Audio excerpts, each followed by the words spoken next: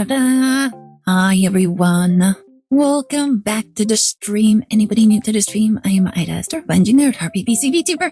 I am one half of the VTubers you will see on my channel, and quite frankly, I'm also having problems with my camera. For whatever reason, my camera is being very weird.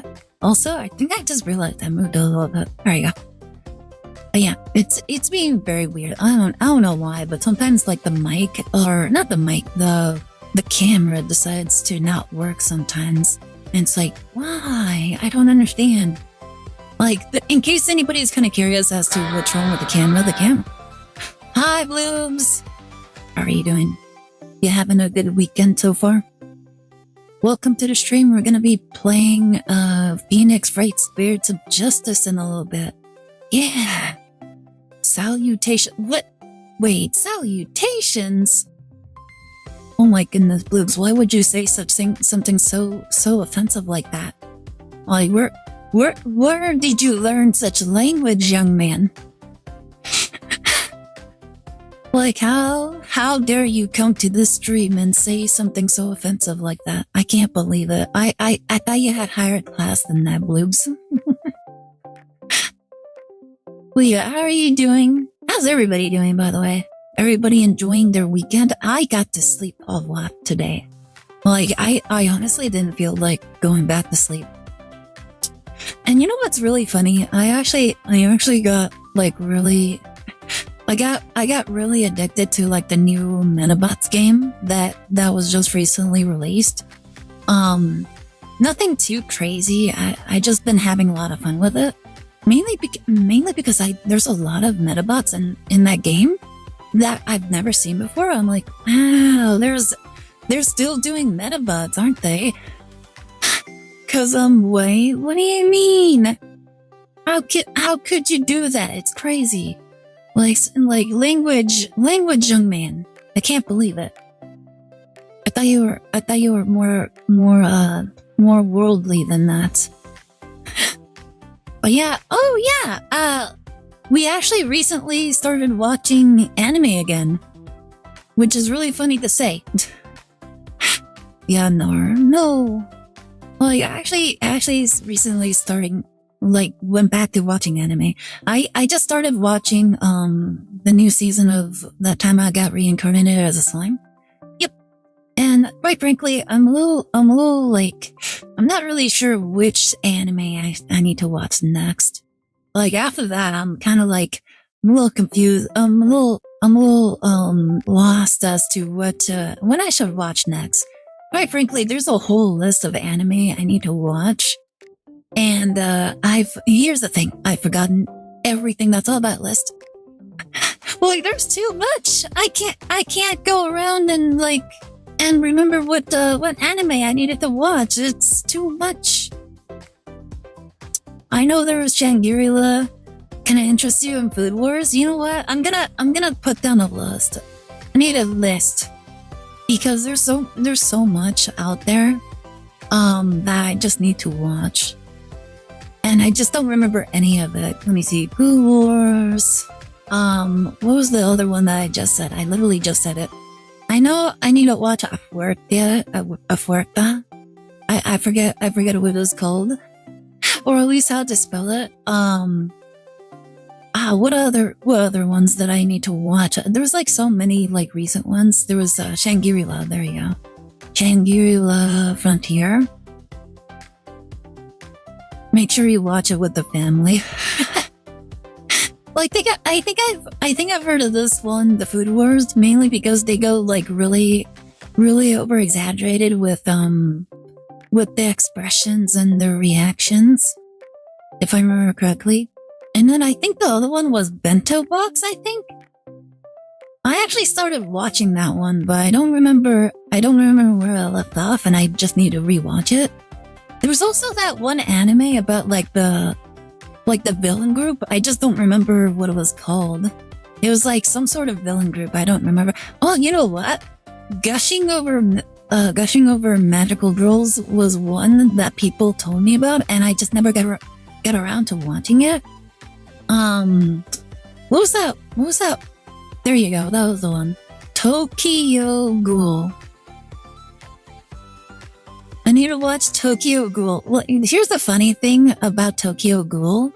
I actually have the opening song for Tokyo Ghoul, and I play it all the time. But the opening song to Tokyo Ghoul is like so good, but I've never watched it.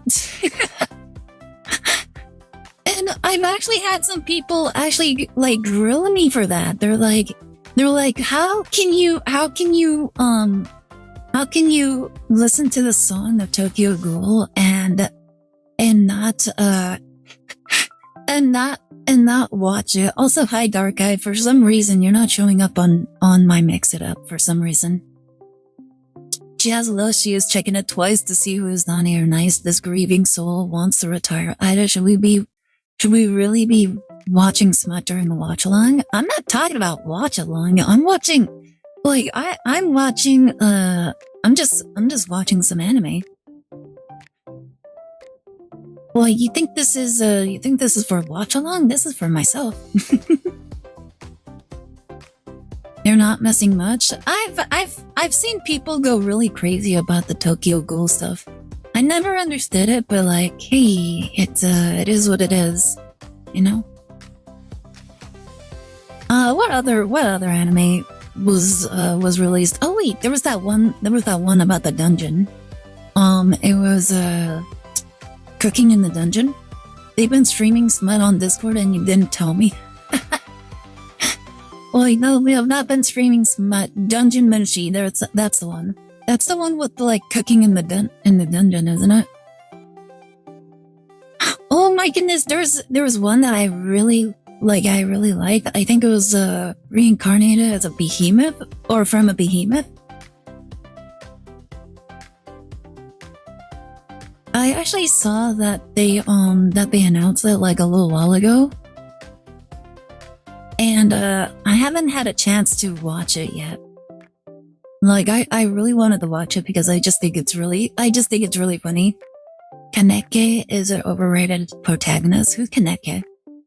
I haven't watched that reincarnated as vending machine anime. I've actually seen people talking about it, but I never actually watched it. I should probably watch it, just to see what it's about. What other one? Kaneki is the Tokyo Ghoul protagonist. Oh, okay. Yeah, like you guys need to be specific about this because I don't know. Once again, just because I listened to the opening sequence, doesn't mean I actually know anything about the anime. Oh, you know what? I should rewatch. I should rewatch Demon Slayer. Like I remember binge watching it for my sister, and quite frankly, I didn't actually absorb a lot of the story in slightest, so I actually don't know too much about this. I don't actually know too much about the anime. He is as interesting as Gojo from JJK. Oh, you know what? That's actually another one I need to watch. Jujutsu Kaisen.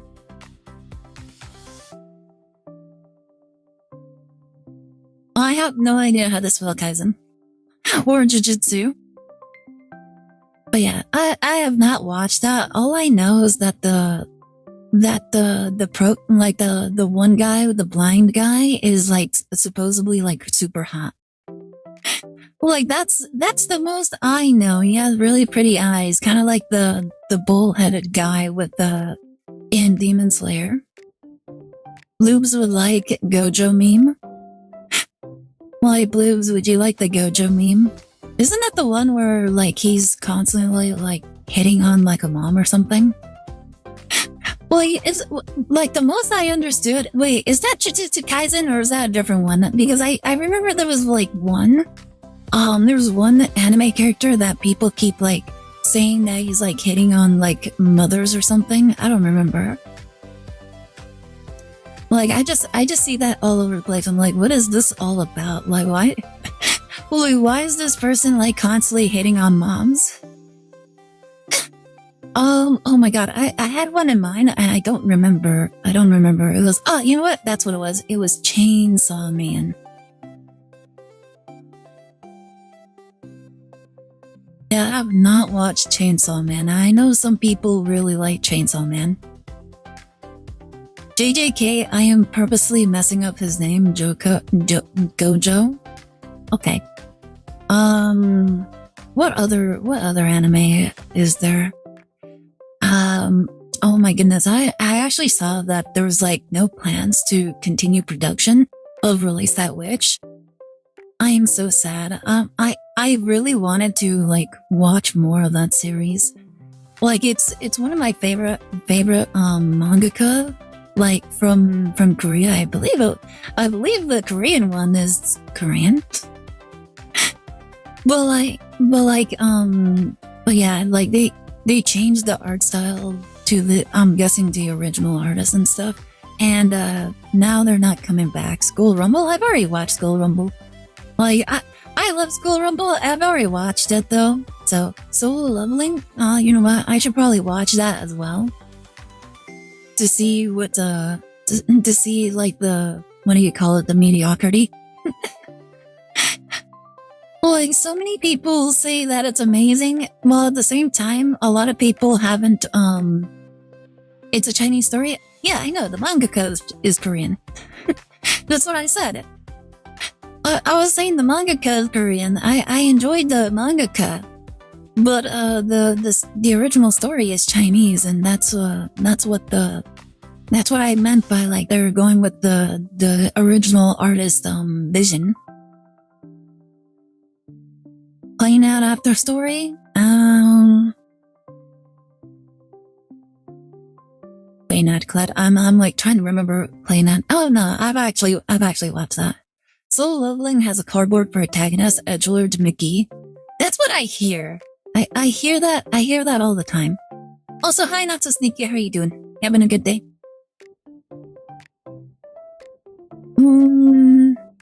I'm like trying to formulate a list for like anime to watch. I'm currently watching Reincarnated Slime season 4. So I'm not sure what other anime to watch. To be honest, it probably takes several years of non-stop episodes to fully animate Release That Witch. Oh, I know.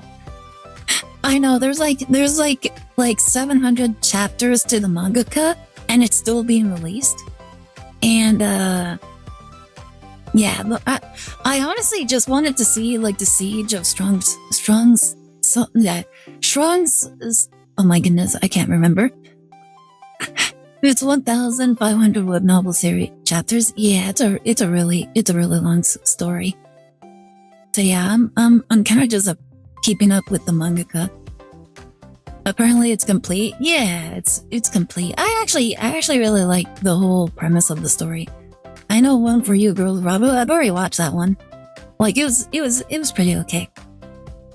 It's about average for a Chinese web novel. I think it's average for any web novel. But I still enjoy it. I like it. I haven't really read too many Chinese web novels, and it's among one of the very few that I've actually read. And I enjoyed it very immensely. Like it's probably one of the better reincarnated stories out there. I can guarantee you this is average specifically for the Chinese novel length. It's okay. Like it's fine. Like I'm not really looking to compare. Like there might, I don't think I really have too much time to really compare too many stories at the moment. Like that's just the unfortunate part about life. Like if I you know what, I should probably do like a whole thing for like just for just making commentary about stories and stuff, and maybe I just have time for that if I just go earn money for that. I say this having read way too many CN novels. Oh my goodness. Like it's not a bad habit. It's not a bad hobby to have.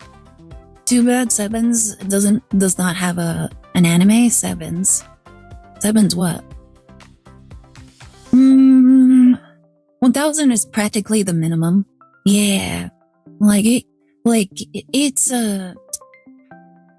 that's the title. Sevens. No, I don't think I've heard of that one. Well, I may have heard of it. Like it sounds familiar. I think I'm confusing it with something else. That it's its same author as a Otome game. Japanese web novel apparently. Okay. what other anime is there to like watch? I currently have Food Wars of Huerta, Shangri-La Frontier. Quite frankly, I don't really want to watch Reincarnated in Another World. The one with Subaru. I kind of don't want to watch that one. Like I don't know why. I never really found any interest in watching that. ReZero? Yeah, that's the one. Mr. Lyle is the best guy. Mr. Lyle? Who's that? Could watch Wistoria, One, and Sword. You know what? I should probably... That sounds like a pretty decent one. Let's see. Wistoria.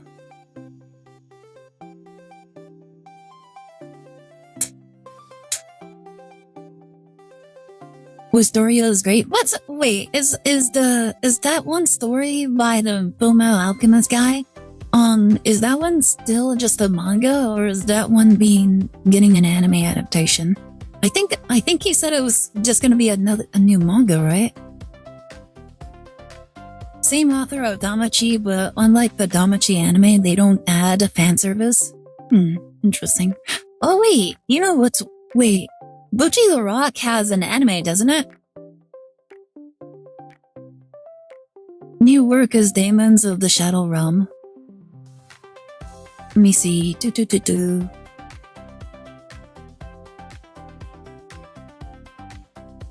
I don't know if it's finished. I'm not looking for it that's finished. I just want to know if it even has an anime. Oh, it does. Okay.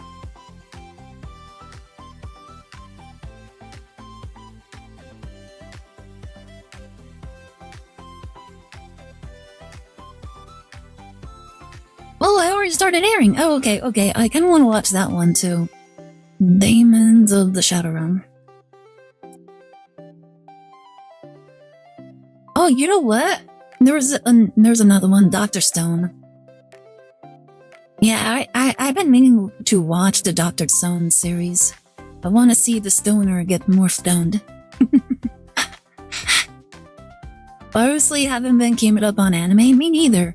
I feel like I lost a lot of motivation when my streaming site kind of went off. I forget. Have you ever seen Problem Children? No, I haven't watched that one. Give me a second. Problem Children coming from another world. Just one season, but it's good. Yeah, it's fine. I kind of just want to watch just stories in general. I think I saw some good ones. Did you guys see how the Crunchyroll CEO is demanding to make more Indian-based stories from Japan? And I've seen a weird cultural war going on revolving around it. I'm like, why are people so upset with people just not caring about them pushing Indian stories? It's like, why are you forcing Japan? Honestly, here's the thing. Here's how I see it. I see, whenever people are demanding Japan do, certain stories, I see it as sort of like a slave relationship, you know? Because, they just think that Japan should be the one to make all of the stories. And just because Japan is making it does not mean it's gonna be good.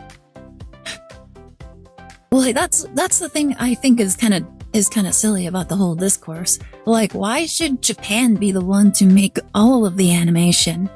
It's kind of ridiculous when you think about it like that. Let's see. Probably never getting the rest of the story anime adapted. A relatively older anime with 26 episodes are at best a cry. That actually sounds familiar. A misanthrope teaches a class of demon humans. Wait, where? Also, if we like Indian stories, we should watch Bollywood movies. I heard Bollywood is much better than Hollywood nowadays, which isn't much of a hurdle to kind of go through. Is that an anime that you posted? A misanthrope?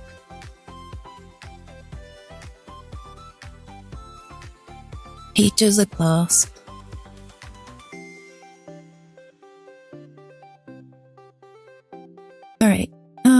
other ones? I had one. Misanthrope is an anime. Okay. I put it down just in case. You know what? Beastars. I heard Beastars was actually a really good anime.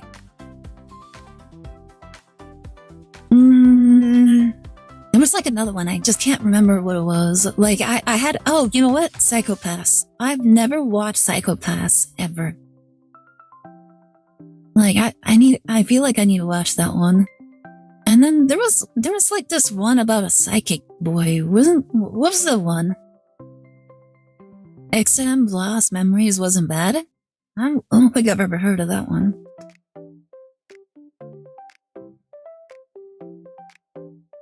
A teacher takes job to teach human girls how to be human. That's weird. A Prega of blue steel was solid. Okay.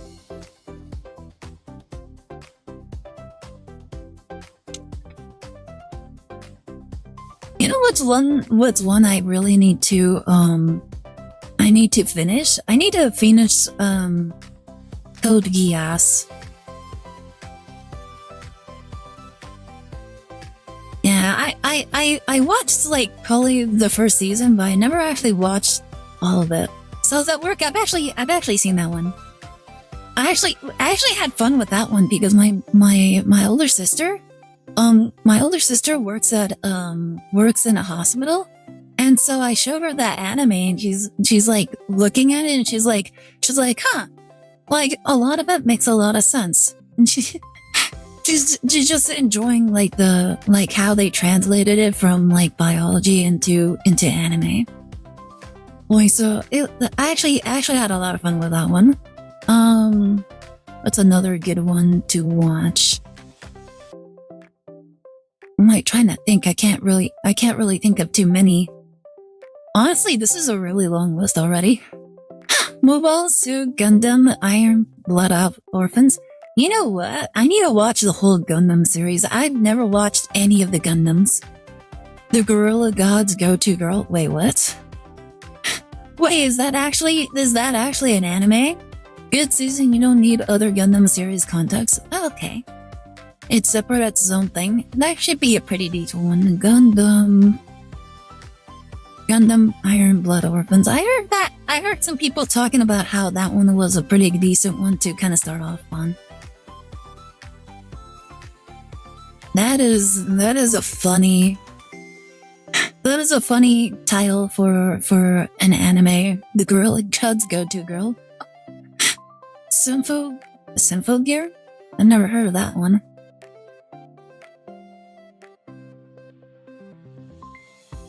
All 5 seasons. Hebus. Honestly, I think this is a pretty decent start. It's a great anime. I highly recommend it. There's so much anime out there. It's so hard to keep up with it. Alright. This is already looking like a really decent list. May I ask for one more thing? For what? Let me see.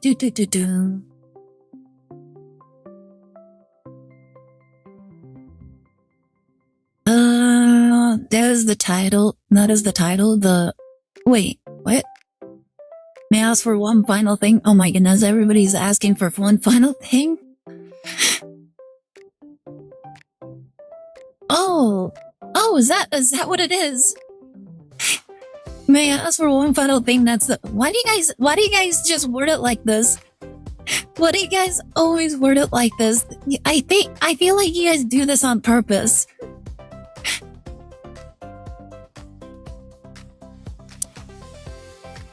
And quite frankly, I think that's hilarious. Honestly, I think it's hilarious when an anime is kind of worded like that. Like, may I ask for one final thing? And people are like, what? Yeah, what? And they're like, no, that's the title. The MC's Fist is rated E for everyone. It's an anime. Wait, that one? Wait, what was that? What was that one anime about like the one guy that can't die and the one girl that's like whenever someone touches her, like bad things happen and basically kills the person that touches her? Like, what's that anime? I see it all the time on YouTube, but I don't actually know the name of it.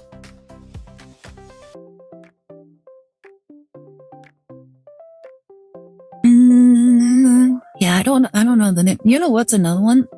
I need to rewatch Cyberpunk. Like, I watched that on a watch along, but I kind of fell asleep through it, so I don't remember all of it. Like, I just remember the beginning, and then I remember the end.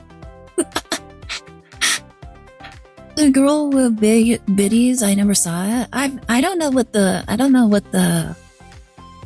title of the anime is called. Like, I see it all the time on YouTube, but I don't know what it's called.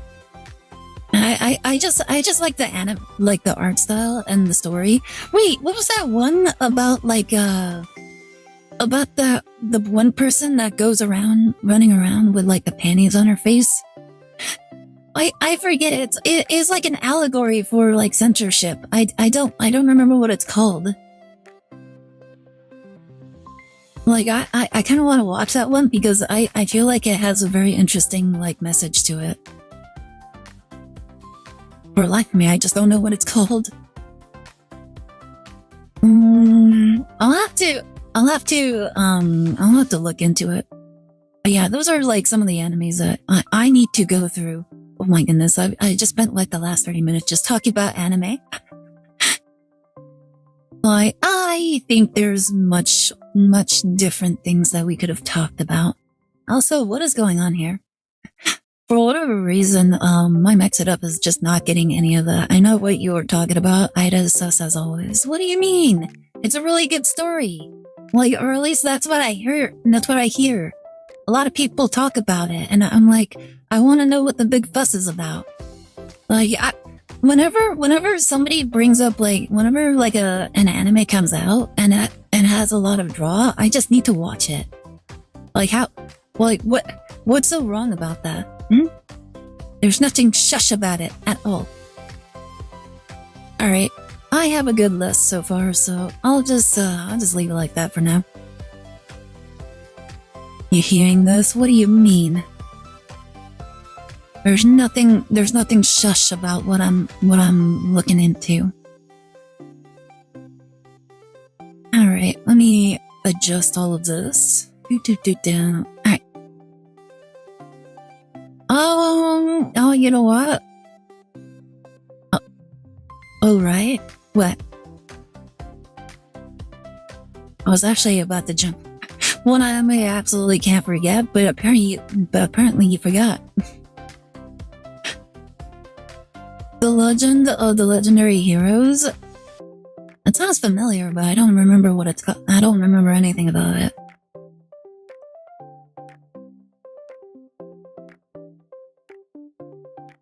One of the earliest anime I've seen? Interesting. Wait a minute. Oh wait, no. I was thinking of Slayers. By the way, I need to rewatch that one. Like, I need to rewatch the Slayers. I remember there was like more to the anime than I actually watched. And I feel like I need to rewatch it from the beginning in order to fully grasp everything. I think that's about it.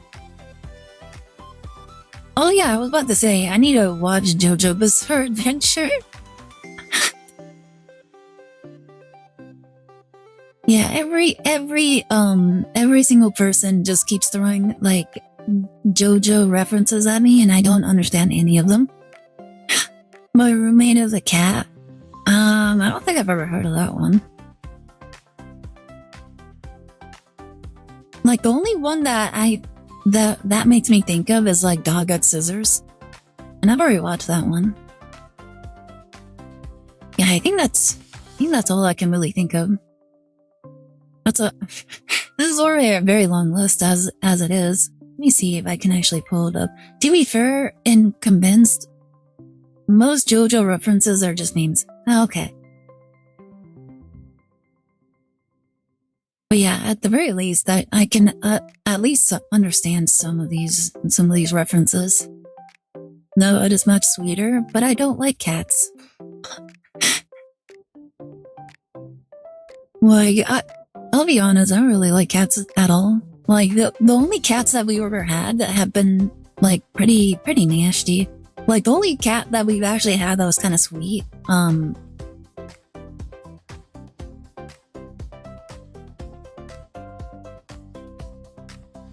no, I don't think we've ever had a sweet cat before. We can't be friends then, that's fine. Like, it's fine. It's fine. It's, like, I'll never convert to being a cat lover. Like, I'll enjoy the cat girls, but I can't enjoy the cats. Alright, I think that's good enough right there. And yeah, like, honestly, that was like most of what I had to talk about. And then everything else revolved around like the whole thing with the CEO and all that stuff. There was also like some VTuber drama, but quite frankly, I think it's kind of silly, so I don't really care too much about it. Like the whole thing with like the small VTuber drama that was happening on Twitter is like honestly, I don't really care too much about it. Like it's just something I noticed while I was just surfing. Oh, I did see this one article in regards. It basically said it was called the demonization of women of young women in media. And I thought it was an interesting read. There's always VTuber drama on Twitter, yeah. Like sometimes I care, but like it really depends on who it is and what's it even about. And I think this whole the current one is kind of like so silly. I just don't really care. I'm joking. A lot of my family has dogs. My mom was afraid of them, so we didn't have a dog. We had cats, which are sweet Cinderdays. If you want drama that's actually significant, the Lego drama was actually freaking insane. I've heard about it. I hear, like, there's so, honestly, it's gotten so, so in depth that it's kind of becoming kind of like a web of like truths and lies, and it's like who's telling the truth and who's telling the lie. And I'm like, I'm so confused. Because there's a lot of he said, they said sort of situations going around with the Lego stuff. And I'm like, what is going on? Like,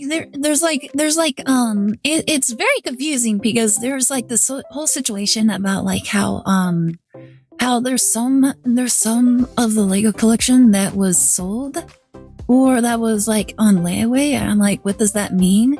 And then they're like saying, oh, we've been trying to solve these problems this entire time. But like, then you watch the video from Ben and it's like, if that was the case, then why did you act so hostile towards the messenger?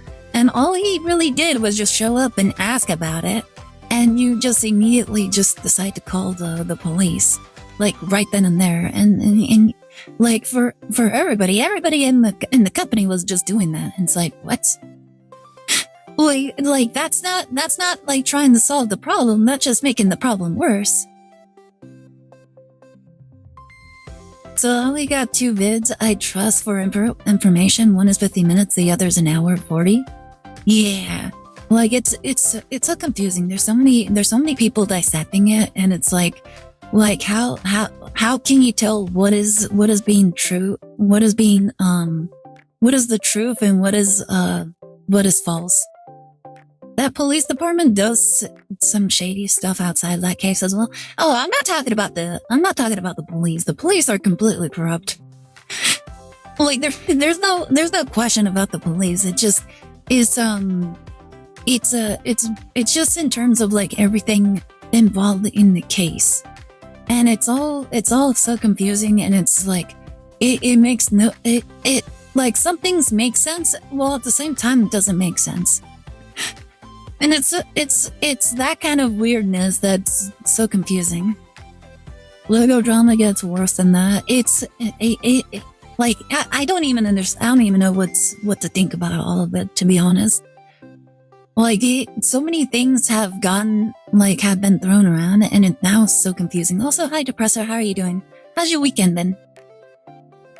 Yeah, there's so many things going around with it, and it's so confusing. Like, quite frankly, like this whole situation should have been ended like right away.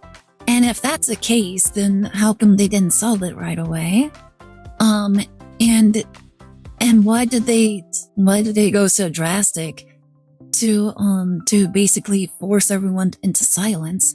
And now they're pretending to be the victims. They're saying, "Oh, we don't have this wasn't filed," etc., etc. And it's like if that was the case, why did you go through such extremes to shut everyone up?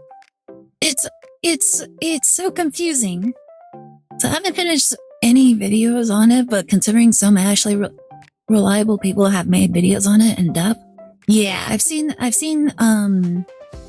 Legal Mindset kind of dissect everything, and then I think CoffeeZilla also went into it, and then yeah, it's kind of crazy. I'm waiting for actual court stuff to finalize. The court of public opinion shouldn't really be used for Legos. What makes it worse, the CEO looks like a pug. CoffeeZilla made a 50-minute video on it. Yeah. Yeah, I saw that from Legal Mindset. Legal Mindset was actually looking... No, it wasn't Legal Mindset. It was the actual Justice Warrior that was actually like covering it. Coffee has a reliable track record, from what I hear at the very least. Like, a lot of people kind of go really into depth with like all this stuff, and the people that actually have like a pretty decent track record are usually the ones to kind of listen to. Like, so I usually listen to like Legal Mindset because I already know like he has a very objective like view on all sorts of matters.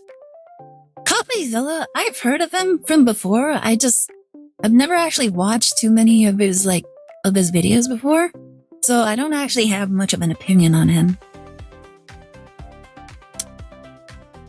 But yeah, it's like, honestly, the Lego thing has gotten so confusing. Like, it's gotten so confusing. Like, so many people are like throwing their own like 2 cents in it, and it's like some people are saying, "Ha, gotcha," and then other people are saying that doesn't matter, and it's like, okay. I trust Coffee's coverage of stuff. Yeah, I have no idea. Like, I've never watched it. Legal Mindset is also a lawyer, so he knows more on the law. Oh, well, here's the thing. A lot of people, there's a lot of lawyers on YouTube, but like some lawyers are like very biased or very, or have their like kind of opinions like in the wrong, like they just don't look at things as unbiased as Legal Mindset does. Well, yeah, I've actually watched quite a few Legal Mindset stuff, and he's very objective when it comes to any of his coverage. Like, and I've heard people say that there's some lawyers that don't sound very reliable. I think some people have been saying that Legal Eagle is kind of like sketchy. I don't know how, but they just say, "Oh, I don't really like his coverage on stuff," or something. I don't know. But yeah, there's some lawyers out there that aren't like super reliable as a good reputation like Legal Mindset does. I'd heard that about Eagle too. Yeah, I used to watch I watched some of Legal Eagle's like videos, but like they're usually in terms of like things from like video games or like TV shows. Yeah, honestly, I feel like Legal Mindset's like one of the only lawyers that were like going into like the VTuber stuff. Like that's when he really kind of like took off.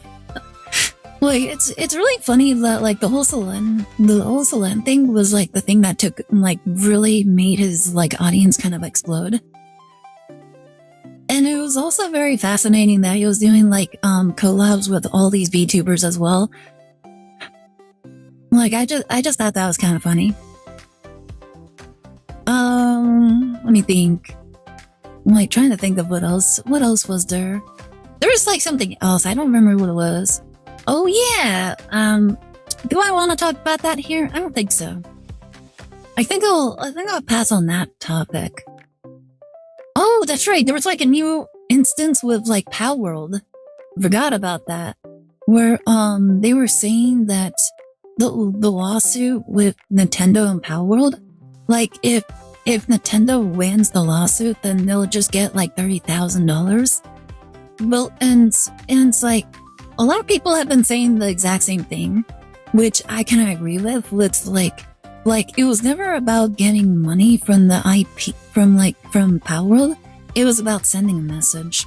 Like that was literally it. Like they spent all the money with lawyers and all this other stuff.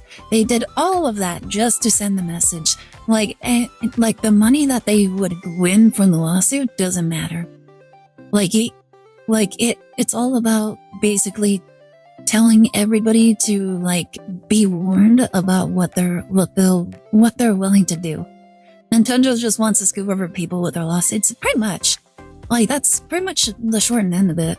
Like they don't really care how much money they spend in order to win. They just want to crush the competition and to send a message to literally everybody else.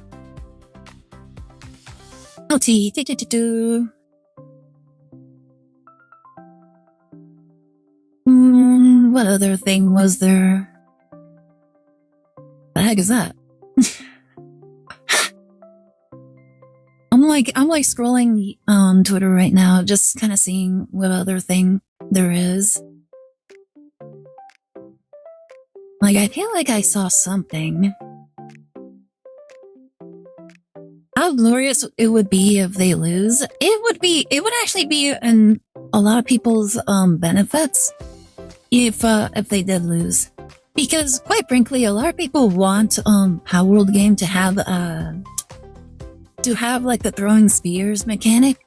Because quite frankly, that was actually like one of the best mechanics in the game, where you can literally throw your Pokemon or your pals into targeted locations in order to like better handle like certain like battles against other more intimidating bosses. Like it just made a lot of sense for strategic purposes.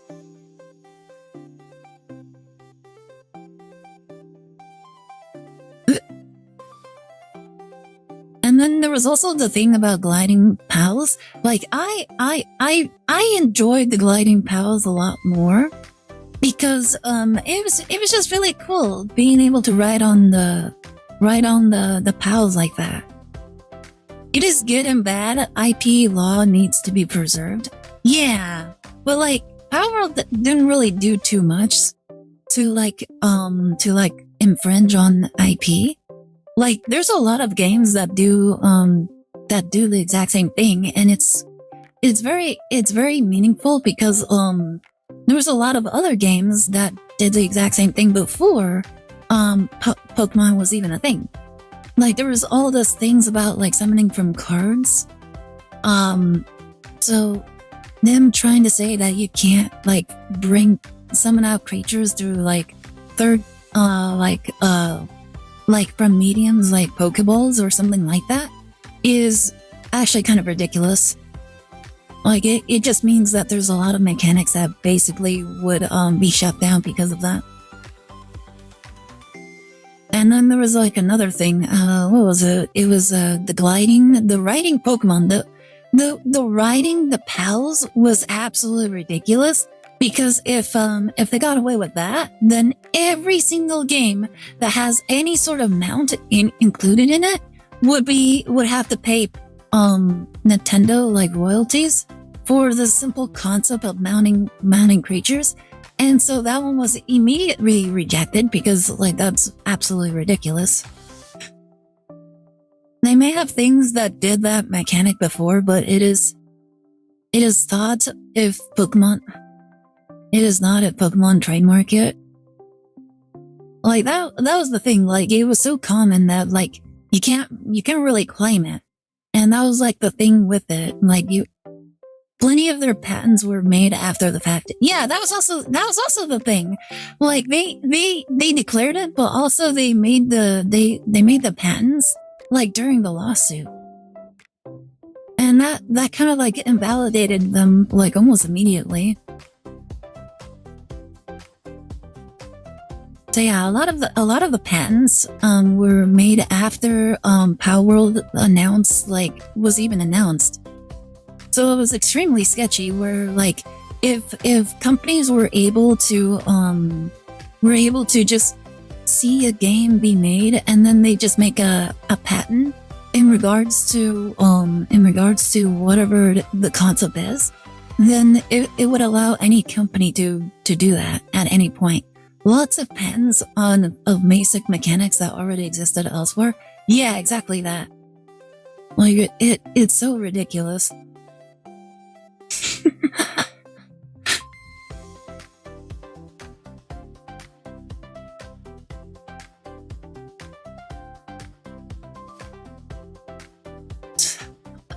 Oh my goodness. But it is better to see outcome of case. Maybe fun industry, but game IP should not bleed into other industries. Anyways, like that's just the whole thing. Like if one was allowed to like patent like some of these things, then it would basically shut down a lot of other games from even being able to be made. So that was the big iffy about that, and a lot of people need to be aware of that kind of stuff. Like if it's too vague, then why? Well, like if it's too vague or too what's the word I'm looking for? Too widely used, then people shouldn't be able to patent it. Like the idea of like breathing mechanics. Well, imagine if a company actually like patented the breathing, just to breathe, the mechanic of like showing a character breathing. Like it would shut down so many games, or at least so many games would have to pay the holder of that patent. Like there's a difference between something original and something not original. Oh, what's this? Ooh, this looks really lovely.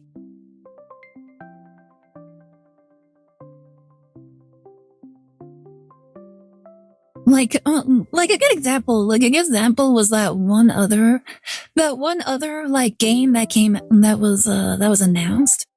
I forget what it was called. It was called something. But that one had so like that game was basically what people declared Power World to be.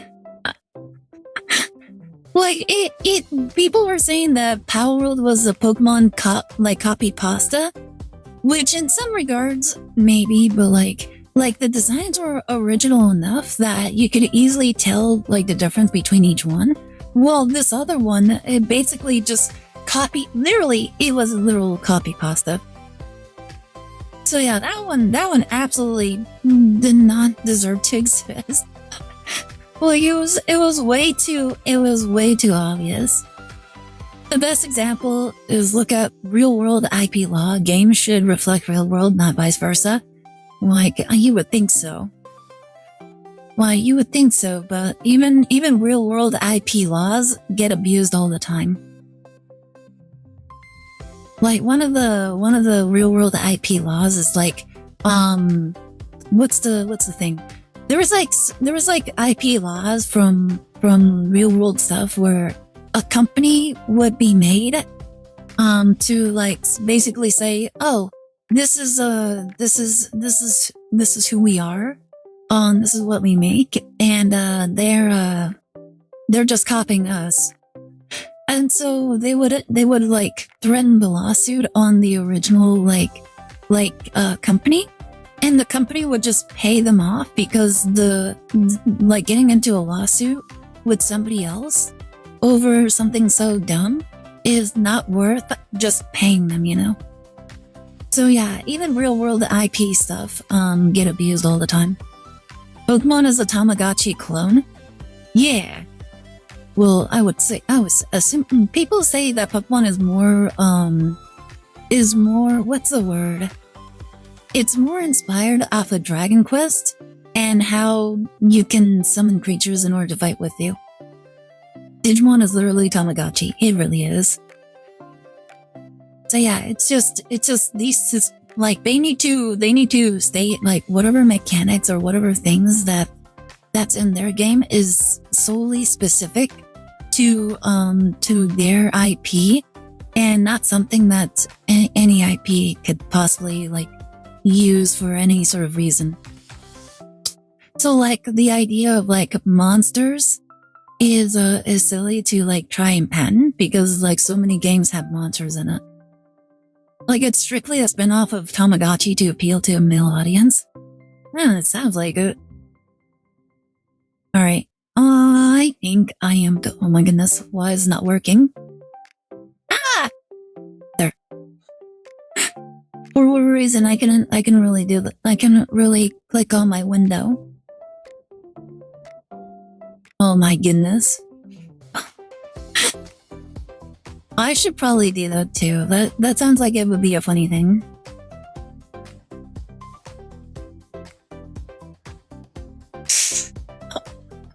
Oh my goodness, that's so silly. Alright, anyways, I think it's a good time to jump into Phoenix Wright. Let me go ahead and change some things real fast.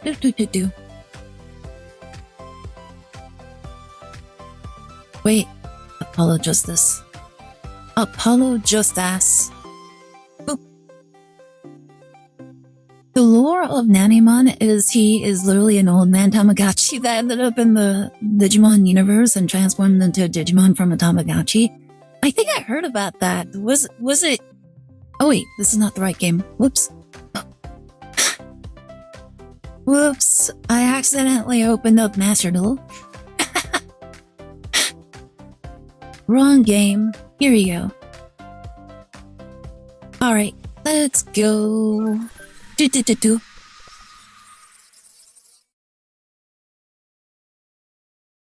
Ah! Alright, let's see. Game, there we are. And there we go. And I think I have the BGM on. No? Okay, we're good. Bum. Bum.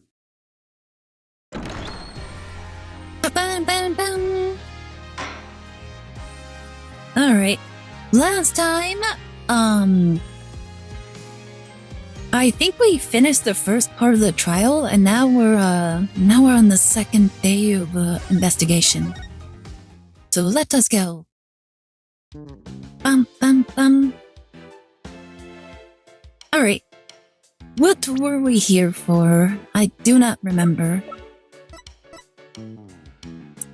Find Pierce and return Soren's notebook. Alright.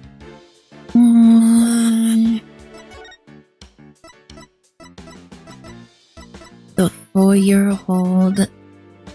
I don't remember where we left off. Up. Like I just remember that we finished the trial, that's it. I sure hope Pierce is around here somewhere. Ah, Mr. Wright and Miss Faye. Hello, Pierce. We were just looking for you. I'm sorry for Master Soren's sudden departure earlier. You have my sincerest apologies. Just how much more absurd can the game get? In what regard? In regards to this trial, or what you mean not so sneaky? It was totally understandable, really. But shouldn't you be at his side right now?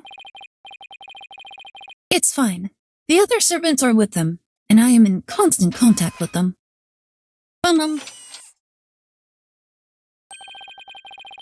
Everything. I don't know. Like we've already had like the game kind of like fabricate like a time traveling situation. So yeah, like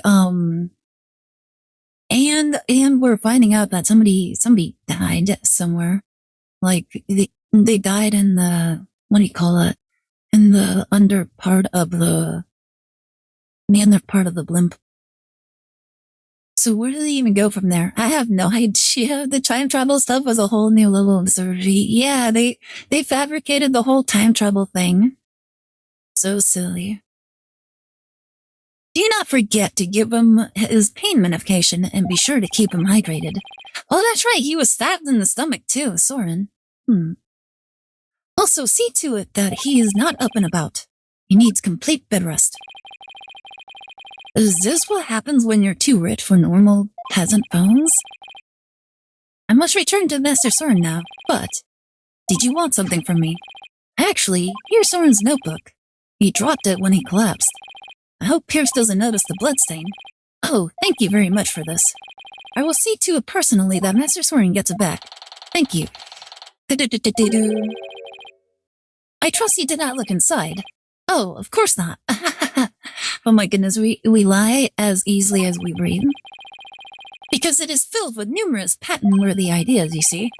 Look, I know you're busy, but would you mind if I asked a few questions about the case? Oh, well, as I said, I must be getting back to Master Soren. So if you could make it quick, I would greatly appreciate it. Alright, I'll make this as quick as I can. Oh my goodness, guys. Phoenix Wright is a master of the quickies. The cover-up. I'd like to ask you about the cover-up you tried to pull off, if you don't mind. I told everything there is to tell in court already. Disposing of anything that may harm the Sprocket family's reputation is simply a part of my job. Sounds like a lovely job description. I have nothing more to say on the matter. I will say, I do not think it's wise to spend time on topics that have already been discussed. Right. The accident. Pierce, could you tell us more about this accident? Where did you find that? Did I not already tell you about that accident? You did, but you conveniently left out one crucial detail. The fact that Duma's Gloomsbury was driving the car at the time. Oh no, he whipped out the handkerchief. Oh, did I not mention that? I suppose it simply did not come up then. If Mr. Gloomsbury caused the accident, why didn't the Sprocket family fire him? Wouldn't that usually be the natural consequence of such a huge mistake? Please do not misunderstand. Bloomsbury stayed on with the family. On Master Soren's request, Nani? Wait, what? It was Master Soren that actually allowed Gloomsbury to continue working for the family? What? That is the type of person Master Soren is. Perhaps it was the influence of Miss Selena's kind nature. She was such a sweet person that even in her last moments she thought of Master Soren. Not only did Soren not hold a grudge against Gloomsbury, he insisted on keeping him on. Now I really don't understand how that guy's mind works. So you were present for Selena Sprocket's last moments? Yes, in my professional capacity. The accident happened on the way to a certain party. And what kind of party was it? It was Miss Selena's engagement party. Nani? Gloomsbury injuries were minor, but Miss Selena's and Master Soren's were critical. They were brought to the Sprocket family's regular hospital. Wow, to have such a terrible thing happen on what was to be a day of celebration. Thanks to the surgeon in charge, Master Soren pulled through. But Miss Selena, she...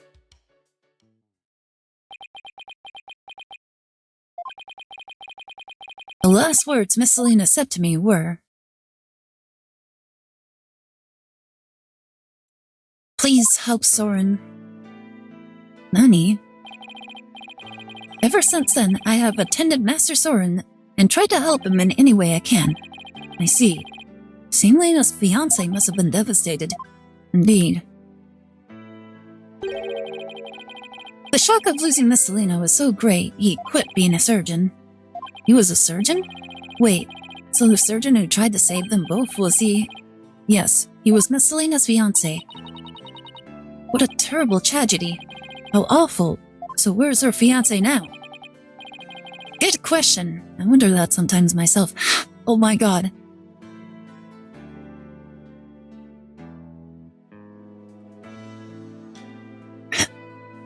What do you guys think? Do you guys think it's the obvious? Do you guys think it's the obvious?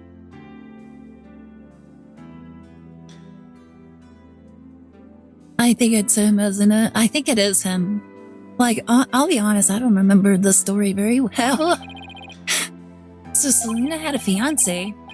I think they were making it the obvious. Yeah, I think they're making it the obvious. I'd like to find out more about him, but I doubt I'll find him anytime soon.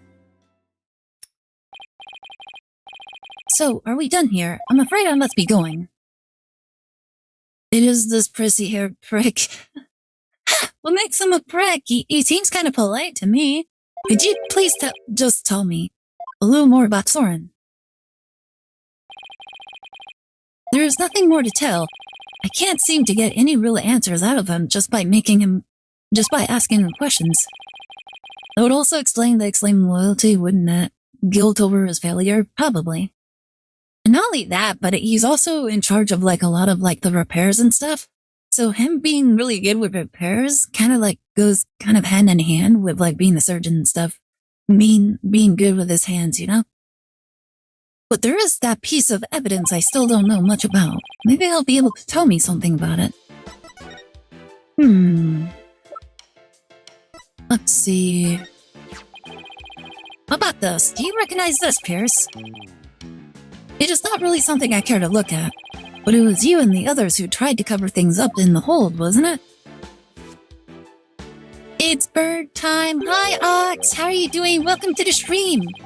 We're currently playing through the final case, the DLC case in Spirits of Justice. Oh my goodness, I'm like trying to remember what the game was called. How are you doing? You having a good weekend? Welcome to the stream. Well, no, in the slightest, there's more to repairing machines than berries from the body. I'm just saying, okay? Lawyering up, huh? Yep. We're being lawyers, and we're kind of like putting Mr. Pierce under a magnifying glass right now. Like there's something sus about him that we think is very obvious. But yeah, I left that entirely to my subordinates, so I really don't know anything about it myself. Pierce was in charge of handling the guests and relatives, so he must know a lot more than he's letting on.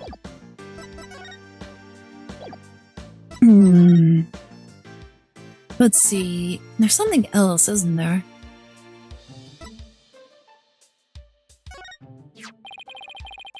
Master Soren made the timekeeper as a symbol of their love for each other, a symbol now tainted with blood.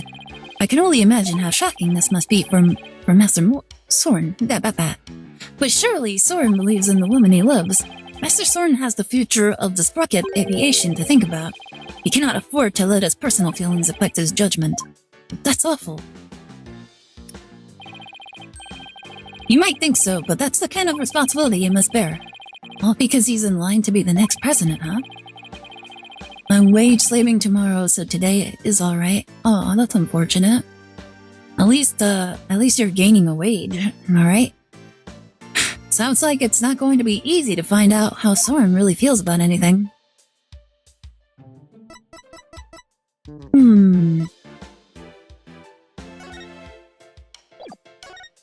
What about this? Moonberry, how could he do something so deranged? It is truly a shame that as a servant he was a cut above the rest. Mr. Gloomberry worked under you, correct? Were there any signs that he was going to do anything like that to Ellen? No, he gave no indication whatsoever. If only I'd realized what he was up to sooner. I see. Oh wait, what about this? Pierce, have you ever seen this candelabra before? No, I don't know anything about it. Oh my goodness. Bum. Oh my god. He has locks. My Magatama reacted. Pierce must be trying to hide something from me. I have to break those psych locks and find out what. Oh my goodness. Alright. What do you know about the candles? Whose blood are on the candles, Pierce? I find it funny the airship is animated in the background. It's floating, but the guy with the dog is literally frozen in the corner. You know what? That is kind of funny. Pierce, you're hiding something from me about this candelabra, aren't you? Ding! Oh my goodness, he brought out the handkerchief again. It is one of the candelabras from the Flying Chapel, is it not? Is there something special about it? Actually, yes, there's some blood on it, you see. I think the blood might belong to this person.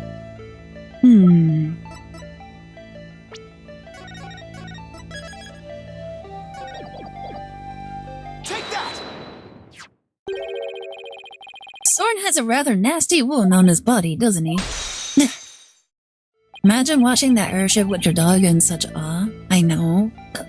Like, he's so enamored, he's completely fixated. He's like, oh my goodness, this airship, it's so beautiful. I've never seen something so amazing before. A dinosaur blood is on the candelabra. How exquisite the meat of the ancient must taste. Oh my god. Yes, Master Soren is indeed injured. Are any of the other people involved with this case injured? Not as far as I know. I see. Now let me ask you this, Pierce. Do you suppose Soren could have been more directly involved than you're letting on? What in the world would make you think that? Oh, I've got my reasons. Does dinosaur blood make you immortal? I don't think so. Like, I don't think so. Dinosaurs didn't live that long to begin with. So I don't see how the blood would make you immortal. No, but me blood does. No! Stop trying to eat the Mews. The Mews are cute. Just don't eat the Mews. Mr. Gloomberry's fingerprints were found on this candelabra stem, which leads me to believe that Mr. Gloomberry stabbed Soren with it. You can't possibly think Master Soren is the one responsible for the murder. The Mewtwo blood makes you double immortal? Oh my god.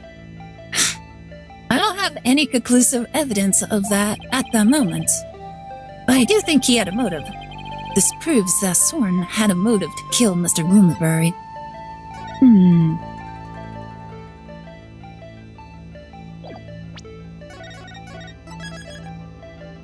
Maybe, or might be this. Take that!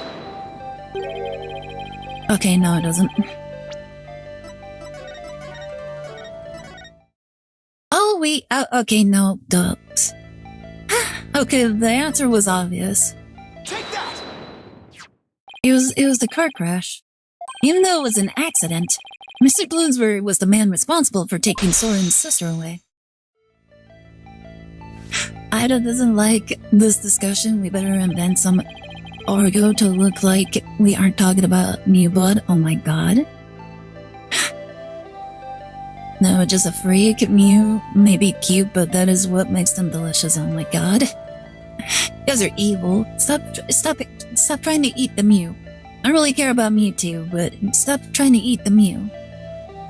Let us suppose that Gloomsbury did stab Master Soren with the candelabra. Can you prove that it had anything to do with this case?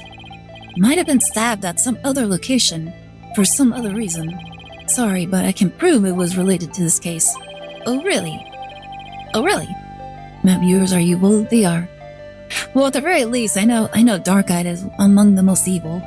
You know what? That makes so much sense when I think about it. Because Dark-Eyed is constantly trying to deflect that we're like villains or evil in that regard. So it all makes sense. All of that is just pure deflection to kind of like to escape the fact that he himself is also a villain, or that he himself is villain. The viewers reflect the shamer, they say. I'm sure. Soren stabbing and Mr. Gloomsbury death are definitely connected. Are they now? This is the piece of evidence that ties Soren's injury to Mr. Gloomsbury murder. Wait, the injury? Any?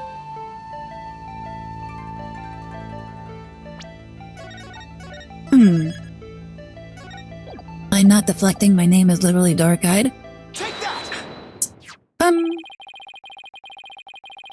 A bloodstain was found on the side of the lift that goes between the hold and the Vista deck.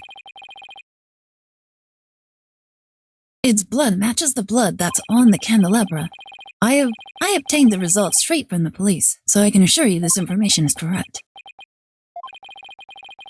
This blood stain on the lift indicates an important fact. It shows us that the murder was in the reception hall. Soren was there during the crime. Bloomsbury wasn't there. Well, he had to be during the crime. Soren's blood is on the lift, which can only mean one thing. He was there, wasn't he? Soren was at the scene of the crime. You are very astute, Mr. Wright. It appears I cannot hide this from you any longer. Very well, I will tell you everything. Oh my goodness. Master Soren was among the criminals of this case. Oh no. The music changed. We will know everything. He did tell me about Soren's injury. Very well. This is what I heard directly from Master Soren himself. As you surmise, Master Soren was stabbed by Bloomsbury on the day of the murder. It happened after the first wedding reception. The happy couple was in the reception hall when suddenly Bloomsbury appeared. He attacked Miss Ellen and tried to take her away. Master Soren went to stop him and found himself in a struggle with Bloomsbury. That is when Master Soren was stabbed with the candelabra, he said. Even though Master Soren was badly injured, he went after Bloomsbury. So Soren really was at the scene of the murder, wasn't he? Yes, that is correct. However, by the time Master Soren arrived at the scene, Bloomsbury had already been murdered. So Pierce is saying that Soren was at the crime scene, but that he didn't have anything to do with the murder itself. Even still, why did you try to keep such an important piece of information from me? I am very sorry. Master Soren's injury and Bloomsbury murder were not directly related. So I decided not to mention it, so as to not to unnecessarily complicate the investigation. Now then, I am sorry, but I am afraid I really must go now. Please excuse me. Thank you for your time.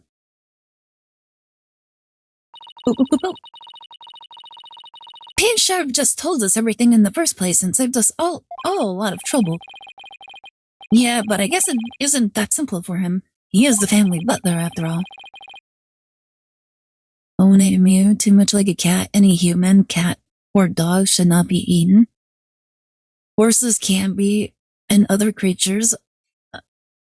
Why do you want to eat the creatures? I try not to think about it, honestly.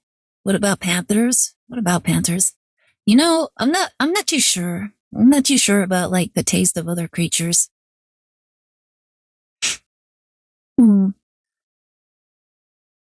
Like, it's just one of those things I never really thought too hard on. I try not to think about them.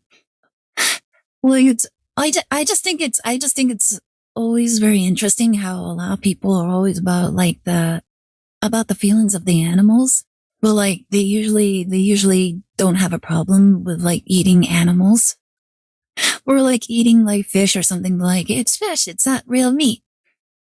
Horses aren't for eating, they are for the glue factory. No, that's even worse. What about birds? Birds are tasty.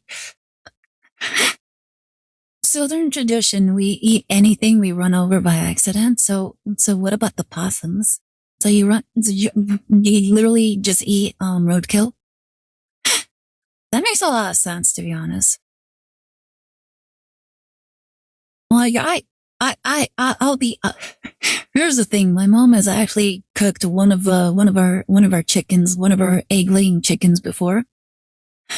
Well, she actually made it into a soup, and quite frankly, like we actually ate some of it. It was actually pretty decent. It was actually pretty tasty. Opossum go into the soup. Just throw everything into the soup.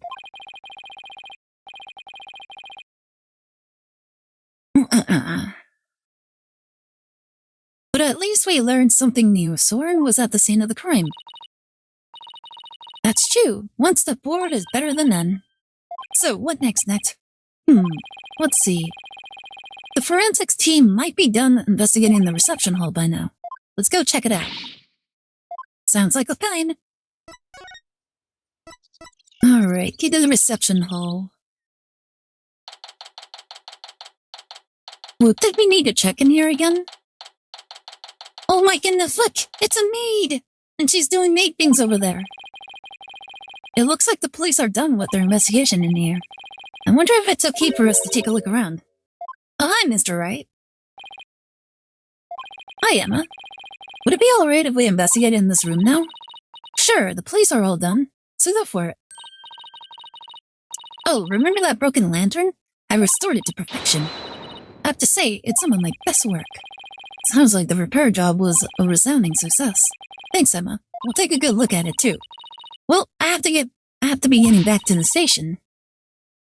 Try not to mess up the crime scene if you can help it. We'll be careful. Well, I'll be seeing you. Bye, Emma, and thank you. Well, shall we get started? Bum.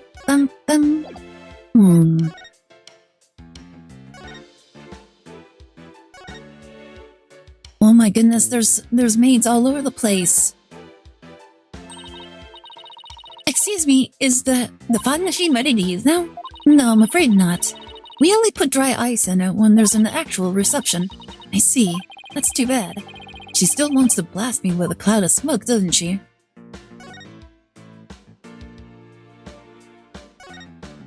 Oh, we can't talk to her. What about you? Oh my goodness, look at her model. She looks very Asian. Hey, take a look at that door. I wonder where it goes. Shall we open it up and see? Wait! Please don't open that. It's the emergency escape hatch. It leads directly outside. You'll fall to your death. Phew, that was a close one, huh, Maya?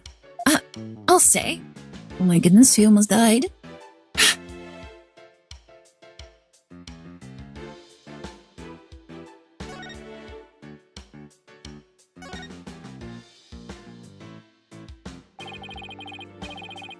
Here's the broken lantern, all patched up. And I do mean patched. My goodness, look at that. There's like black tape all over it.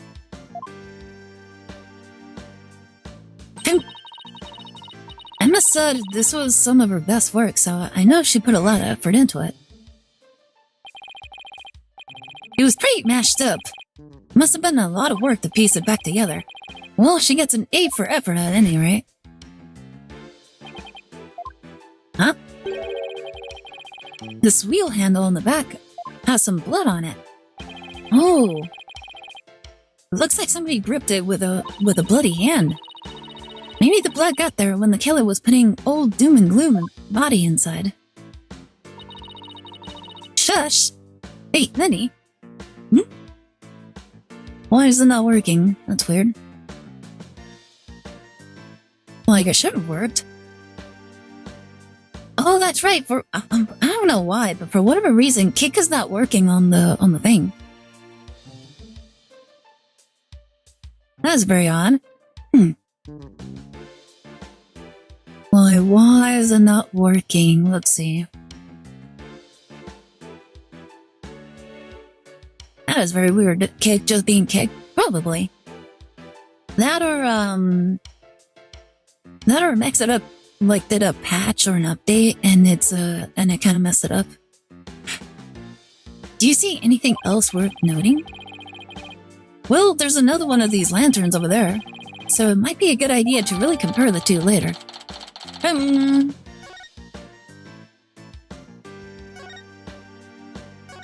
Alright, let's see. Let's take a look at the other bolt. This is the unbroken peggable lantern. And this is the one that Emma restored. I wouldn't say they look exactly the same, more that they're made up of the same parts. Wait a minute. What is it, Maya? I think there's something off about this peggable. Just everything about it looks off to me. Why is the wing a little low? I'm not quite sure what it is, but some detail isn't quite right. Show me the restored lantern again? Yeah, the wing is off. Hey, I know. It's this, isn't it? What? Where? The thing about the restored lantern that's off is The angle of the wing? I've got it. The angle of that wing is different, and it's attached all wrong. Well, duh, Nick, I could have told you that. I mean, there's something more subtle. Something that feels just slightly off. You know what I mean? No, not really. Still, maybe it's... Oh, okay, the wing is off. The color of the... No, it has to be the shape of the horns. The shape of the horns is different, isn't it? How they're curved in their size and stuff. I don't know. The curve inside seemed to be the same as the unbroken one to me.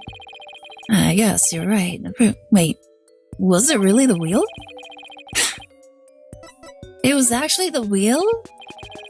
I didn't actually... They switched between the wheels too much. I didn't notice. Look, it's the wheel handle. It's a different color altogether. Oh. And I got the inside and outside wheels handles switched around. Oh, wow, you're right. Oh, interesting. And there's blood here on this handle, as if somebody gripped it with a bloody hand. I cannot make a joke about horn sizes. Right, which means that the blood got on the handle from the inside the lantern.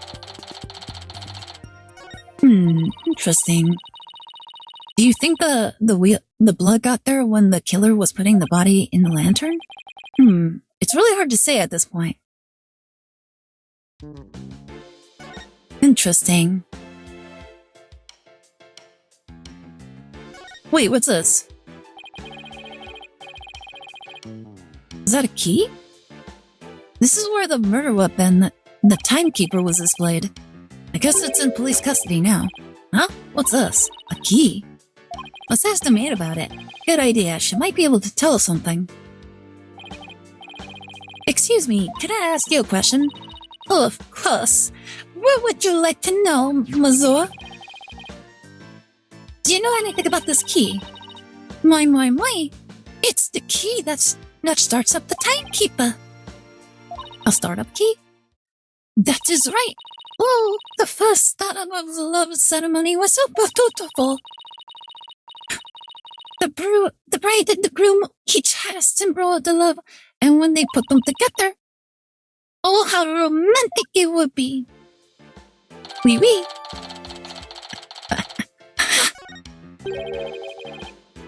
First startup of love ceremony? What exactly did that entail? Oh, it's a ceremony in which the couple activated the timekeeper together for the first time. You see, Aire is better suited for Oju-sama. What do you mean? How dare you? I feel insulted now. I suppose it was kind of like a cake-cutting ceremony. What are these symbols of their love you mentioned? Well, that's kind of an industry secret, so I can't really say. I'm sorry. I better be getting back to my work. Looks like there's an order from above not to talk about it.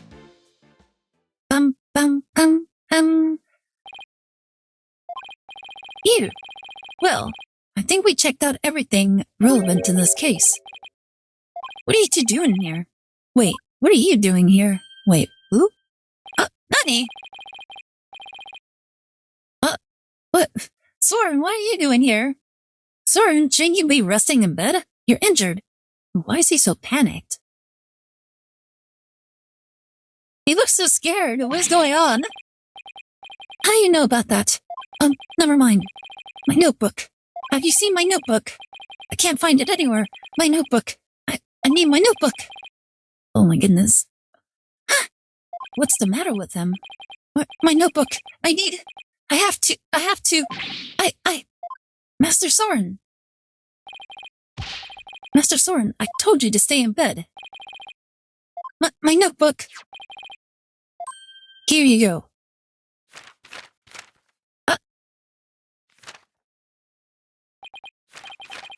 Yes, this is it. So Soren gets emotionally unstable without that notebook of his? Also, does it have like it has a Pegasus on it, right? Ew. Can't you calm down now? Soren, do you mind if I ask you for a minute? I cannot allow you to do that. What if his wound were to open up again? He needs to rest. Guess you're right. Now, if you will excuse us. Master Soren, let us retire. Alright. It's crazy how he went from being completely freaked out to being calm again. There they go. Chris is right. I guess he really isn't in any condition to be questioned. Well, let's go back to the agency and sort through what we've learned.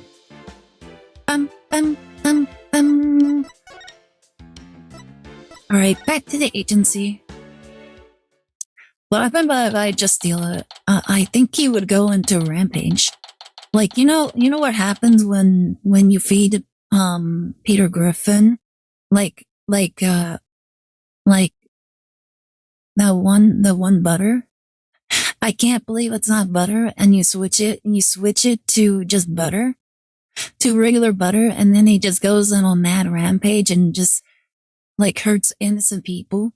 Just because he was confused as to where his notebook was? I can handle a twink. Wait, can you handle an unstable twink? We're back. Anybody here? Oh, hi, boss. Athena, I thought you were with Trissy. I guess you could say that I'm taking a short break. But enough about me. Oh, what about the investigation? Did you find out anything? Well, turns out the third person Ellen says she saw it at the crime scene might have been Soren's rocket. What? Really? I always thought he seemed suspicious. Thing is, by the time Soren got to the Vista deck, the murder had already occurred, apparently. Yes, Remington works. Remington, Nanny. No way, I don't buy that. Not for a second. It's a cover-up. A cover-up, I tell you. That's certainly a possibility. And as a lawyer, it's certainly a possibility I have to pursue, but what? It's your job, right? So pursue the heck out of it. Just do it. Yeah, but is that really what's best for Ellen? Soren could be found guilty if the truth comes up tomorrow. But if we don't pursue this possibility, Ellen could be found guilty instead. Double barrel? Oh, okay. Oh man, either way, it sure doesn't spell out happily ever after for the two of them. So what are you gonna do, Mr. Wright? I can't let an innocent person get convicted. So I guess all I can really do is pursue the truth. Even if it ends up devastating Ellen. What a tough call to make. So still, there's always a chance, right? Or a tranquilizer, or a taser. Why do you carry all these things on you, dark-eyed? Maybe something will come up during the trial that will save their marriage. I hope so. I really do. Well, Maya, let's go. Break the news to Ellen, you mean? Yep. Mr. Wright, please take me with you. I bet I can help you counsel Ellen through this piece of bad news. Athena, I appreciate the offer, but don't you have somewhere else to be? Do I? Athena, what are you doing here? I've been looking all over for you. Go on now. Let's get back to practicing. No, wait. My body can't take it anymore. But boss, you gotta help me. A lawyer always keeps their promises, Athena. But boss! If you bail on me one more time, Athena, I'm going to use a real blade on you. Oh my god. Engineering is a dangerous trade. You never know what you need to fight the Karens. What the heck? What kind of industry have you gotten yourself into? Sorry, Athena, but somebody's gotta do it. Better you than me, though. Hang in there, kiddo. Go on, Maya. We better get going.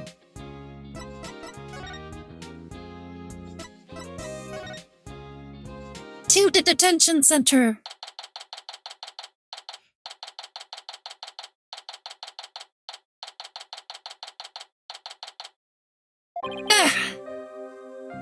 Hello, Ellen.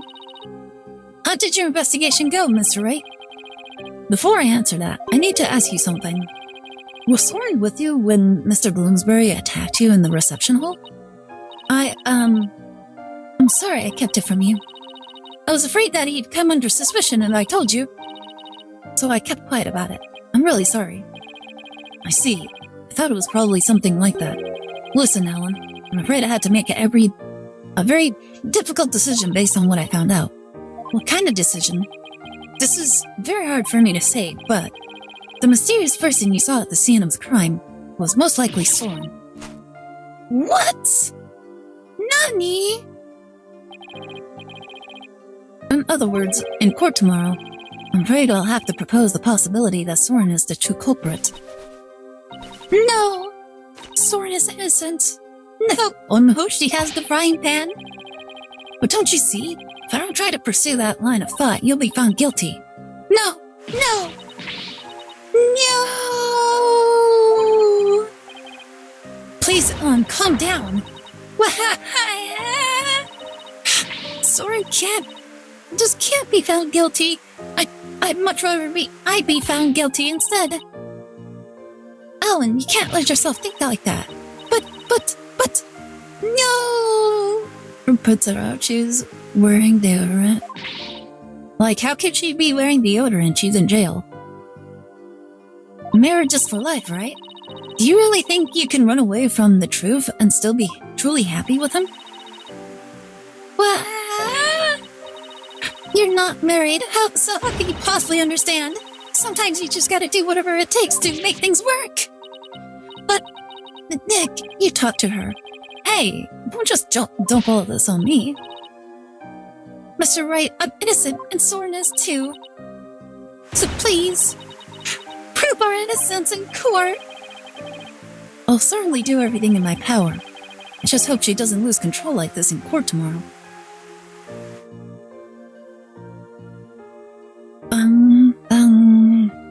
To be continued.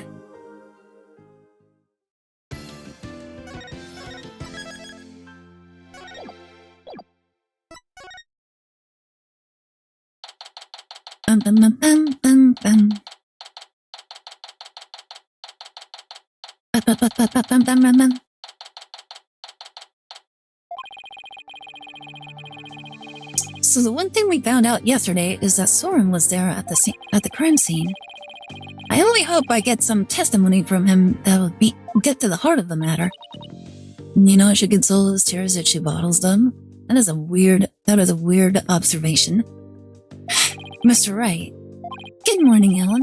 Look, I'm afraid you might not like the results of today's trial. Nevertheless, don't tell me you're still thinking of going that route. Soren is innocent. He can't be found guilty. Take me instead. Ellen, please, try and get a hold of yourself.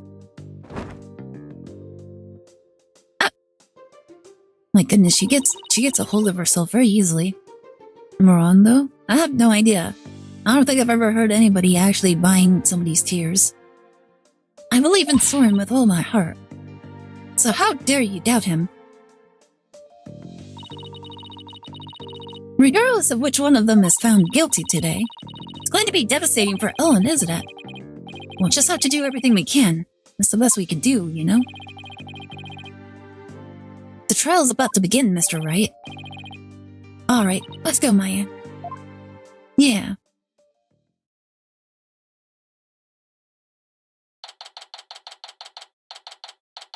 Oh.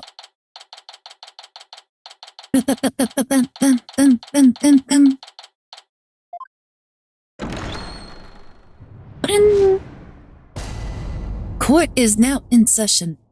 All rise. Court is back in session for the trial of Ellen Wyatt. The defense is ready, Your Honor. The prosecution is ready, Your Honor. Let's see now, where were we? In yesterday's session, we found out about the Sprocket family's conspiracy to cover up the murder of Duma Bloomsbury with a second reception.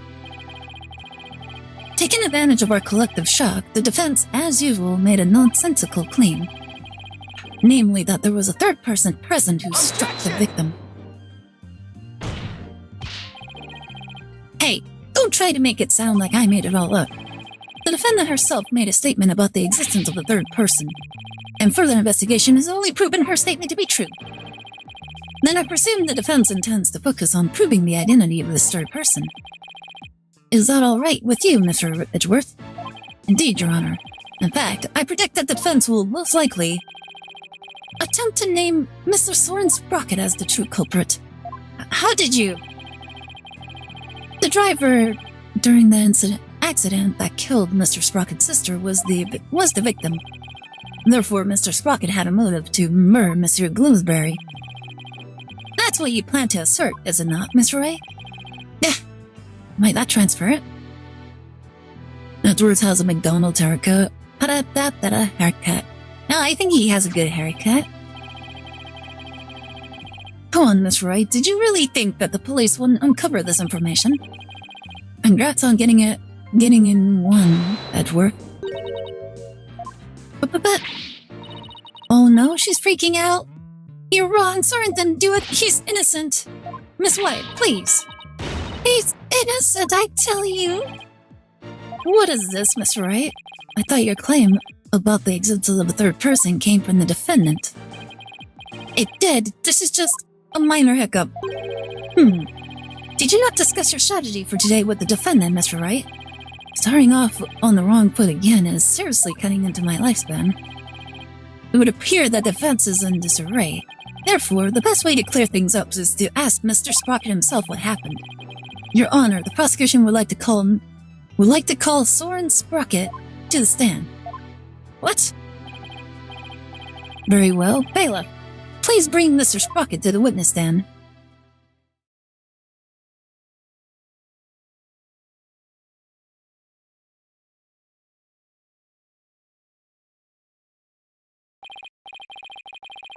Witness, please state your name and occupation. Bum bum bum bum bum bum bum bum bum.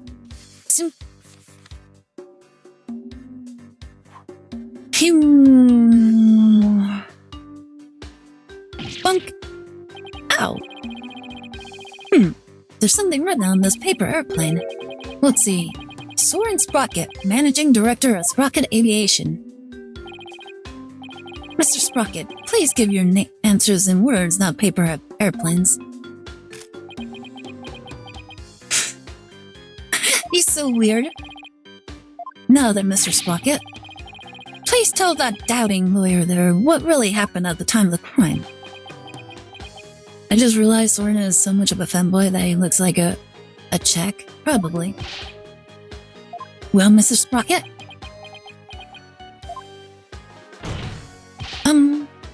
Mr. Sprocket. Alright. Durr is being difficult. He's in his own lost little world. You want me to talk about what happened when the crime occurred?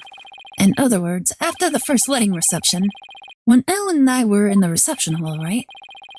Not even the power of the court can stop him from marching to the beat of his own drum.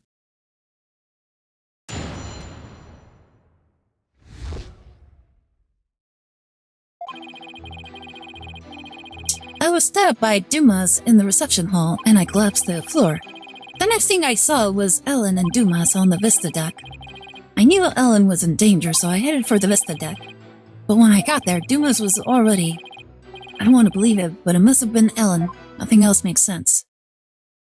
Nani? Wait just a minute here. You actually think Miss White killed the victim? That's right. Dumas was killed by Ellen. But this is unbelievable. How can you suspect your bride, the woman you love? Objection! Uh-oh, he was silent. The truth can be cruel. Miss Wyatt, you must be very upset. Is there anything you wish to say?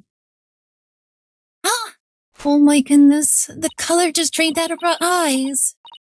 No, I can't believe this. Soren, I thought that at least you believe in me.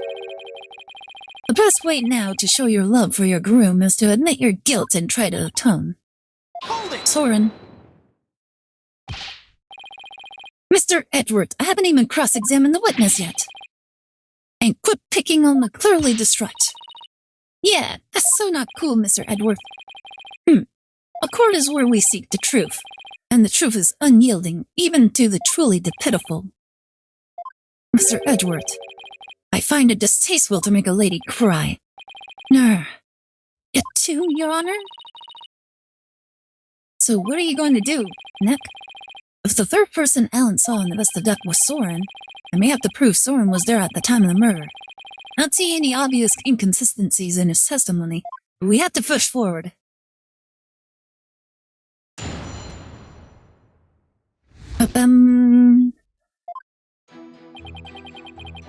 I was stabbed by Dumas in the reception hall, and I collapsed to the floor.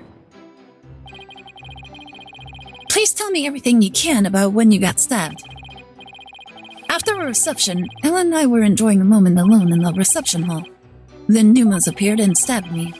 He grabbed Ellen and the timekeeper and left the reception hall. Did Mr. Gloomsbury say anything at the time? I don't remember. After I was stabbed, I was immobilized by the pain. I see. The next thing I saw was Ellen and Dumas on the Vista deck. The Vista deck, huh? But it was nighttime then. Could you really see them in the darkness? The moon was out, so I could see them clearly. From the looks of it, Dumas was trying to push Ellen and the timekeeper off the side. So you saw the defendant. About to be thrown off the airship, you say? That's right. In such a desperate situation, it would only be natural for her to fight for her life. And the murder weapon was right there within her grasp. Nah, this isn't going well at all. I've got to do something fast. I knew Ellen was in danger, so I headed for the Vista deck. I understand. Annie. Hi, Horizon. How are you doing? Welcome to the stream. We're currently in the second trial of the final case in Spirits of Justice. We're finally here. We're almost done. But yeah, how are you doing? You having a good weekend? That reminds me. Are you enjoying your weekend? Did you get plenty of rest?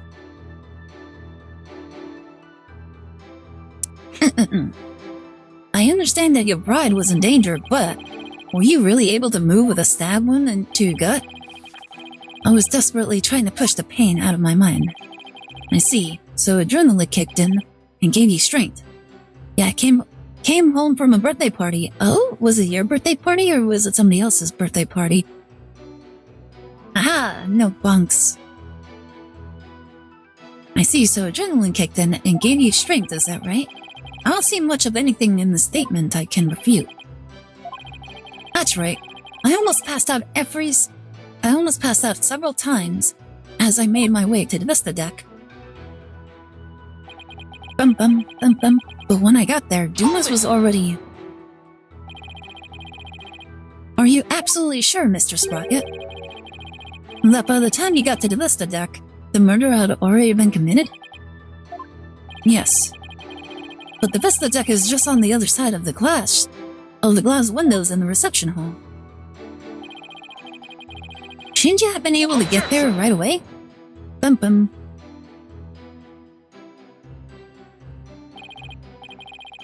Mr. Wright, have you investigated nothing? Bunk, airhead? What do you mean? I didn't say anything. The only way to the Vista deck is to go to the hold and take the lift.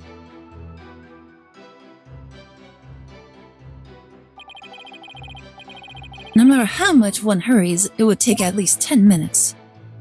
Oh, what the? Well, that's unhelpful. But Soren had to have gotten there before the murder, or my claim won't stand.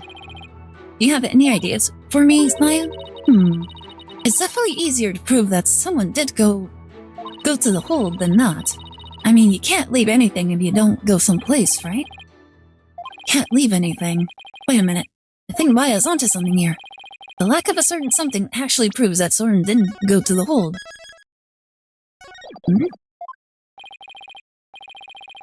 What's the matter? Are you stumped already? No, I'm far from stumped, Mr. Edgeworth. I know for a fact that Mr. Sprocket didn't go to the hold. You and your paper-thin bluffs. Mr. Sprocket's bloodstain on the lip proves he went through the hold. So what possible proof could you have that he didn't? did not, in fact, go through there. You want proof? You got it. You can do this, Phoenix. There's gotta be proof that Swarm didn't go through the hold. Well, Mr. Wright, this proves that Mr. Sprocket didn't go through the hold. I have no idea.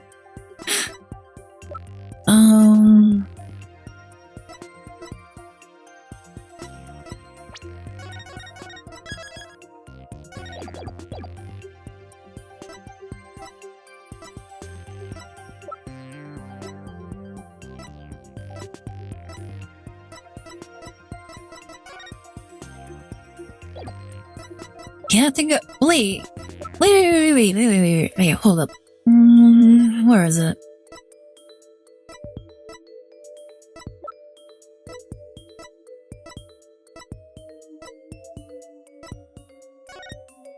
Here it is.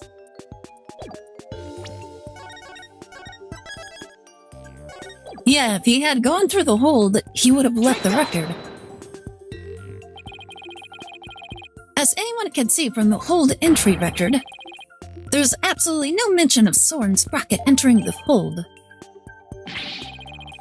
The defense asserts that Mr. Sprocket used the Driftroom route to get to the Vista deck. You can assert all you want, Mr. Wright, but you can actually prove another route exists. Can I prove the existence of another route to the Vista deck? I actually don't know.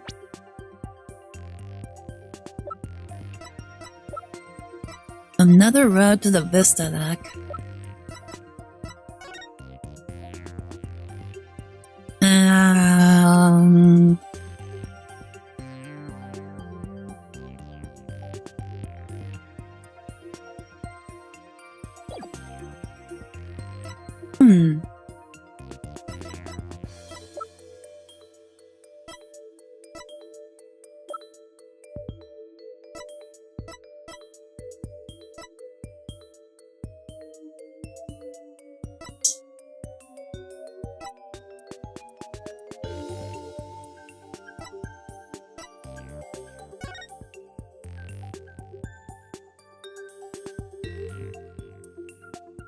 It could be that.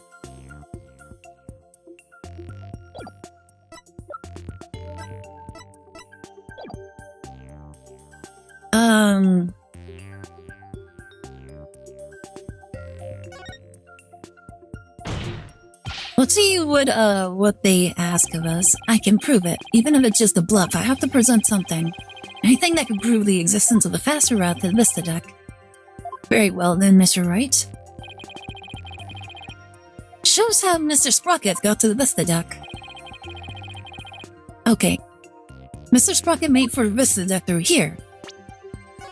Well, it kinda has to be this way.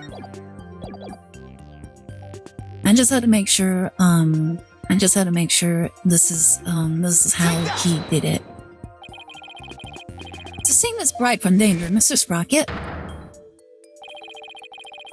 opened the escape hatch and made his way along the outside wall to the Vista deck. Isn't that right, Mr. Sprocket?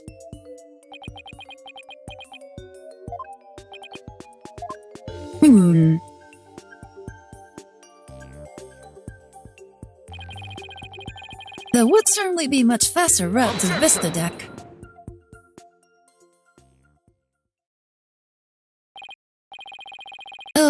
I'm disappointed, Miss Wright. Is that really the best you can muster?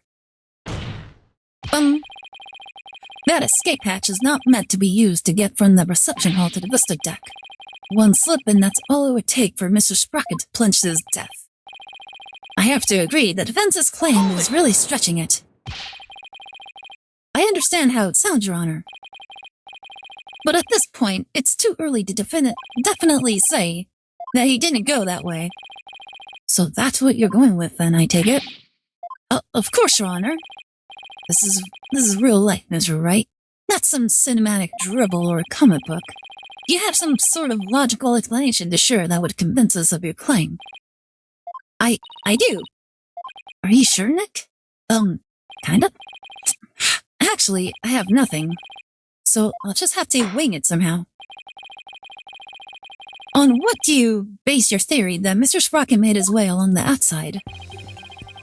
My theory that he was able to go along with the outside wall despite the danger is based off of... let's see, the power of authority, the power of love, the power of money. Guys, it was money. Money is the thing that drives a person to go out and basically hang off the side of a wall. I'm gonna say the power of love. To save the bride he loves, the groom risked his life and rushed to her side. Mr. Sprocket was able to make it to the Vista deck despite the danger. Because of the power of love. The power of love. That love is a source of strength that can help one overcome any obstacle. I think I can relate thanks to my own long, happy marriage. Wow, he actually seems to be buying it. The power of love, you say? That kind of illogical argument is hardly viable in a court of law. All three are dumb reasons I offer the power of this clock. Wouldn't you agree, Your Honor? I'm afraid not, Mr. Edward. You should never underestimate the power of love. You'll understand one day when you get married, which I won't. Aww. Edward, why won't you ever get married?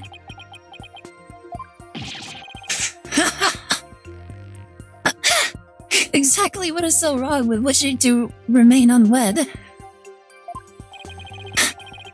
Way to set him off, Your Honor. Never mind all this unscientific nonsense. Are you aware, Mr. Wright, that at the time of the crime,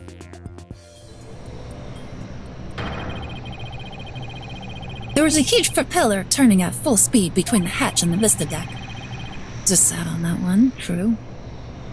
Even if the person were to go outside through the hatch, ping, they'd be blown away in an instant. Yeah! Where does your power of love get you now, Mr. Wright? A huge spinning propeller, you say? In that case, I have to admit it does seem impossible. I should have known. Nick, you can't make that kind of face in front of your client. The worst of times of wood lawyers have to force their biggest smiles. Right? Right. I feel like I just saw Mia looking out at me through Maya's eyes. What's wrong, Nick? Why are you gaping at me like a giant sunfish? Thank you, Maya. You just helped me remember something really important. There it is. There's that fearless smile I was looking for. Now give us a mind-blowing theory, just like you always do. I have to return my thinking around. Instead of wondering how Soren could have moved past that huge propeller, I have to think about what would have made it possible for him to do so. Your Honor, Mr. Wright is only making that ridiculous face when his back is pressed against the wall. Therefore, please do hurry and give your ruling before... Mr. Edgeworth, it's still far too early to discount my theory. What are you talking about? The airship's large spinning propellers have already shredded it to pieces. But if we think a little more outside the box, I'm sure you could find a way he could have made it. Stop trying to stall, Mr. Wright, and show us how it could have been even remotely possible, if at all. I must agree with Mr. Edgeworth. Very well, Your Honor. There must have been a way.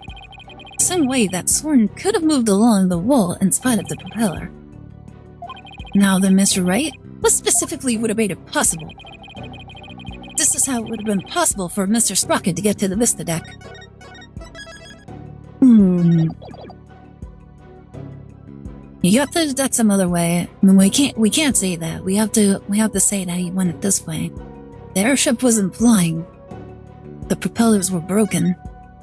Let's say the airship wasn't flying. What allowed Mr. Spry to go along the outside wall in spite of the propellers is the location of the flying chapel at the time of the crime. The location of the flying chapel? But wasn't it flying high in the sky? No, Your Honor, I'm afraid it wasn't. What? Then where was it? At the time of the murder, the airship wasn't flying through the sky, but more to the ground. What? And if the airship was flying, then that means the propellers weren't turning. Uh-oh. Looks like we got him. In which case...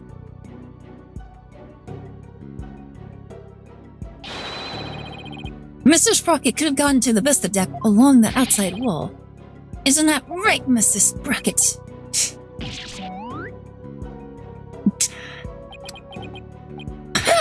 He stabbed himself with the pen! Oh my goodness, what a silly little guy. I don't remember. Ow, he stabbed himself with his pencil. That's gotta leave a mark. Even if the propellers weren't turning, it would have been far too risky to go that way. But, Mr. Edgeworth, you're forgetting about the power of love. Yes, the amazing power of love. Not this again. Oh my goodness. Very well, for the sake of argument, let's assume this so-called power of love made it possible for Mr. Sprocket to move alongside the outside wall of the airship. Stabbing yourself with a mechanical pencil is not that bad. It could be, depending on how you stab into it. Can you prove that the airship was tied to the ground as you claim, Mr. Wright? Well, I don't have any evidence that proves where the airship was at the time. You can prove it, can't you? Yeah. Maya, can you think of anything we can use to prove it? Can't say I can. Oh wait, didn't somebody see something outside a window at the time of the crime? I think I remember someone saying as much. I do have a piece of evidence that shows what was outside the airship. Well, what are you waiting for? This piece of evidence shows that what was outside the airship at the time. Uh-oh. Take that! This piece of evidence shows what was outside the airship at the time of the murder. What kind of lousy drawing is that? It's a drawing made by Larry Butts. And what can you prove with that poor attempt at artistry? Larry made this drawing before he switched the lanterns. So it must have been right around when the murder was being committed. Now, if I could direct the court's attention here. Is that a pterodactyl? Does that mean the airship actually went back in time to the Cretaceous period? We've already proven that time travel is nothing more than a gimmick, did we not? We did, and I have no intention of bringing up that argument again. But this drawing shows us an important piece of information. It shows us that the airship was actually moored to the ground. And what makes you so sure? That's easy. All you have to do is consider who made this drawing.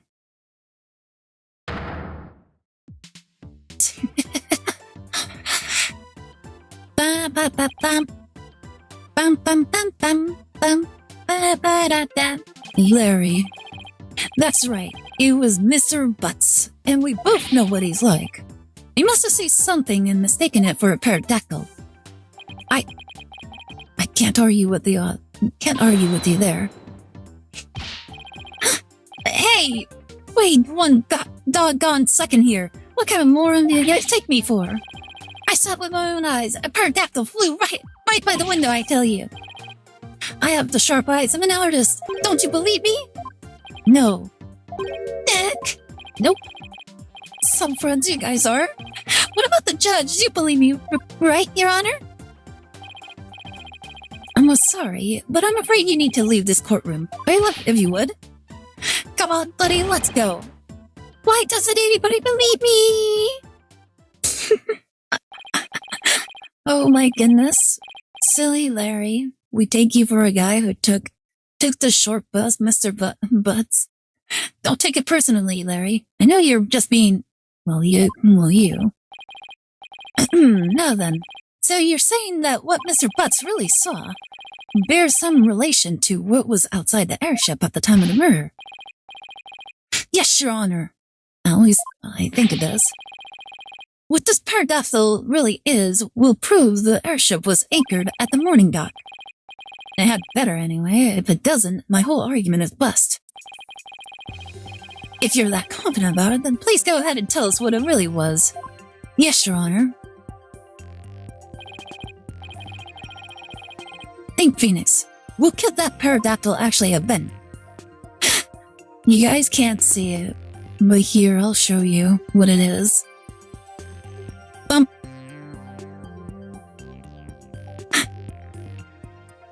Well, you guys still probably can't see it, but it's right there.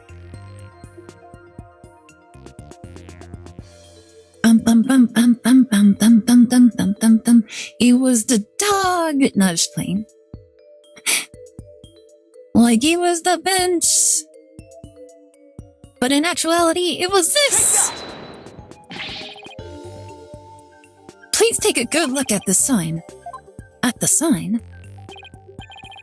It appears to have been broken and then repaired. But what does the sign have to do with the pterodactyl? Please focus on this part of the sign. And there it is. There's our mysterious little pterodactyl. The part that broke off and got reattached, what about it? How about if we turn it like this? Ba-bum. Oh, that shape. It's the pterodactyl in the drawing. What Mr. Butts actually saw was this chunk as it was being blown through the air by the wind. What?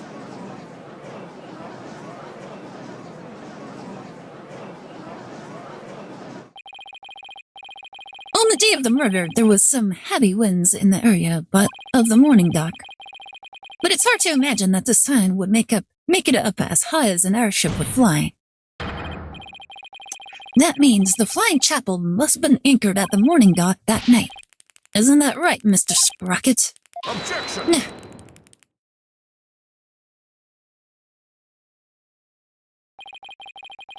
That's more than enough of this power of love nonsense, you pop culture junkie. Present all the proof you want, but your argument is based far too much in conjecture. Why don't we return to reality now? What do you mean, too much conjecture? Even if the airship wasn't flying, that alone doesn't prove the witness went along the wall. True, even now, it's no more than a possibility. Then how do you propose Mr. Sprocket got to Vista Deck, Mr. Edward? I noticed something as I went over the evidence. Please take a look at this hold entry record. What about it? I don't see Mr. Sprocket listed on here anywhere. Don't you remember? In yesterday's session, we had a very similar kind of argument. Did we? Honestly, Mr. Wright, are you going to see now already? We talked about Larry Butts using the defendant's key card to enter the hold. Oh, we did talk about that, didn't we? In other words, if a person's name isn't on the entry record, it's still possible for that person to have entered by using someone else's card. Ah! Mr. Sprocket, you entered the hold list with Mr. Nickety, didn't you? I did. What? Why didn't you just tell us in the first place? Pierce is indispensable. I didn't want to mention him unnecessarily, and risk having him wrongly accused. I couldn't do without him. Mr. Sprocket, I ask that you testify in greater detail about your movements that night.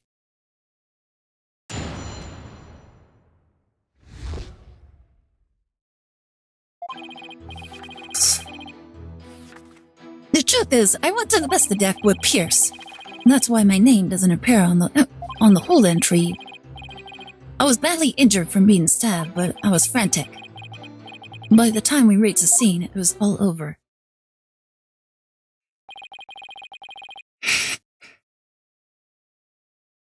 Well, this doesn't help me one bit.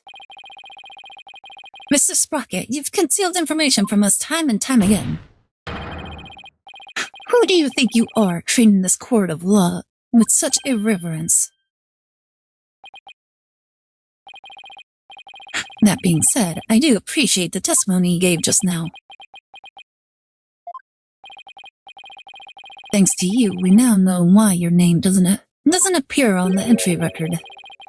No, there are no more inconsistencies in the witness's testimony. Yeah! That's Mr. Edgeworth for you. He never leaves a loose end dangling. You okay, Nick? I wouldn't exactly call the situation okay. Somehow, I'll have to coax the information we need for an opening out of him. If I even can, that is.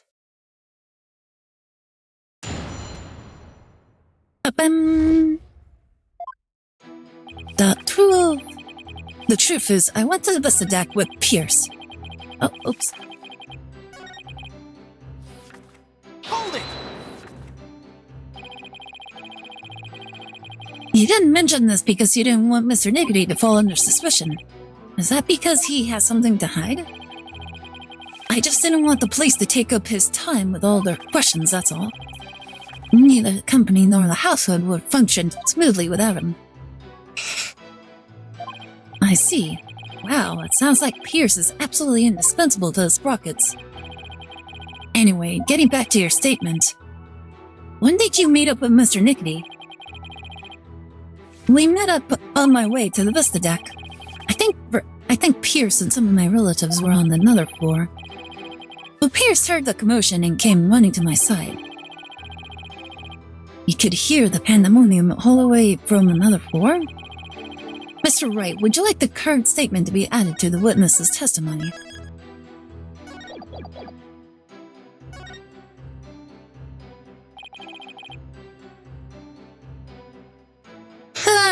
Nah. Dumb question. Do your YouTube channel have the other Phoenix game streams? Might try and remember how far back it went. Unfortunately, no. Because that was before we actually started uploading like VODs and stuff onto YouTube. Like the most, I think we only have like this game in particular like saved on YouTube.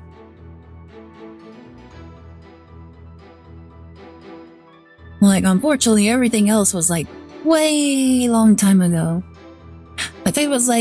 I think I played most of them throughout like last year and the year before. So like 2 years. I think. I don't remember. Yes, please, Your Honor. Very well. Yeah. Pierce heard the commotion and he came running. Did Mr. Niggity come alone? I believe some of his subordinates were with him, but I don't remember exactly how many. Actually, I think I forgot something earlier. It's fine. He may say there were others, but seeing how they pulled that second reception off, I can't completely trust anything he has to say either. I see. So you, Mr. Niggity, and a few others headed to the Vistadeck, is that right? That's right. That's why my name doesn't appear on the hold entry record. Your name doesn't appear on the hold entry record because you entered Mr. Niggity using his keycard. That's right. So I guess the hold entry record doesn't matter as much as we thought. But now that Soren's saying he was with Piers and a few others, it's pretty tough to repeat that statement. What's the matter, Mr. Wright? Cat got your tongue? Did you finally realize there's no point in continuing this trial any longer? Of course not. I'll have to wipe that smug look off his face. Mr. Sprocket, please continue your testimony. I was badly injured from being stabbed, but I was frantic. Speaking of your injury, how are you doing now? The knife wound is deep and continues to throb with pain. Fortunately, my internal organs were spared. But one wrong move would have spelled the end for me there. Even so, I've seen you up and about all over the place since the incident.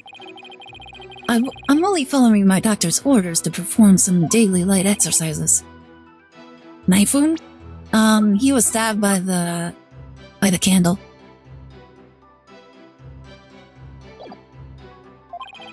Mr. Wright, would you like Mr. Sprocket's statement about his condition added to his testimony? Not that it appears especially relevant to me. Or have him added to his testimony? Why not?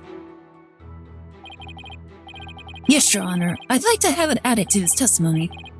I see. Very well. The knife wound is quite deep and continues to throb with pain. Your injury was really that deep? Luckily, it missed my internal organs, otherwise I wouldn't be alive right now. According to his doctor, his injury will take about 3 weeks to heal. There's no way someone with that kind of injury could have gone along with the outside wall. Nah. But he might have been able to with the burst of adrenaline brought on by the pain. Adrenaline. Is that your answer for everything? In a court of law, the only thing that matters is evidence, not rampant speculation. At least admit it's scientific rampant speculation. May I continue? Yes, of course.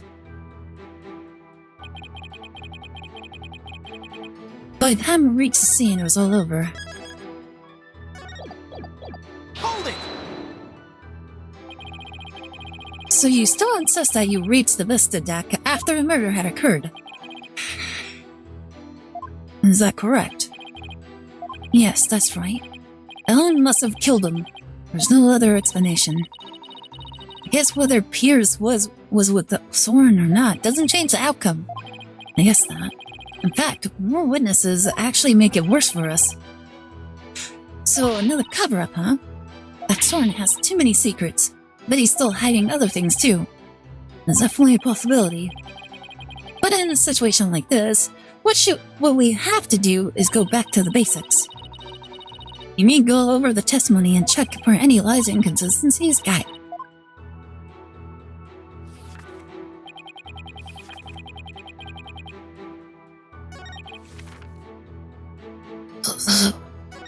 Yeah.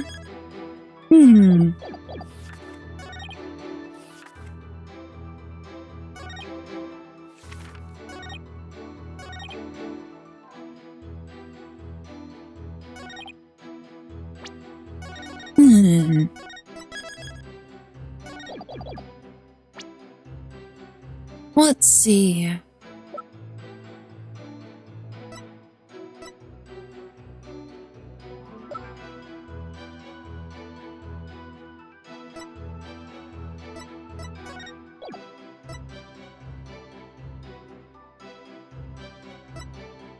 Wait a minute, Nani?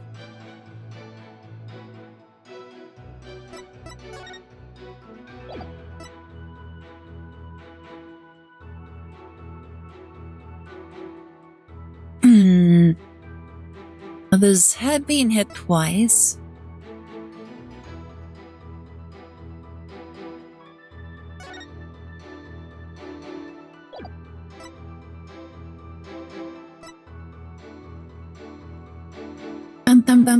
Founder's favorite, Coffee Mojo, or Chocolate Devotion.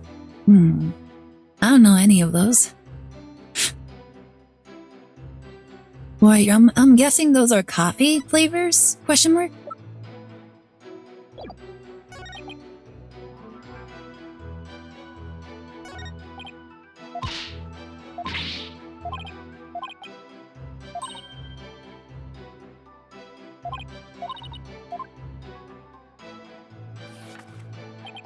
Cold Stone ice cream mix?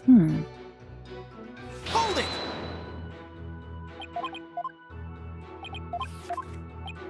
Alright, I think we just give about.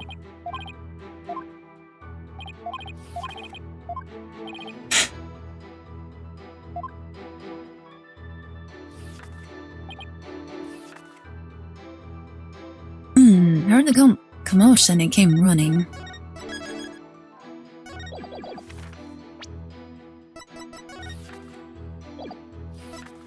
Where?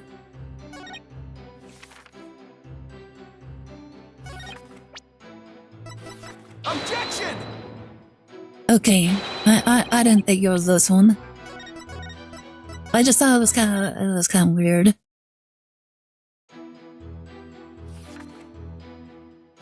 Alright, Pierce heard the commotion. He came running. That's why my name doesn't appear on the hold entry. Hold it!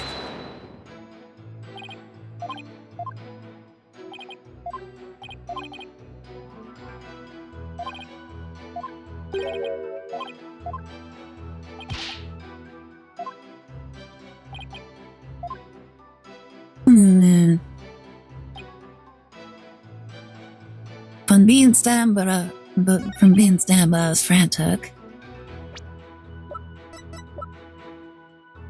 Objection! Okay, I had a feeling it was this one. Mr. Sprocket, you said your injury is a knife wound, didn't you? But the weapon you were stabbed with was this candelabra. A fact I know you're quite aware of. Very well, this is what I heard directly from Master Soren himself. As you surmise, Master Soren was stabbed by Gloomsbury on the day of the murder. It happened at the first wedding reception. The happy couple was in the reception hall when suddenly Gloomsbury appeared. He attacked Miss Ellen and tried to take her away. Master Soren went to stop him and found himself in a struggle with Gloomsbury. That is when Master Soren was stabbed with the candelabra, he said. Oh my goodness, he's being frantic now. It must have been a simple memory slip that made him misspeak. Happens to everyone. Has nothing to do with the case. You must be pretty desperate to point out something so minute. Gah. I have to agree, Mr. Wright. You hardly need to make such a big deal over such a small mistake. But I contend that it's an important inconsistency. Besides, I couldn't find anything else. This is the only thing I have to go after. And I say it's not important. Now let's not waste any more time on this matter. I agree. Everybody has a little memory lapse every now and then. But Your Honor, please let me explain. But can you? Can you really explain to this court what makes this slip so important? Yes, I can, Your Honor. After all, it was Soren himself who told Pierce that he had been stabbed by a candelabra. This is more than a simple memory slip. There has to be some kind of reason for it. Well, Mr. Wright, please explain why the witness's slip of the tongue is so important. The point to focus on here is why the witness would mistake the weapon he used to stab him. Think carefully, Phoenix. This could very well change the course of this trial. Why would he change that?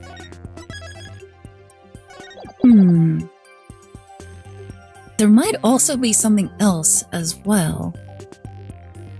I see, so why did the witness make that mistake, Mr. Ray?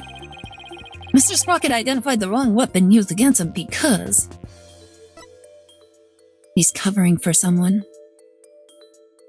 I want to say he has no memory of it. Maybe that's why he's so freaked out whenever he's not with the notebook. Because he simply has no memory of it. He doesn't remember the incident, let alone the weapon used against him. Not only that, but I believe Mr. Sprocket has some sort of memory disorder. Therefore, the defense contends that Mr. Sprocket testify thus far is invalid. Ow. I'm pretty sure that's wrong. Just because you can't find a flaw in his testimony, you want to throw it all out? Your baseless claim is nothing but pure slander of the witness's character. Mr. Edgeworth is correct, Mr. Wright. Can you explain your grounds for making this claim? Of course, Your Honor.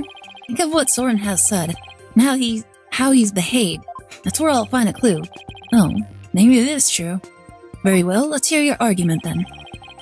My grounds for claiming that Mr. Sprocket has a memory disorder is his taciturn personality, his airplane pen, his notebook. The notebook he always has with him. I saw daily events and information about the people around him recorded in it. Like a diary, perhaps. No, Your Honor. It's much too detailed to be an ordinary diary. It's more on the order of a database, actually. A database, you say? That's right. For some reason, Mr. Sprocket is apparently unable to retain memories. That's why he writes every little detail of his life down in his notebook. How could you possibly know that for sure? He might just be an extremely compulsive person. I thought so too myself, at first. To be honest, we accidentally got a stain on the notebook yesterday. You mean you got a stain on it? Hey, you're the one who tried to grab it out of my... Never mind whose fault it was, just get to the point already. Right, sorry. Mr. Sprocket. The page Miss Fay got a stain on yesterday. That's the page with the details of your stabbing on it, isn't it? No, I only write in this notebook because I'm very compulsive. Now drop the subject already. Sorry, but I'm not convinced. I noticed an odd fact about your notebook, Mr. Sprocket. On the earlier pages, you used it to write down invention ideas, but after a certain date, you started writing down a lot more, and in much more detail.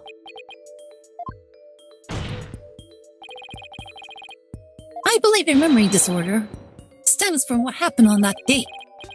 Something so monumental, it caused the memory disorder, Miss Wright. You don't know what you're talking about. Sorry, but I do know what I'm talking about, and this is the proof. This is the thing that caused Mr. Sprocket's memory disorder. The car accident. You were involved in this car accident too, weren't you, Mr. Sprocket? The shock of losing your beloved older sister is what caused you to develop your memory disorder. Is this true, Mr. Sprocket? Well, is it? Nah. Mr. Sprocket. It's true. The accident did something to my mind. What? Ever since that day, every time I go to sleep, I lose my memories. When I wake up, the most recent thing I can remember is the day I lost my sister. It's as if I'm constantly going back in time. What? That's truly tragic. An inconsolable time traveler who goes back in time whenever he goes to sleep. Besides, time travelers do exist, you know? But you won't understand. So that's what Soren meant. The Taiwan himself. The reactions of the people around me each time I awoke made me aware of my condition. That's why I decided to write everything down in my notebook, so I can move forward. So the only memories you have since that day are the ones written in that notebook. That's right. And since the page about your stabbing got stained, you couldn't read from it, could you? There's just one more thing I'd like you to clarify for me, Mr. Sprocket. Exactly what are your feelings towards the victim? Mr. Sprocket's feelings towards Thomas Glimberry? That's right, Your Honor. The witness said that every time he wakes up from sleep, his mind goes back to the day his sister died. Mr. Wright, you can't mean... Mr. Sprocket. Your pent-up feelings of anger and resentment towards Mr. Gloomsbury for the accident were renewed each and every time you woke, were they not? But you couldn't take it anymore, so you turned to murder, isn't that right? But what? Mr. Wright, are you saying that the witness murdered Mr. Gloomsbury? For revenge? Well, Mr. Sprocket?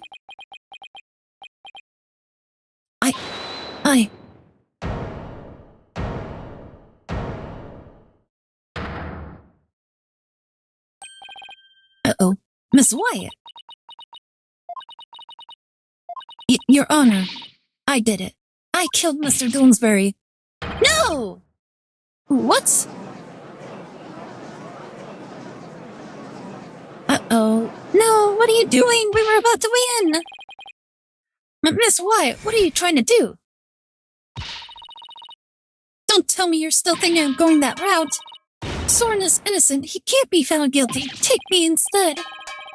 Please, try and get a hold of yourself. I guess she really meant it. My Soren didn't do anything wrong. I'm the one who should be convicted. Are we to understand that you're confessing your guilt? No! Now wait just a minute. Ellen, why would you cover for me? After I testified that I thought you must have killed them. I'll admit, I couldn't believe my ears at first. But all I want is for you to be happy.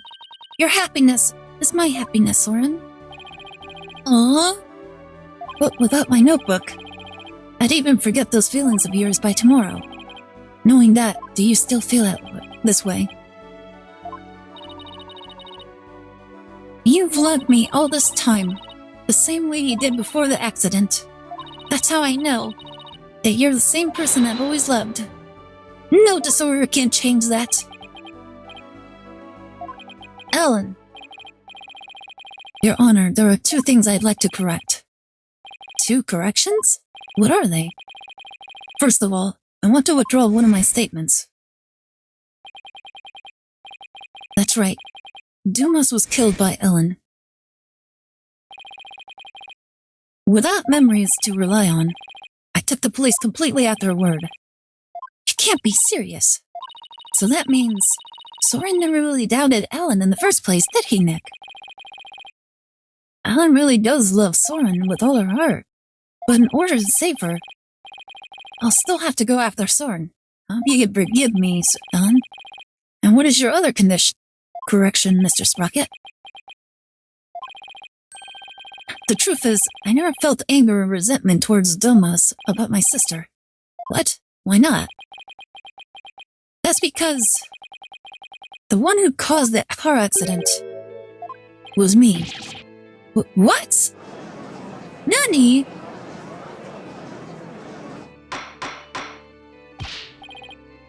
Order in the court. Please continue, Mr. Sprocket. I'm the one who killed my sister. To protect my career and my future, my father made Dumas take the blame, in exchange for money in the position of lead servant. Oh my goodness. It was another cover-up! So you see, Dumas must have held a grudge against me, not the other way around. And he must have attacked Ellen to get his revenge on me. Are you sure about all this, Mr. Sprocket? Very sure. It's all been written down in detail in my notebook. That notebook is important evidence supplying background to this case. I must insist you submit it as evidence. The lawyer said I had turned it to murder, but that's just not true. However, it is true that my older sister and Dumas are both dead because of me and my negligence. I just glanced through Mr. Sprocket's notebook. I wasn't able to read the part about when he was stabbed due to the bloodstain. But what's written here about his sister's car accident is exactly as he stated. Your Honor, as long as it matches what's written in that notebook, can we still take the witness's testimony as valid, in spite of his memory disorder? Yes, I believe we can. I understand now that the witness's memory is in disarray. Well, if what Mr. Sprocket himself wrote in this notebook is true, then that means by the time Mr. Sprocket's party reached the scene, the victim had already been killed. Edward's right. I'm still in the same bind as before. But should I really simply accept the contents of the notebook as a substitute for Soren's memory? Well, Mr. Wright, what do you think? Will you accept Mr. Sprocket's notebook as an official representation of his memories? Will I accept Mr. Sprocket's notebook as an... No, we can't. Wait a minute, Your Honor. The defense requests a chance to examine the notebook to see if it's trustworthy. Very well. But be quick about it. Thank you, Your Honor. So, how shall we examine it? Well, we should look at it from all different angles to see if there's anything suspicious.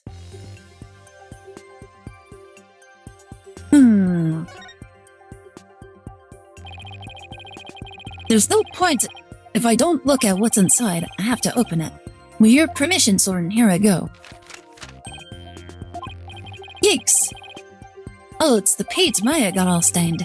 But I guess it's not going to be very helpful at this moment. I'll keep going. This is the last page where there's writing. Something about this page doesn't sit right with me. Better take a closer look.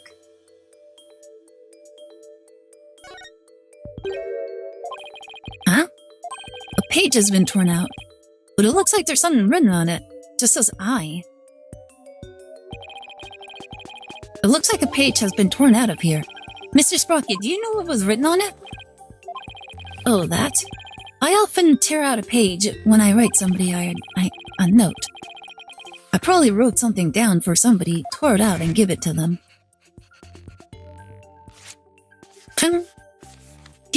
Do.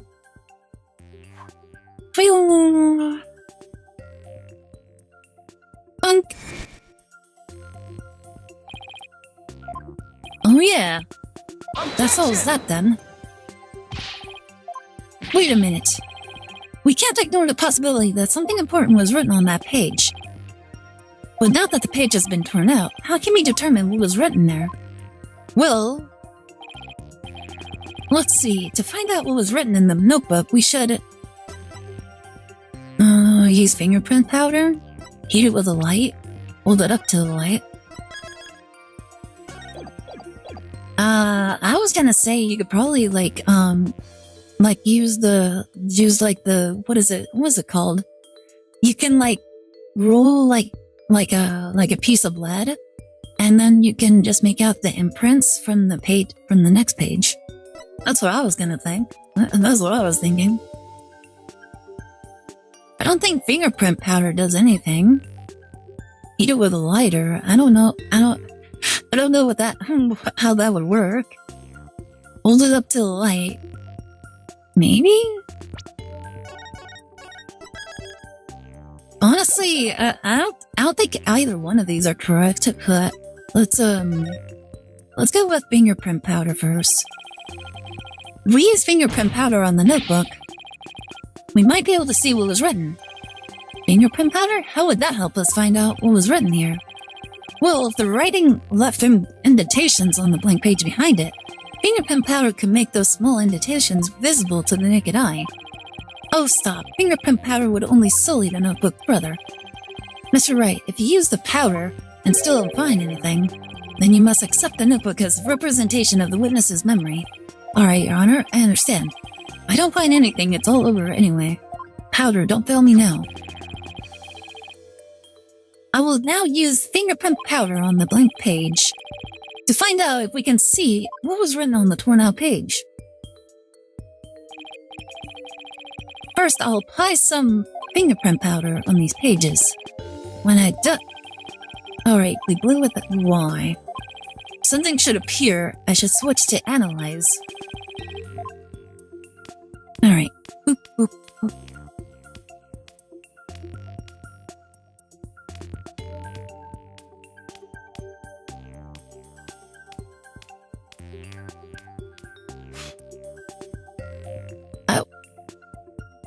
Honey? Wait, how do I go further? Oh, there it is.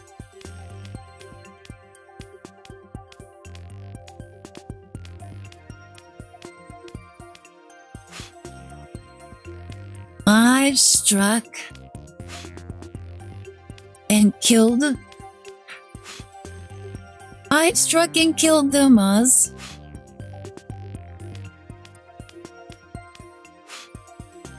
There's nothing else on here, is there? Oh, what's this? There's something else here. Dumas took Ellen.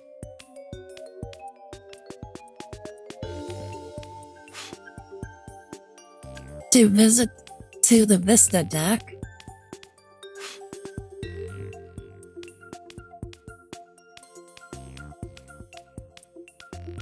There's nothing else here?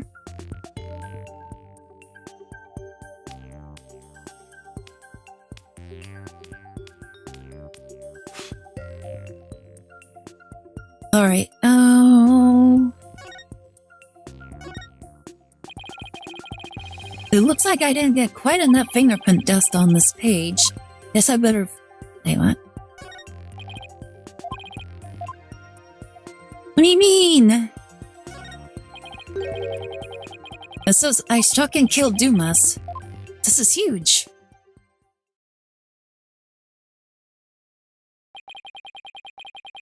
I struck and killed Dumas. That's what was written on the torn out page. What? It can't be.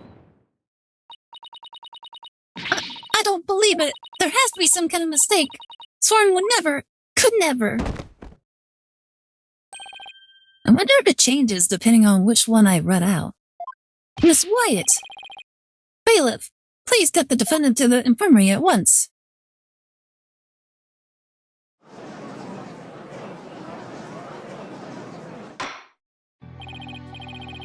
Apparently, the defendant got too worked up. She's resting in the infirmary as we speak.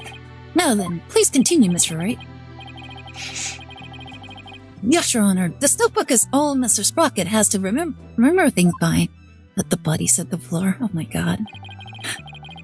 With this critical page torn out, not even Mr. Sprocket himself knew the truth of what he'd done. I'm the one who killed Dumas? So it wasn't Ellen. Oh, thank goodness. Mr. Sprocket, does this mean you were at the crime scene during the murder after all? I guess I must have been. But Mr. Sprocket, can we really believe what's written in this notebook? Nobody touches this notebook but me. And when I sleep, it's under lock and key. I don't remember writing that I killed Dumas, but I guess I must have. Well, now that we have a confession, I'm afraid I must render my verdict. Of all the... Yes, Your Honor, please give your ruling now.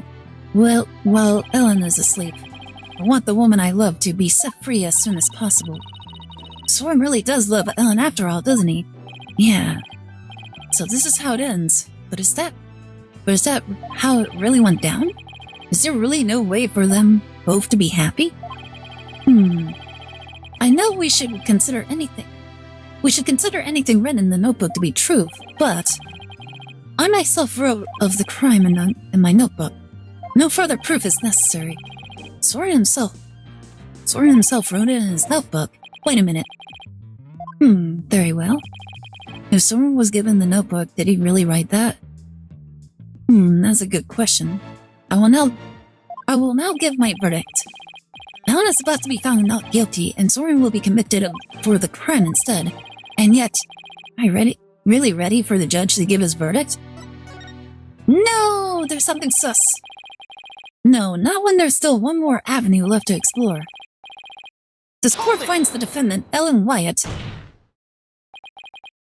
Your Honor, there's still something that bothers me about that notebook. Oh, is there? What are you doing, Mr. Wright? All you have to do is keep quiet in your quietness of a free woman. I know, but I think there might be more to this case than meets the eye. I'm not quite sure yet, but I think there's still a way, might be a way. A way for Ellen and Soren to be happy. What do you mean by more than meets the eye, Mr. Wright? I believe the question here, Your Honor, should be, why was the incriminating page torn out in the first place? Why? To destroy the evidence, I would imagine. But removing it from the notebook is the same as removing it from Mr. Sprocket's memory. Which means he wouldn't have been able to trick the police if he came under suspicion.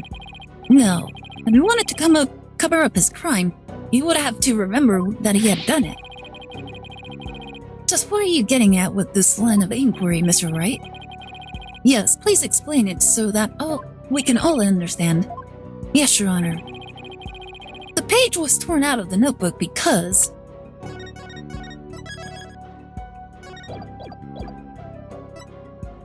It was torn out by accident. Somebody else tore it out.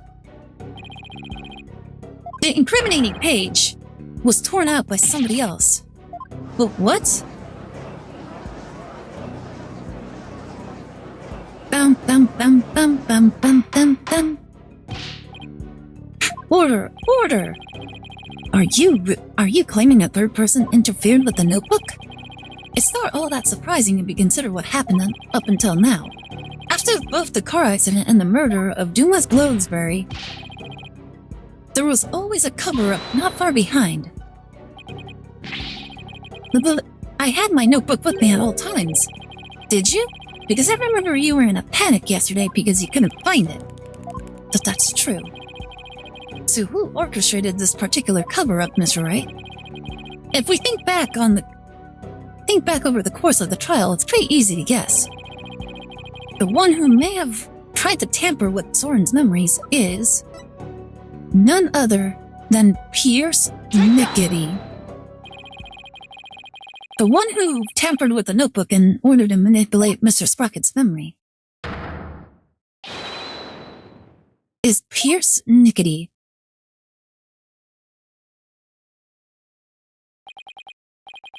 Pierce?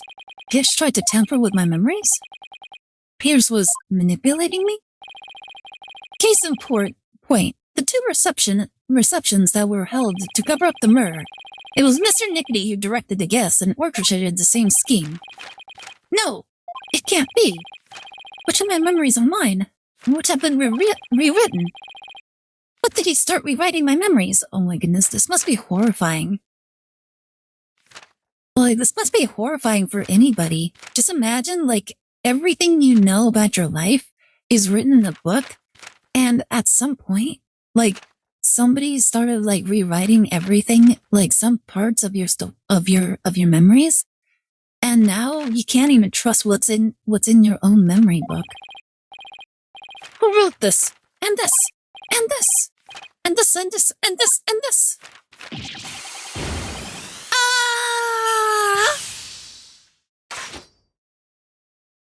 Oh my goodness, is he? He's gonna lift up! He's flying! Bye! He literally took off! Ah! What? Oh my goodness, he literally just flew off! Look, Dick, he's coming back down!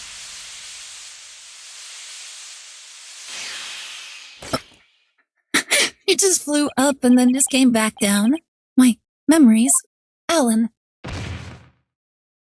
It must be extremely traumatizing to not even be sure what you actually know and what are your memories and what aren't. Mr. Sprocket! Bailiff, please get Mr. Sprocket to the infirmary on the double.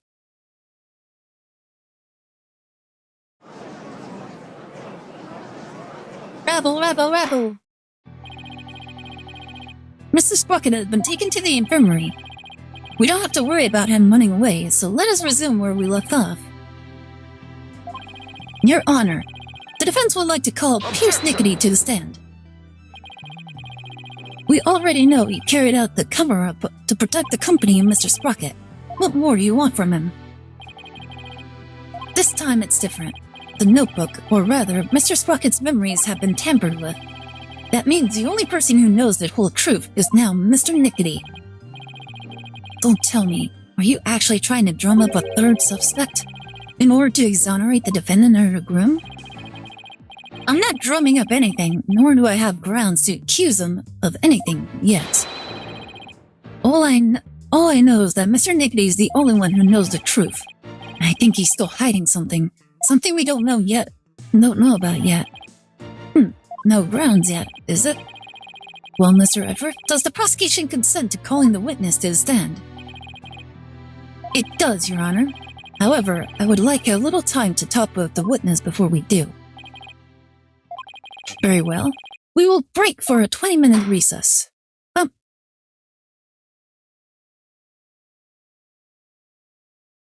To be continued. Oh my goodness. Things are getting a little bit more crazier than I was expecting.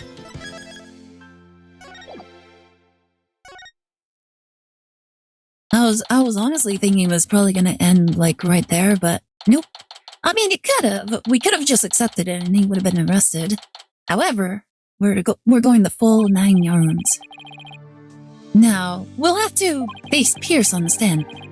I'm not sure if I should be surprised or not. One thing's for sure, he won't be an easy adversary. So, do you think Pierce did it? It's too early to say anything at this point, but I do think he's still hiding something. Nick! Why didn't you put everything on Soren Loser back there?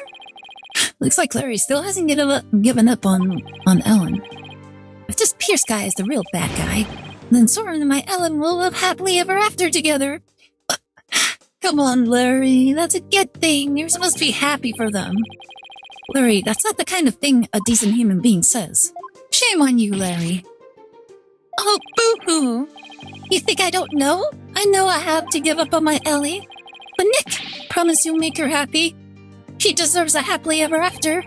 Oh, I'm sure Soren will make her happy once all of this is said and done. The trial's about to resume, Mr. Wright. All right, you ready, Maya? Yep, let's go. I'll be burdened for you, Nick. Oh my goodness, like, you have to make her happy. I'm like, what do you mean? I'm not the one marrying her.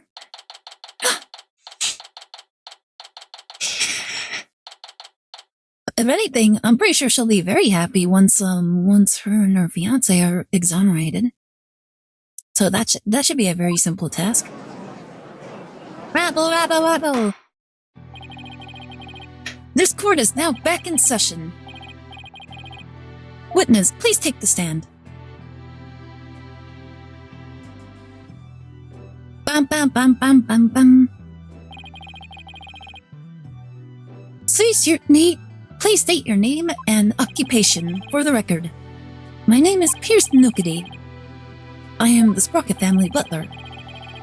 Let's get straight to the point, Mr. Nickety, if that's your real name. Someone tore out a page from Mr. Sprocket's notebook to manipulate his memories. And that person was you, wasn't it, you little dude dicky? That is correct. What about it? He just flats out just admits it, Nani. Well, that was easy. So why did you do it? Why did you tamper with Mr. Sprocket's notebook? Please allow me to explain in excruciatingly small details. It pains me to do this, but I will tell you the truth. It pains you. That is correct. For my testimony will go against Master Soren's wishes. Soren's wishes? What's he talking about? Bum bum bum. Bum bum bum bum. I rushed to the Vista deck, but the crime had already been committed.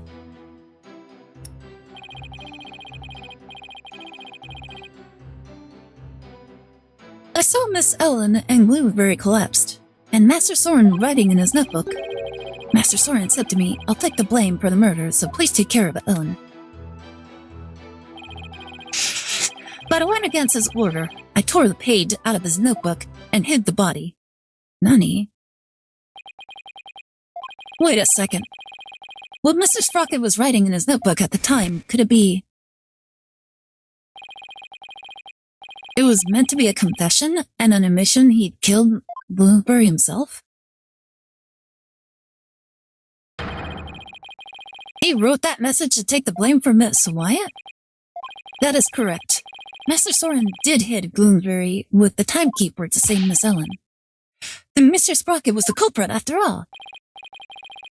However, that blow did not kill Bloomsbury.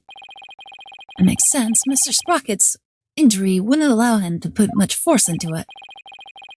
Enraged, Bloomsbury tried to attack Master Soren, who was already seriously wounded. But just in the nick of time, Miss Ellen hit Bloomsbury from behind and finished him off, it would seem. So the one who inflicted the fatal blow was the defendant? Yes, that is correct. But Master Soren tried to take all of the blame onto himself. No way! This is pretty bad, Nick. No kidding, pretty bad is an understatement. Well, Mr. Wright. It seems your decision to call for Mr. Nickety has backfired. For the true culprit behind this case remains the defendant, Ellen Wyatt. Could this get any worse? But Pierce was involved in the cover-up plot. But I bet he still has something to hide.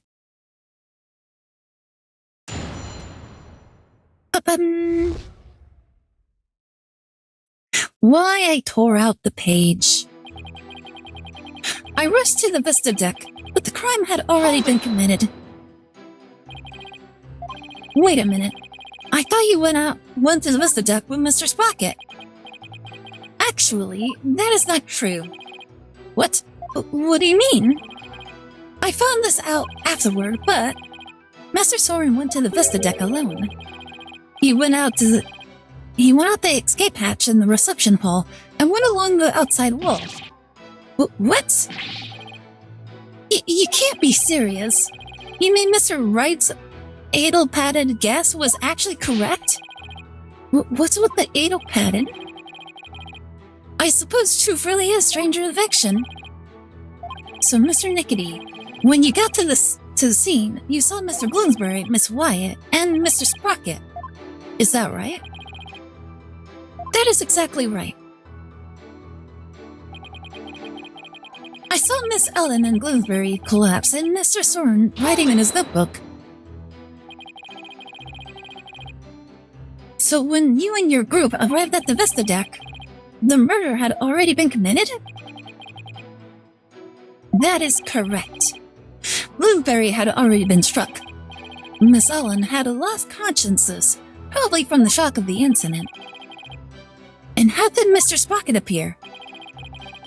He was bleeding from the stab wound he'd received from Bloomsbury. Barely conscious, he was writing something in his notebook. So the mysterious third person Ellen saw really was Soren, then.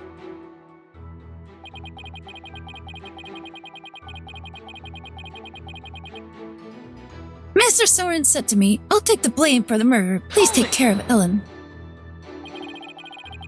So Mr. Sprocket wrote a note of confession in order to take the blame for Miss Wyatt? Yes. That notebook is the only form of memory Master Soren has. So you understand what his action meant, I trust. What did it mean, Nick? To Soren, everything in that notebook is true. So Soren tried to take the blame by altering his own memory to make himself think he did it. No. Master Soren truly loves Miss Ellen. It must have been love that made him do that.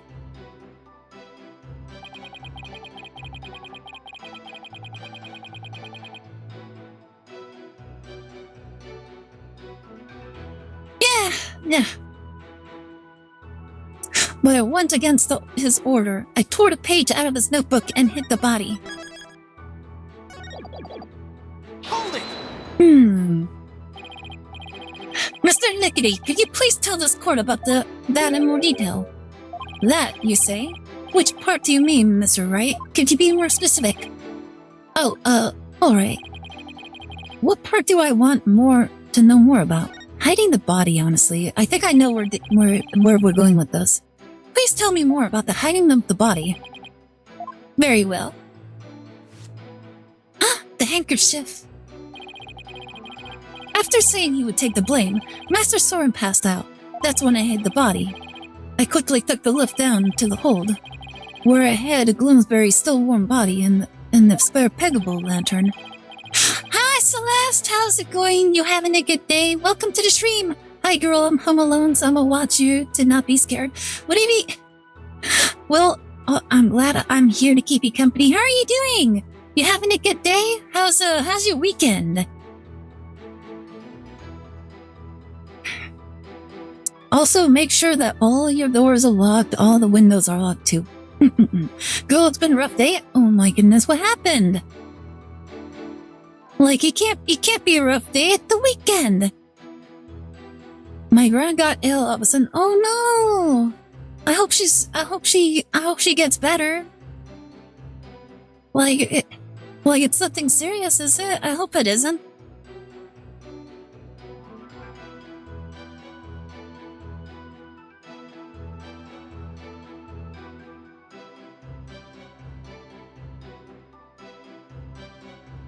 Oh my goodness. I really hope she gets better. But yeah, like hope she gets better. Yeah, I hope she gets better. They don't know. We're waiting for blood work. Okay. Like, hopefully it's nothing too serious. You need to go and you need to tell her that she can't leave yet. Well, she's not allowed to leave, not yet. Like, if she tries to leave, you will literally move heaven and earth to drag her back. Like, you're not leaving, not now, not ever. So it was you who hit the body, not the defendant. To thank Mr. Butts, I told her that. Let's go. Okay, good. Like, she needs to know that. Like, the fact that she's not allowed to leave, that will keep her here. Like you can't leave, not now, not ever. Well, if you think about leaving, then I will hurt you. Like, imagine actually saying that to your grandmother. Thank you so much for the headpads, very much appreciated. Well, honestly, I don't think I would ever do that. Thank you. Hi, Featherdust. How's it going? You having a good day? How's your weekend, Featherdust? Boop, boop, boop. Dun. Like, don't worry. You just didn't. You gotta push through. You gotta work it. But yeah, but I still recommend you lock all your doors. Like, you guys want to hear something really crazy about one of my friends? Awful, but that's no news. Oh my goodness, I will tie your soul to this earth. Oh my goodness, become a Shinigami and then you can literally, like, chain her to like, the earth. Like, she will haunt the house forever, but she won't leave.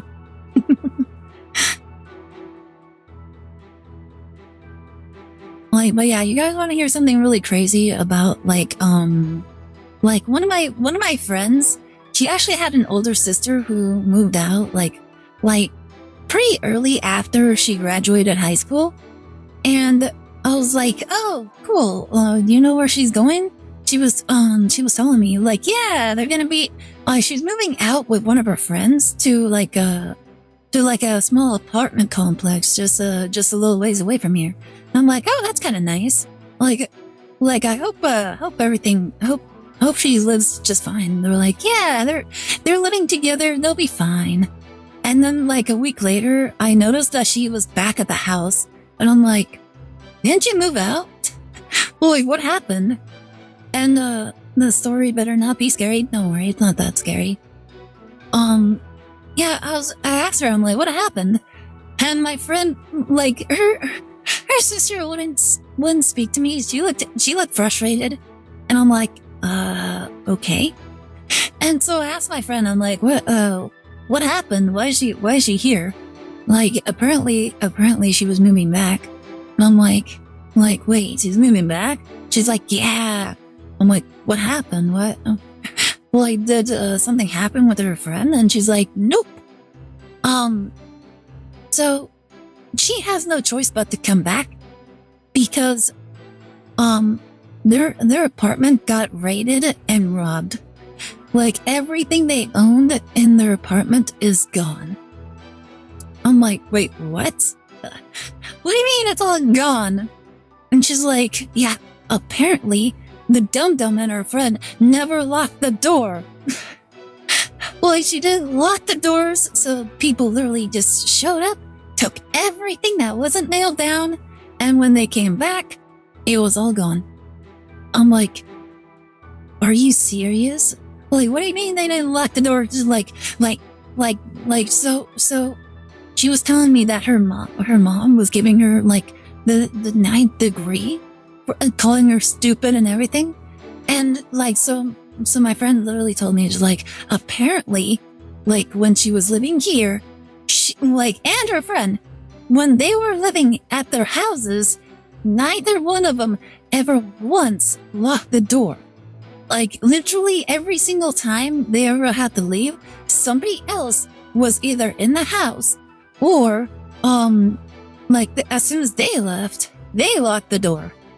So these two, they never locked the door. Ever.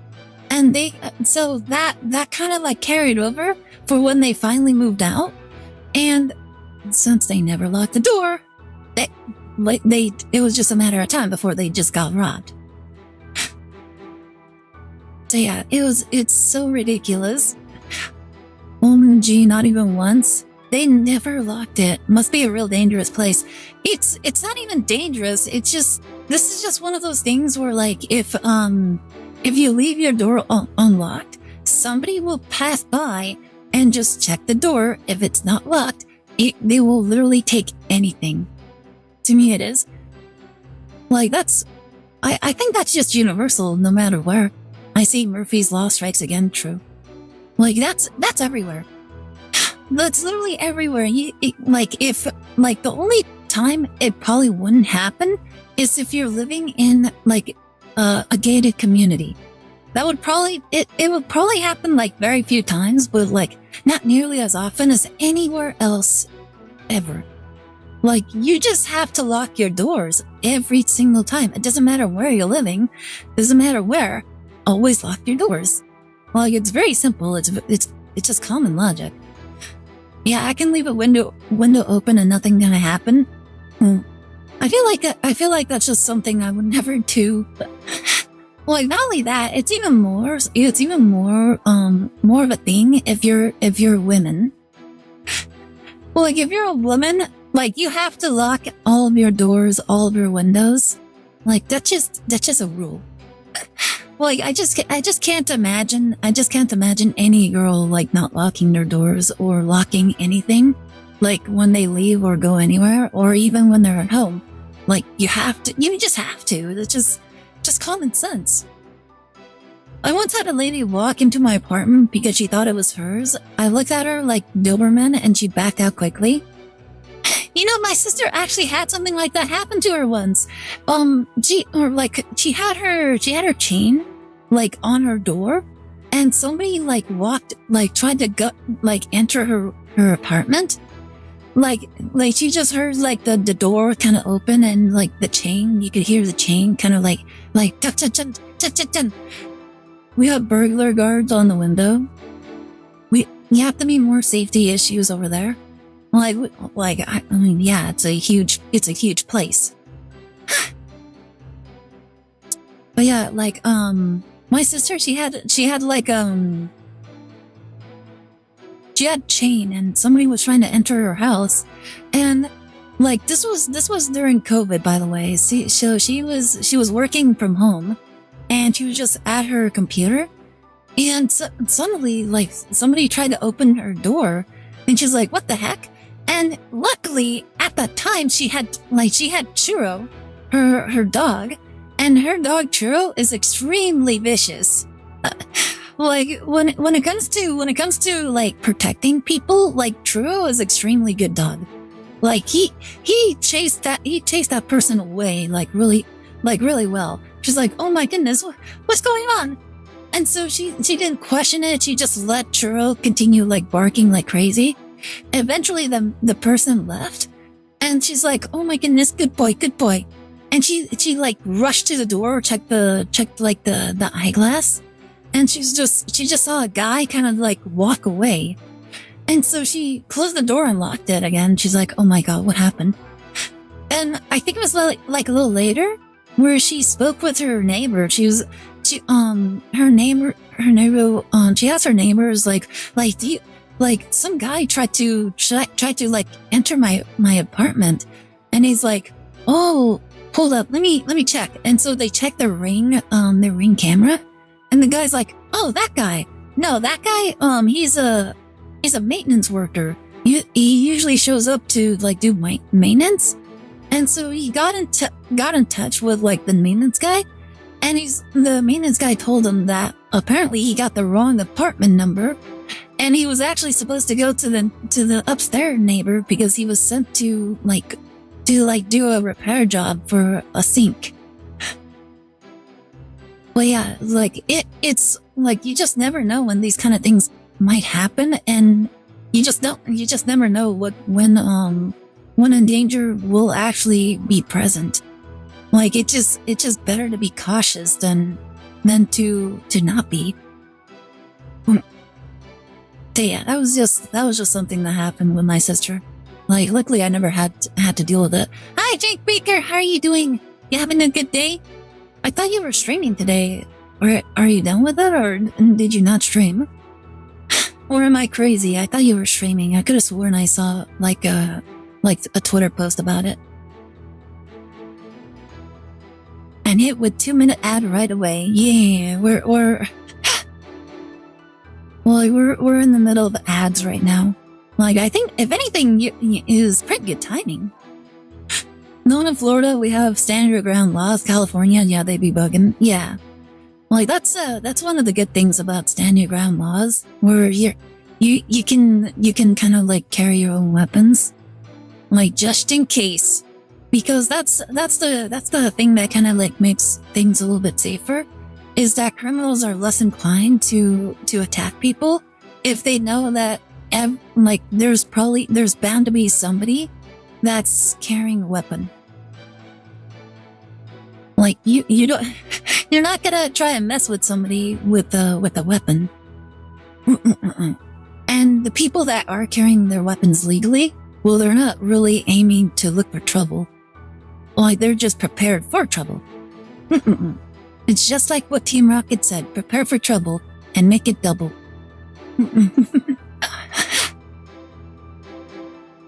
But yeah, just a little story. But yeah, welcome Tank Maker. You having a good day? That reminds me, I've not been doing this at all recently. I need to remember how to do this.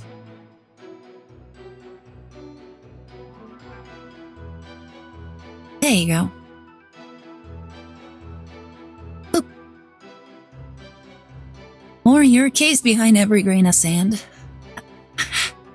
The joke about the U.S. is there's a gun behind every blade of grass. Like, I think that's perfectly fine. My mom carried a gun with her all the time, but that was for good reason. Like, there was a lot of psychopaths where she was at, so it was just the most sane thing to do. Like, you just never knew when something could happen. And quite frankly, I feel like the people that carry weapons are like one of the smarter people. Like, especially in today's climate where there are literal people just walking up to you and attacking you for literally nothing. Like, it's actually kind of crazy, and it's actually very scary. Like, quite frankly, I remember when that sort of thing just wasn't like every day, and now it feels like it's happening every day. It's like, quite frankly, it makes me kind of happy that I'm such an introvert. Boy, I'm such an introvert. I never have to deal with these sort of things. I just, like, I don't go outside. That's the safest thing you do. Boy, the safest thing you can do is simply not go outside. And honestly, that shouldn't be the case. Like, you should be able to just walk freely outside. You outside, I know. Like, sometimes I have to go outside, and I need to get food from Walmart. Or from Costco. And there you go. Like, the very few cases. Oh yeah, and work, I guess. But yeah, every other time, I really don't need to go outside almost ever. Like, but yeah, you're generally gonna want to, like, stay safe in some regards. So, do everything possible to stay safe. That's why people generally don't jaywalk. It's because if you walk across the street, you're bound to get run over. I made beef and cheese Uncrustables the other day. Hey, that actually sounds pretty decent. What kind of cheese was it? Anyways, back to the game. Walk Artemis. Oh yeah, we do walk Artemis every once in a while. Like, to me, I have to walk Artemis with my brother. Like, I really don't feel comfortable walking Artemis anymore by myself. So I usually just walk her with my brother. Like any other time, here's the thing. There have been times where, scary situations have happened. Where, luckily it hasn't been like anything like human scary, it's been like animal kind of scary. For whatever reason, people do not take care of their pets or keep their pets like chained up or anything. Instead, I constantly see like random animals just wandering around the streets. So now I'm too afraid to go by myself. Like I have to walk her with my brother.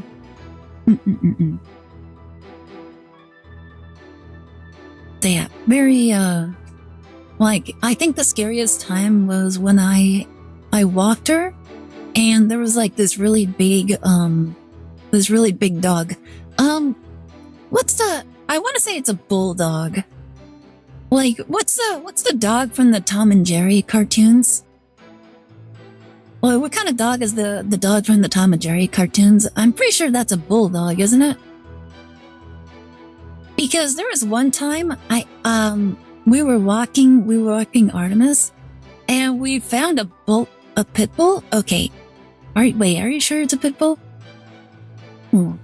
I want to say, wait, what's the difference between a pit bull and a bulldog? Let me see.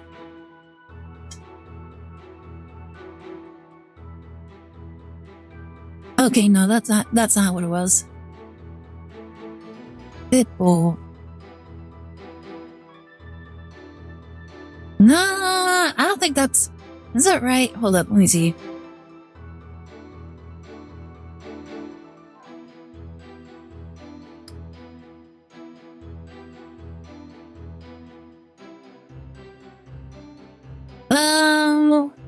A British bulldog. Apparently that's what it was. I was sure it was a bulldog. Yeah, apparently it's a British bulldog. Let me see.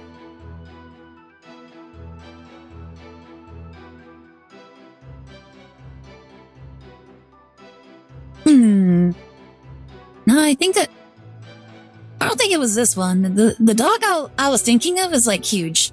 Maybe it is a pit bull.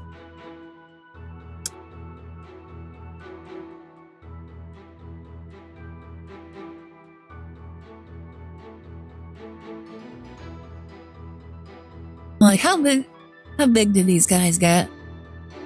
Wait, what's this thing? Largest pit bull. I don't think that's what it was. Well, no, this is definitely the kind it was. Why? I don't want to see him eating biscuits or drink tea. I have no idea. My great aunt used to have 2 pit bulls before they passed from bone cancer. Sweet dogs to the family. Yeah, they're like the pit bulls. They're really nice when it comes to family, but like when it comes to like strangers or like people that are hostile towards their family and their pack, they're extremely scary dogs. And you never want to cross paths with a pit bull. But yeah, there was like a really large pit bull like in the middle of the street. And along with him was a smaller dog. And the smaller dog, it was extremely like, it was extremely sociable. So when we were walking by it, we were terrified of the large pit bull. The pit bull was massive. It could have easily snapped my neck. And, we basically tried to stay away from it, but the small dog wanted to play with our dog. My brother picked her up, threw her over his shoulders, and then when my brother tried to shoo the dog away, it angered the pit bull. Like every single time he like tried to shoo him away, the pit bull like growled like really loudly. We were like, oh my god, like what if it charges us? And it was just in the middle of the street, by the way. It was in the middle of a cross street. And so people were like trying to avoid it. It was huge. Why do you think we like them? They protect the elders of the family. The dog needs to learn to control the dog. Like, honestly, obviously they were like part of the same family, but like whoever owned the dogs, they need to be careful because like it doesn't really matter if it was like the sweetest pit bull ever. If it hurt somebody, then chances are like animal control would show up and like put the dog down. And yeah, like that was like the thing that's like really scary about it. Like you don't want that situation to happen. So yeah, it is one of those very scary moments where I could have been the person that would be like eaten alive while the animal control like puts it down. Like I don't want that to happen. So yeah, nowadays, like I have to walk with my brother and before like walking my dog. Like I don't want to be alone anymore. Not only that, but there's been some kind of really sketchy people like roaming around. So I'm even more afraid. Like, which is very concerning because we actually live in like a school zone. Yeah, there's like a school just down the ways. So it's even more concerning that there's some very sketchy people around here. But yeah. Getting back to the story. But yeah, welcome Jake Maker. We're currently in the last section of the story. We're trying to see what Pierce Nickety has to do with the manipulation of Soren's memories. Yeah, apparently Soren has a memory disorder and he writes everything that happens to him on a daily basis in his notebook. And apparently this guy has been manipulating it in some regards. Now Soren has like what do you call it? Now he has trauma and paranoia because he's now questioning what in his notebook is true and what is false. He's guilty, make him lot the plank. My goodness, you should have been here for the last game. Like we actually had like a case where they were walking the plank, so to speak. To think Mr. Butts would move the lantern containing the body to the reception hall. Well, I did not see that coming. I don't blame you, not even Larry can predict what Larry will do next. Maybe I should take another look at the lantern and the evidence. Mr. Wright, would you like that statement added to the witness's testimony? Yes, go ahead and make him add it to the testimony. Yes, please. Very well. Please add that statement to your testimony, Mr. Nickety. Take a look at this monocle. He looks like a prick. Oh my goodness. In the hold, I hid the still warm body in the spare legable lantern. Hold it! Hold up. Why did you hide the body in the lantern? As I told you yesterday, it was to make it as though the murder never happened. But thanks to Mr. Butts, things did not turn out as planned. So holding the second wedding reception wasn't Mr. Sprocket's idea, but yours, wasn't it? It was all for Master Soren's sake, and Sprocket Aviation. If I am accused of a crime for trying to cover up the incident, I shall accept it willingly. Really doesn't seem to even care about himself. So he's talking about the cover-up after the incident, huh? Right. That information only somebody who was actually involved could know. So it might be a really important piece of testimony. I think so too. I'll really have to tread carefully here. Alright. Do.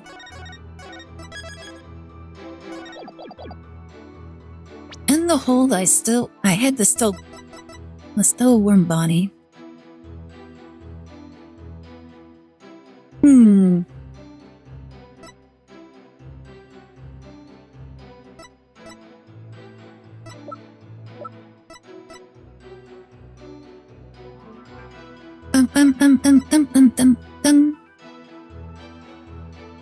Objection! Anyways, could it be? Is that what happened? If what I'm thinking is true, then maybe I can prove neither Ellen nor Soren did the deed. Mr. Nickety, you said the body was still warm when you hit it, correct? So then what if Mr. Bloomsbury was still alive when you went to put his body inside the lantern? What? What? That's preposterous. Actually, this shows that the victim might have still been alive while inside the lantern. I'm afraid you'll have to point out which part you're talking about, Mr. Wright. This part here shows the victim might have still been alive inside the lantern. Take that! Your finger's the wheel. I As you can see, the back end of the lantern is a door, and there's blood here on the wheel handle. That bloodstain must have gotten there when the witness put the body inside the lantern. It in no way shows that the victim drew his last breath while he was within the lantern. I disagree, Mr. Edworth, for you see, in putting this lantern back together, the police inadvertently placed the inside handle on the outside and vice versa. Hi Nordic, how are you doing? You having a good day? Welcome to the stream. We're in the middle of finishing up Phoenix Wright, Spirits of Justice. How are you doing? Hope you're enjoying your weekend so far. But yeah, welcome. In other words, the wheels handles got swapped. Oh my, so they got swapped? Yes, they got swapped. What? But that's ridiculous. Apparently my gran ran away from the hospital. Wait, what? What did I do? Ran away from the hospital? It's been okay, thanks, and you? I'm doing okay. I'm feeling it alright, but oh my goodness, like, we got a runaway grandma, apparently. See, she'll go back in the morning. No, you go back over there, you tell her to get back in that hospital bed. Oh, why would she run away from the hospital? Like, she must have not appreciated, like, the hospital bed counts. Like, coming home now? Okay. Like, the way you made it, the way you wrote it is actually really funny. It just made me think of, like, her in her hospital gown just running across the fields. With, like, police cars chasing after her. Like, police helicopters with, like, the searchlights, like, on the hunt. Like, police officers with, like, a tranquilizer gun. Like, aiming with laser sights, like, at her back. They did the blood work already, so we just have to wait for the results. Alright. At least it isn't that serious, but it just made me think of, like, really funny scene. Like, imagine the grandma going, like, full GTA style. Like, she just runs up to a car, like, pulls the driver out, and just takes the car and drives off. Like, just the thought of it just makes me laugh.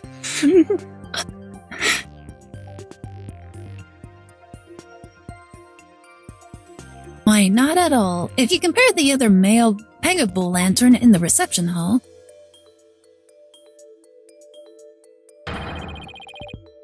it's quite obvious the wheel handles were attached backwards.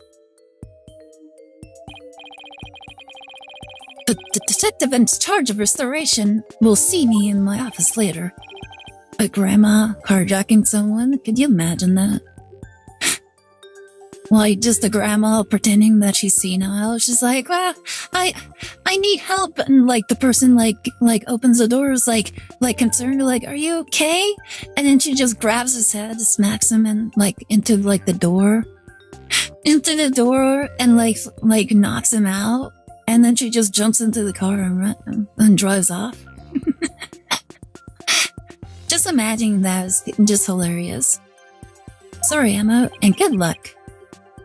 In that case, what does the bloodstain on the wheel handle mean? The bloodstain didn't get there by chance. When the victim was put inside the lantern, he was only unconscious, not dead. When he regained consciousness, he probably tried to get out of the lantern. So he grasped the inner wheel handle, and that's when the blood got on it. This proves that the victim was still alive when he was inside the lantern. At the time, I was completely convinced Bloomsbury was dead. Had I checked more carefully, he might have survived. Unfortunate, to be sure, but not significant enough to change this trial's outcome. Again, I disagree, Mr. Edworth. It's actually a very significant impact on this case. The victim was struck by the defendant, then died from his injuries sometime later. There's nothing more to it. That's where you're wrong. Let's take another look at Mr. Bloomsbury's autopsy report, shall we? Please focus on the description of his injuries. It says one contusion was found on the back of the head and one on the side. Yes, the one Mr. Sprocket gave him, and the one Miss Wyatt delivered to finish him off. No, the defense would like to submit a different interpretation. A different interpretation? The victim was knocked unconscious by the first blow, and was then put into the lantern. Then, what about the lethal blow by the defendant that the witness talked about? Yes, well, that didn't happen. After some time, when the victim regained consciousness and tried to get out of the lantern, that's when he received the second blow that finished him off. Taking into account the fact that the victim was alive for a period after the first hit, and that he did receive a second blow to the head, it does seem entirely possible. Yes, as long as the first blow didn't kill the victim instantly, then there's a possibility that someone other than Mr. Sprocket or Miss Wyatt delivered the fatal blow. That's all you've got? Even if there was a time lag between the two blows, the prosecution's position doesn't change. What do you mean? It's elementary, Mr. Wright. After the reception, the defendant was cleaning up the reception hall. The victim, who was supposed to be dead, suddenly came out of the lantern. The defendant grabbed the murder weapon, which was right there, and finished him off. The theory sounds awfully familiar.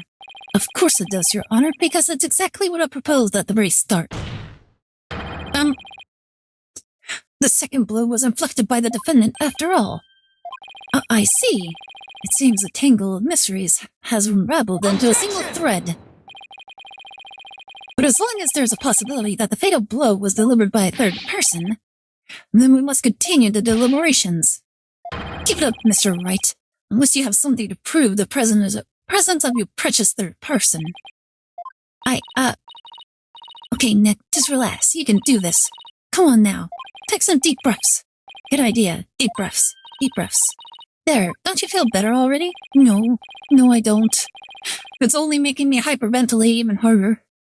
Maida's right. I should calm down, get my focus back, and go over everything again. And then, hopefully, I'll be able to find something to prove there was a third person. Let's see, first, why did Bloomsbury attack Ellen? Because he was tired of taking the blame for the accident? But something about that line of reasoning just doesn't feel quite right to me. Now? How come? Well, if it's just a personal vendetta, he had already stabbed Soren. So why, then, was he so determined to go after Ellen? You're right, this whole thing feels too premeditated for a crime of passion. But Bloomsbury didn't seem to have a personal grudge against Ellen. If Bloomsbury didn't have a personal reason to attack Ellen, then... You've taken long enough, Mr. Wright. Now it's time for some action. What proof do you have that a third person was involved? Alright, I'll show you. I'm not completely sure of what I'm doing yet, but it looks like I'm out of time. This piece of evidence proves the involvement of the third person. I do not know. Alright, let's see. Something involved with a third person. Bum bum bum bum bum bum.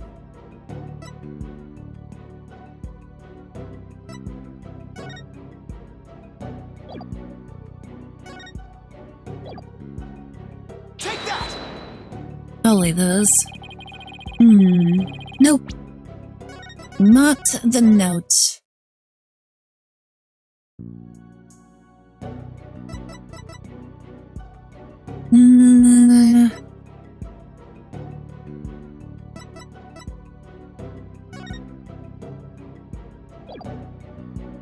Take that! Oh, whoops. I pressed the wrong button. I was actually trying to check the history again. Whoopsie. There we go. Let's see.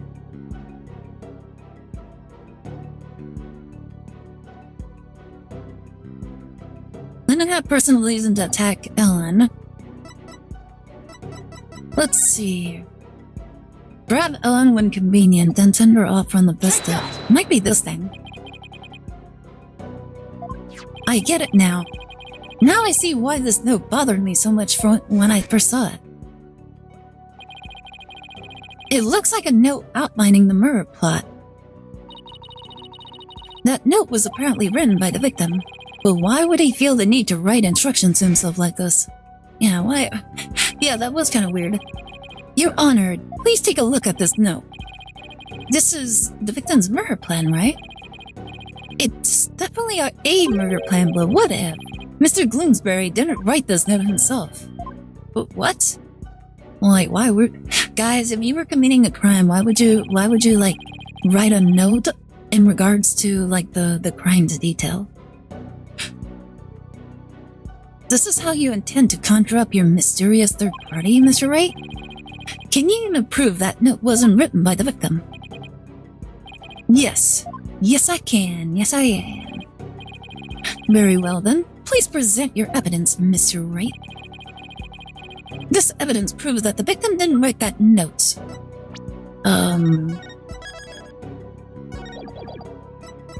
That's a good question. I'm not too sure.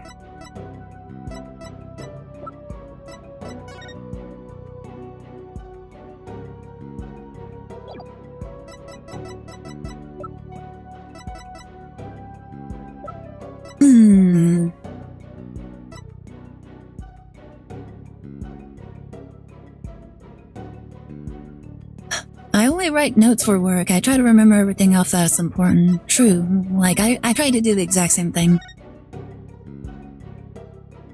Send her off from the Vista Duck.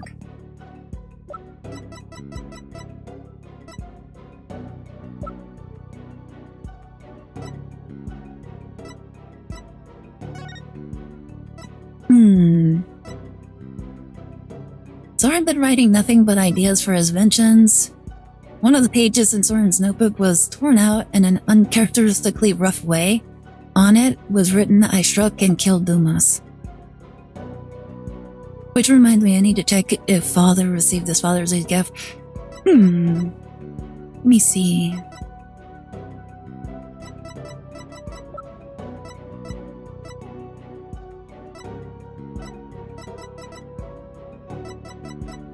That can't be it.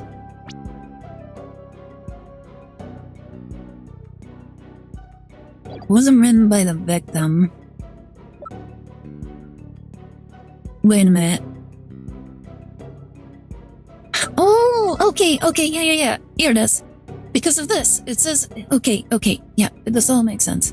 The candelabra has fingerprints of Bloomsbury dominant left hand. And it says on the thing that it was written by a right-handed person. Take that!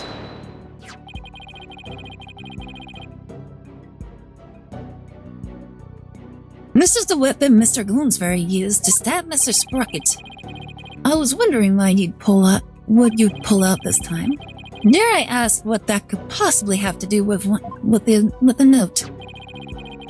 Mr. Bloomsbury's prints were found on this candelabra, and the prints were from his left hand. So that makes the victim left-handed, correct? Exactly, Your Honor. The police looked into it too and confirmed as much. Now, take a look at the smudged writing in this note. Notice how the smudging only starts from the middle of each preceding line. Had this been written by a lefty, the writing would be smudged from the far left end. This means that whoever wrote this note was definitely right-handed. In other words, somebody other than the victim wrote this note. What? But if someone other than Mr. Bloomsbury wrote it, then what does this note mean? Mr. Bloomsbury followed this note to the letter when he attacked Miss Wyatt. So clearly this note isn't a murder plan written by Mr. Bloomsbury, but rather, these are instructions to kill Miss Wyatt issued by somebody else. If it wasn't the victim who wrote these so-called instructions, then who wrote it? Most of the people involved are right-handed, you know.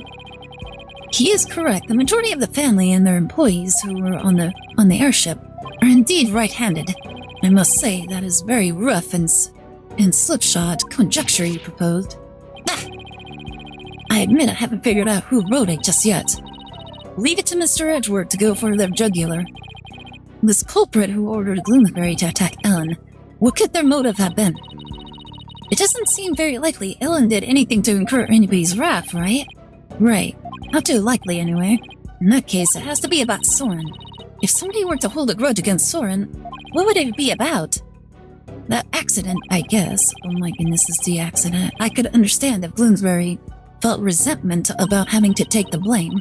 But the one who lost the most through that accident was Soren's sister. She lost her life, after all. Soren suffered too, of course. He was crushed by losing somebody so precious to him.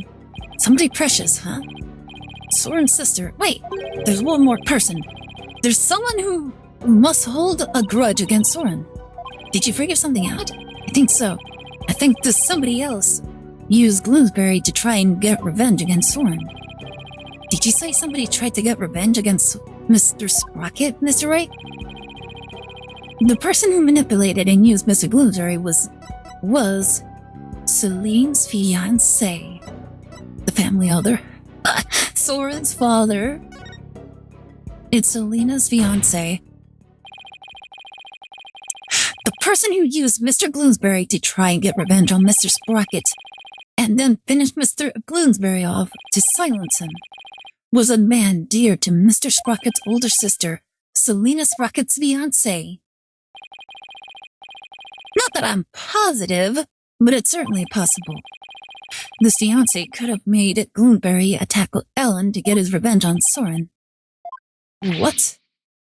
Her fiancé? Rabble, rabble, rabble!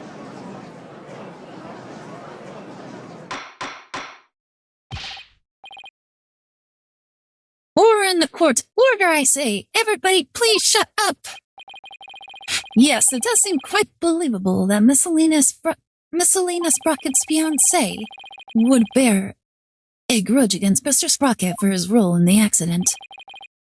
Exactly, Your Honor. Maybe her fiancé was trying to murder Miss Wyatt in order to make Mr. Sprocket experience the same pain he felt. Miss Sprocket's fiancé was a surgeon, if memory serves, but the only people who attended the reception were family and staff members. That may be, but then that just means that Miss Sprocket's fiancé must have been among those who attended. What? Really? Of course, otherwise how could he have killed Gloomsbury? Oh, I see what you're doing. This is just another giant bluff, isn't it? Even she doesn't believe him. Alright, I'll bite. Who exactly do you claim this fiancé to be? Yes, I would like to know as well. Are you sure you're gonna be okay, Nick? Maybe? When it comes to suspicious people, there's only one person on my list. I need to find something that connects him to Selena. This will help us identify Miss Sprocket's fiancé. That's a good question.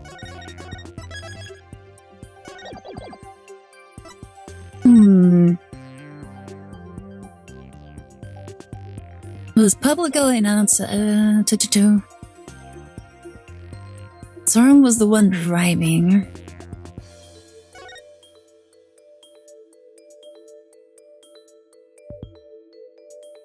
Soren was also, alright. What would prove that he is the fiancé? That's the question.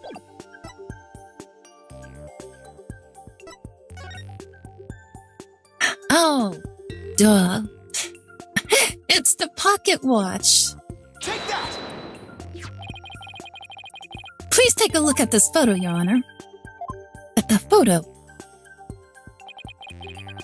Notice Miss Sprocket's pocket watch. Haven't we seen it somewhere before? Yes. Now that you mention it, I do feel as if I've seen it somewhere before. I believe we've all seen it. Right here in this very courtroom. Impossible! That's right. The pocket watch in this photo. Bunk! Is the same pocket watch Mr. Nickety has on him right now. What? What? that this is clear proof of a strong connection between Pierce Nickety and Selena Sprocket. No! Well, Mr. Nickety, is this true? Mr. Nickety, you were once engaged to Selena Sprocket. That pocket watch, you keep it as a memento of her, don't you?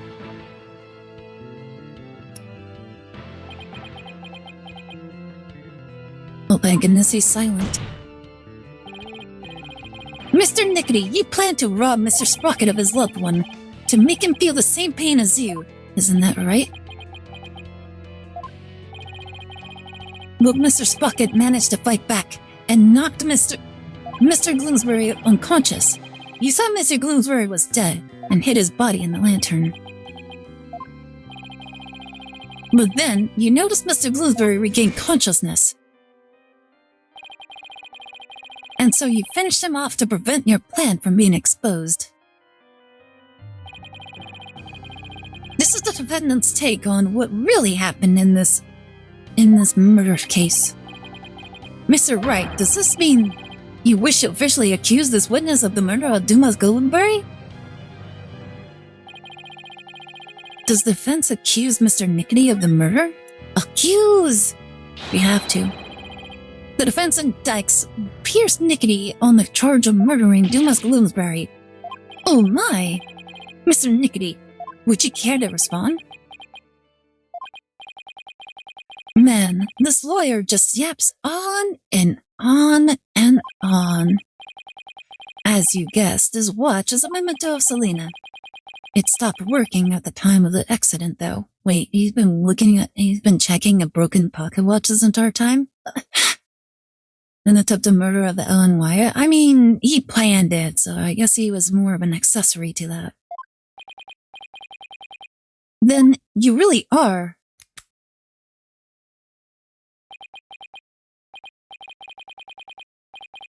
Yes, I was Selena's fiancé, and not just her fiancé, but the surgeon beside her deathbed. Mr. Nickety, why didn't you tell me any of this before? Shut it, you useless prosecutor. I thought you could be of use, but apparently this case was too much for you. What did you say? If your office hadn't stuck its nose all up in this, I could have swept it under the rug. Not only did you interfere with the case, but you even let me fall under suspicion. That's because you kept trying to cover things up on the sly. But covering things up wasn't your only involvement. The only person who had a motive to use the victim to try and kill Miss Wyatt was you. Dun dun dun dun! Oh my goodness, he exploded! Oh my goodness, he's stripping.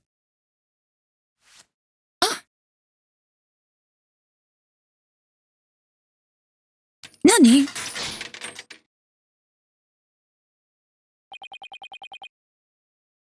Malignant tumors.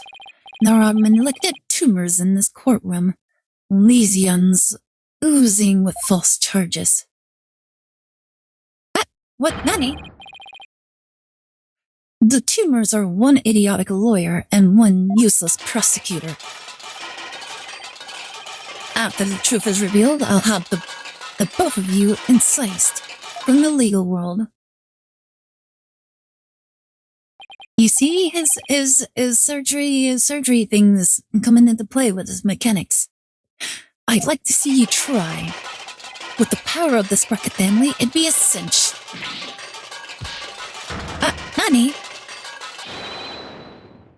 I will now begin the operation. Ooh, what in the world happened to Mr. Nickety? Looks like he's finally showing his true colors. That is not how you fix a machine. Well, he's doing it. He's doing it. I don't think he's really fixing it. I think he's modifying it. Nick, look at what he did to that shoulder mech. He's going crazy. Quit your yapping before I suture your chatty lips shut. It's like he's a completely different person. Sure looks like it, huh? We can't let our guards down now. Mr. Nickety, it's finally time for you to testify. To the truth. Dun, dun, dun, dun. It seems we're entering the final act at last. Witness your testimony, please. Ba-bum.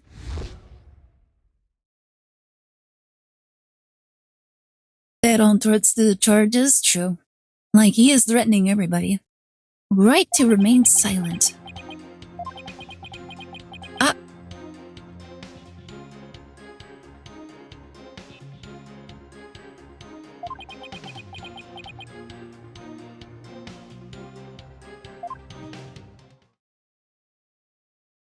He didn't say anything! Mr. Nickety, why didn't you say anything?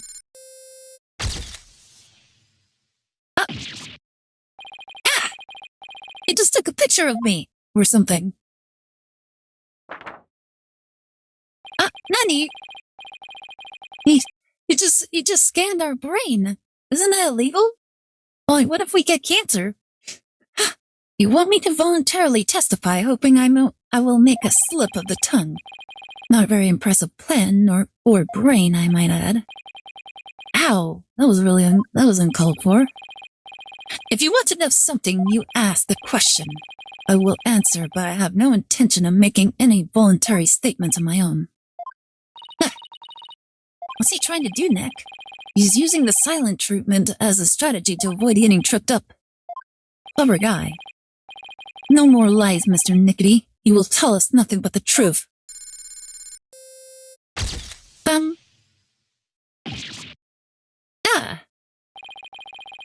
What do you think you're doing? Nani? You take a shot of his chest. No one asked you to speak. Just keep quiet over there and play with your frills. Oh my goodness, he's dissing the frills. How dare you? How dare you? Well, this is a rather unconventional situation, but please continue. Yes, Your Honor. Another charge, contempt of court. I don't think that is contempt of court, because he says he will answer. He's just not willing to make a statement of his own. Hold it! If he won't speak voluntarily, then I guess I'll have to ask him something. What question should I ask? Reason for killing Bloomsbury.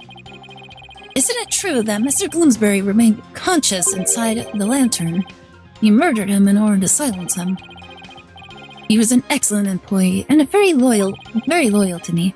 Bloomsbury was my right-hand man. I'd suffer the most from losing him. You really think I'd kill a guy like that? That would make sense only if you were innocent. But since your goal was revenge, you don't really have to care about something like that. But I am innocent, I tell you. Don't try to force your conjectures onto me. I guess without decisive evidence, I can't pursue this line of questioning any further. Mr. Wright, would you like that statement added to the testimony? You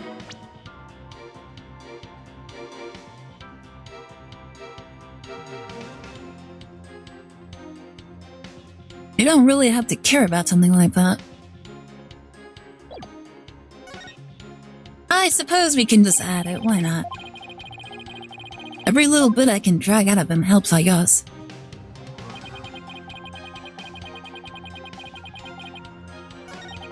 Hold it!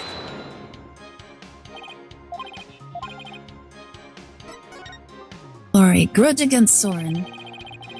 Take a look at Nickety. Do you fault me for calling him a prick with that getup? I mean, in this getup, sure. You've been nursing a grudge against Mr. Sprocket over the loss of your fiancé, isn't that right? I'd be lying if I said I felt no resentment whatsoever. But Master Soren didn't cause that accident on purpose. Master Soren himself has suffered greatly. But he quit being a surgeon and found a way to get even closer to Mr. Sprocket. Wasn't that so you could carry out your revenge on him? Don't insult me. Supporting Master Soren in Sprocket Aviation was what my life's work. Is my penance for not being able to save Selena. This is how I honor her. I feel your devotion as both a fiancé and a surgeon. Your statement breaks my heart. I never thought of exacting revenge on Master Soren. Never thought of it, huh? Guess I should probably take that with a pan of salt. Would you like that statement added to the witness testimony? Yes, added to the testimony. Yes, please, Your Honor. I have to find an opening somehow.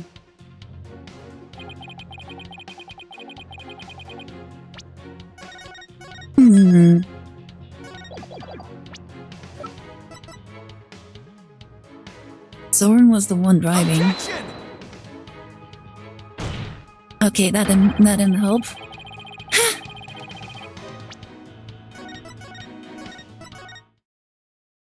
Well, I mean, it was Soren that was driving the car. He says that he felt no resentment. Hold it! Alright, let's see if we can get more out of it. So you have no thoughts of vengeance towards Mr. Sprocket whatsoever? Of course not. Selena would have wanted that. I've thrown my own life away and lived solely for the sake of the Sprocket family. That's how I show my love for her. Alrighty then. Well, one thing's for sure. Pierce gets really emotional when it comes to Selena. No kidding. Not sure how he feels about Soren, but his love for Selena is pretty obvious. Hold it!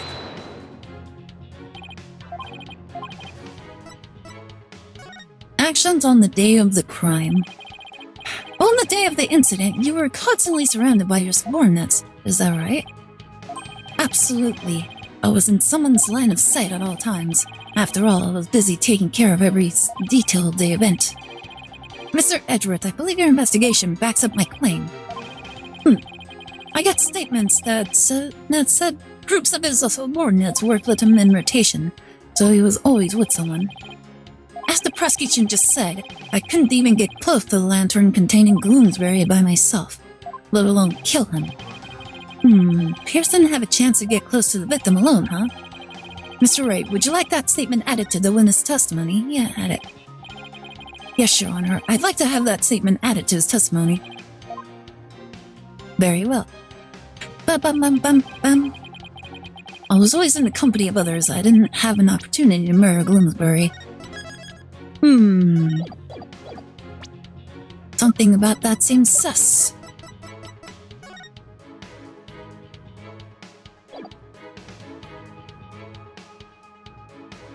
Objection! Objection! Was I able to get close? How did he hide the body? I know, right? Mr. Nickety testifies that he was always with someone at the time of the incident and never had a moment alone to commit the crime. Yes, and the police investigation backs that statement up, doesn't it? But there was an opportunity, in fact, one and only one. A moment Mr. Nickety could have killed Mr. Gloomsbury without anyone noticing. What? And the one thing that made that moment possible is shown here in this photograph. With all those people watching, I couldn't have possibly committed murder. Do not believe him, Your Honor. This lawyer is a malignant tumor. He wants to infect his judicial body with the false accusations. Mr. Nickety would ask that you keep quiet this time. We need to evaluate the defense's claim, and your yammering only serves to throw further suspicion your way. Mr. Wright, let's see this one thing you mentioned. But we warned.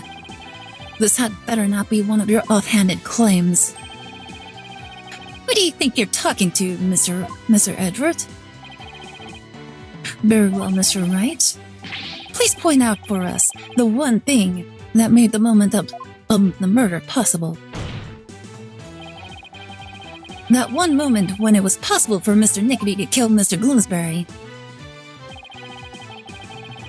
The one thing that made the single moment possible is this. Uncommon, Edward W. What do you mean, uncommon? Edward has a lot of W's. Take that!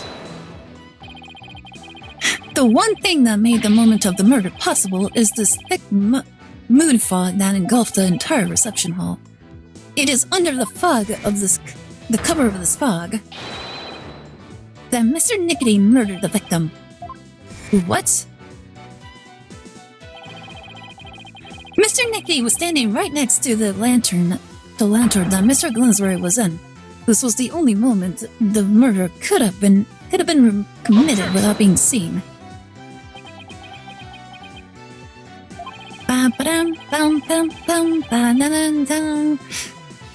I can accept that there was a moment when the witness was obscured from others by fog. But that doesn't prove Mr. Nickety killed the victim at that very moment. If you can't prove the crime was committed during the reception, the trial ends here. I was so caught up in finding a foothold that I forgot to think that far ahead. Well done, Mr. Edgeworth. It's time to call this trial time of death. Well, Mr. Wright, can you prove the murder happened during the reception? Don't even bother. His claim was dead on arrival. Victory is within your grasp, prosecutor. Quiet, witness. I have no interest in victory. All I care about is the truth. One that we can only arrive at through further deliberation. Edgeworth, enough of this, Your Honor. This trial is over. No, Mr. Nickety. This is for me to decide. Mr. Ray, can you prove it? Can you prove that the murder was committed during the wedding reception? Why is there no verdict yet? The lawyer's obviously out of answers. The prosecution, the prosecutor, the judge, they're all infected. Their malignant stupidity is so advanced, not even the best surgeon can save them. In fact, not even a brain transplant can cure them. This court is infected with idiocy. It's a pandemic. Mr. Nickety, that's enough already. Finally ready to give up already? No, just the opposite, actually. I'll prove the murder was committed during the reception by you. You'll prove it? Can you really, Mr. Wright? Yes, I can, Your Honor. To be honest, I don't know exactly how I'll do it just yet. But if I want to get to the truth Edgeworth was talking about, I'll just have to find that way. Very well, Mr. Wright. Let's have your proof. Enough with this foolishness! He's just laughing! Laughing! Stop him from speaking, Your Honor. I will do nothing of the sort. You are just a district court judge with the power of the Spark family. Enough of your foolishness, Mr. Nickety. This judicial body will not succumb to the influence of money or power. My goodness, that's rare. Oh my goodness, a courtroom that won't bend to money or power? That's crazy. Now then, let's hear it, Mr. Wright. Let's hear your truth. Thanks, Phoenix. Remember everything you've learned so far. You could do this. You can find the definitive evidence that will lead us to the truth. Oh my goodness. Think, Phoenix. How can I prove the murder took place during the wedding reception? If Pierce committed the murder during the reception, then he had to have used his shoulder mech, the murder weapon, the reception photo. He had to use the murder weapon. He used the murder weapon. Yes, the weapon that was used to strike the victim twice. According to the autopsy report, the victim was hit by the same object twice. So without a doubt, Pierce used it to commit the murder. The weapon used to kill Gloomsbury was... the Keoblove. The Keoblove! Well, it had to be the timekeeper.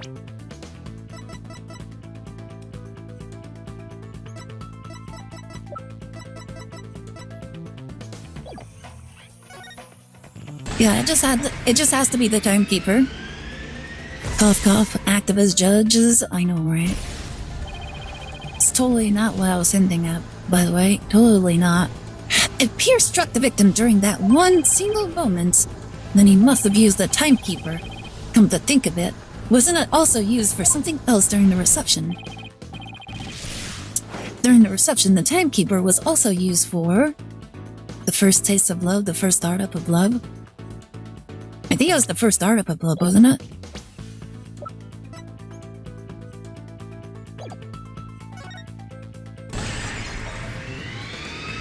Boom!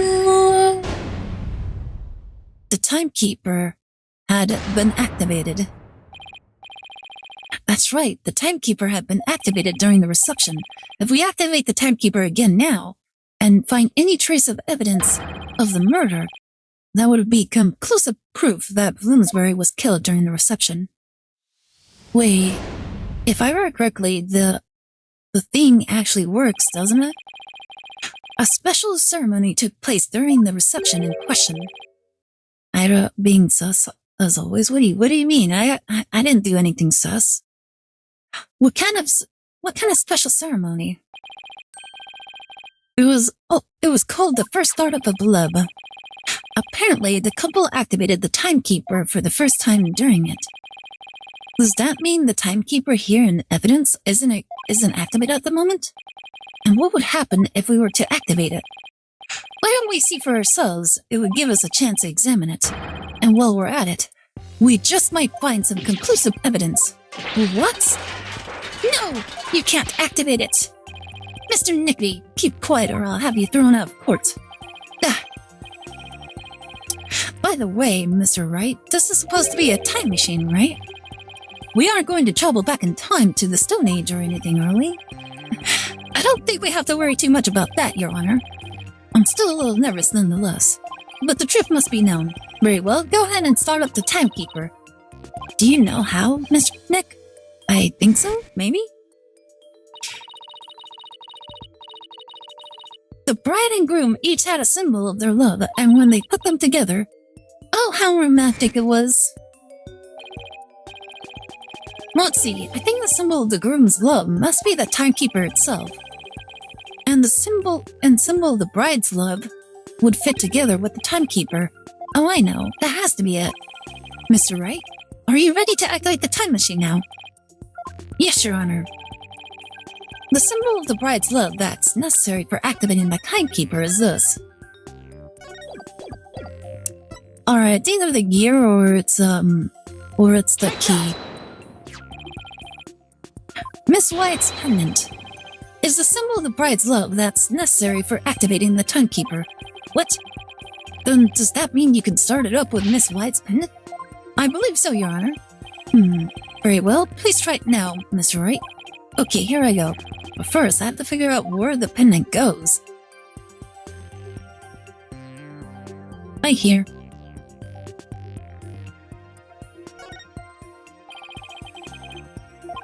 The outer casing, blah blah blah.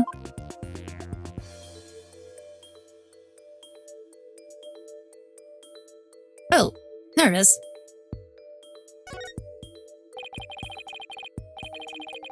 This hole looks like a good spot. I'll try setting the pendant there. Boop. It fits!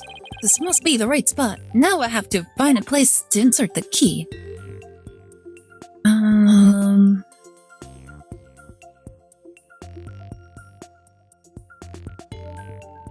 The key.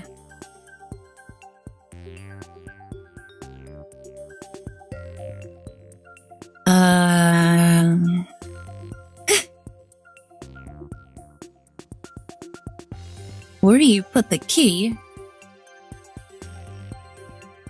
Oh, it's right there. This hole in the middle of the pendant, could this be it?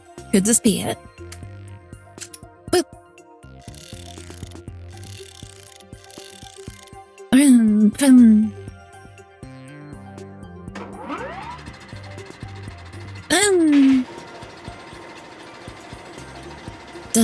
Oh my goodness.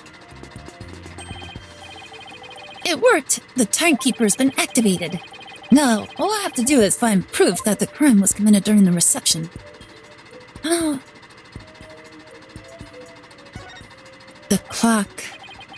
I think I found it. Conclusive evidence that the murder was committed during the wedding reception. The little clock. It broke. Just as I suspected, there's evidence of the murder inside the timekeeper, Mr. Nickety. Gear with a hole and shaft open the machine is interesting. The timekeeper was only activated and opened during the wedding reception, right? No! Stop! So that means this is conclusive proof that the crime was committed during the reception. After you killed the victim under the cover of fog, you closed the timekeeper to hide the bloodstain, didn't you? No, you're wrong. Alan killed Bloomsbury. It wasn't me, I tell you. It wasn't me. Give her up, Mr. Nickety. How could the defendant, who was in the middle of pledging her love, have possibly committed the murder with everyone watching her? It was the family, yes. All the family members conspired together to kill him. There's no way you can talk your way out of this, Mr. Nickety. During the reception, during that one dreamlike moment, only one person could have used the timekeeper to beat the victim to death. And that one person was you, Pierce Nickety. Pierce Nickety.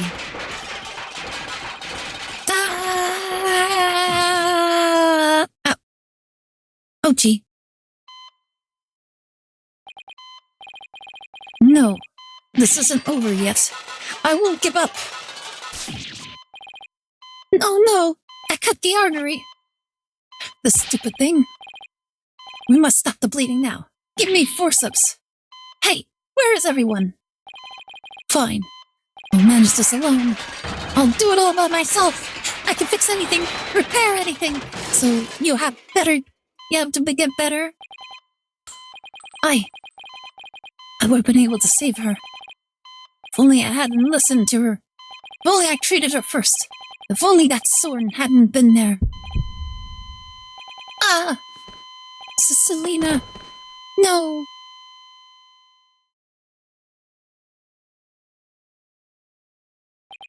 The end.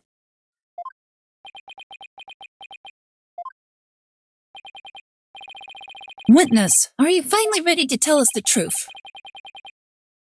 It's just as the lawyer deduced. So it was all a revenge scheme against Soren Sprocket? Do you have any idea how hard it is to lose someone you love, right in front of you? Selena's condition was clearly more critical than Soren's, but in spite of that, she said, "Please help Soren." Miss Sprocket's last words. So that's what she really meant by those words. I was able to grant her wish, but at the price of her life. So you got a job with Sprocket Aviation and waited for your chance to get revenge. You got close to Mr. Bloomsbury and hatched the plot, is that right? Bloomsbury already bore a grudge against Soren, so when I tempted him with an even better position, he immediately took the bait. He was your accomplice, someone who shared the same goal as you. Why was it necessary for you to kill him? I didn't expect Soren to strike Bloomsbury out on the Vista deck. And I certainly never imagined he'd make his way there along the outside wall. Wow, he was actually that crazy. He actually risked his life just to go out and help her. Soren's love is the real deal after all. My plan had been compromised, so for the time being, I hid his body in the lantern and tried to think of my next move. And then Mr. Bloomsbury came to during the second wedding reception. As soon as I saw Bloomsbury, I instantly hit upon an idea. To pin the blame of Bloomsbury's murder on Ellen. You tried to break up the couple by making the bride out to be the murderer. How despicable. Soren was getting the company and a wedding. Both things that were supposed to be Selena's. He took every happiness from her. Who's the despicable one here? Do you think what you did would make her happy? I know it wouldn't. But I couldn't just stand by, watching Soren enjoy his happiness. I was going to have Soren taste the same pain I had, and then take over Sprocket Aviation. Would take back from him all of that happiness that was rightfully Selena's.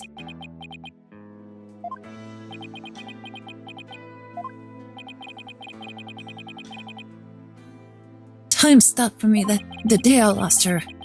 Just like this pocket watch of hers.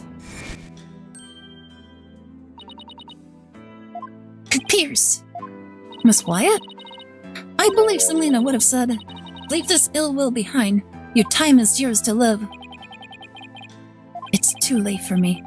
Time will never advance for me ever again. What? It can't be. Ah! It started going again. I see now, Selena. What I did was wrong.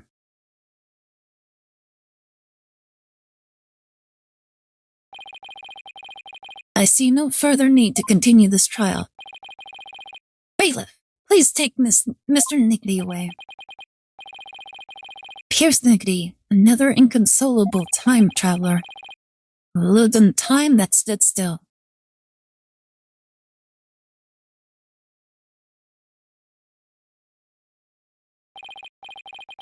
Now then, I must render my verdict regarding the defendant. Your Honor, before you give your ruling, would you please allow me a moment? Very well. Elwyn, there's something I need to say to you. Yes, Soren? I've put you through something truly horrible. Are we supposed to feel bad for this guy? Probably. This whole thing happened all because of me. I would understand if you wanted to call off our marriage. What? What?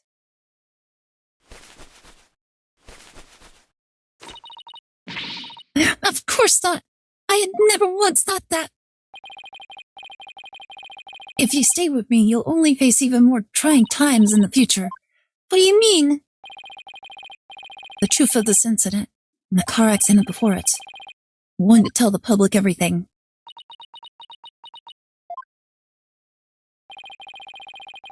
I expect the company's reputation will suffer, and I'll take a lot of criticism. But I feel I can only really start over once I get everything out in the open. Soren, after all that's happened, I might not have the right to ask you this, but, well, how should I say this? Maybe I'll just...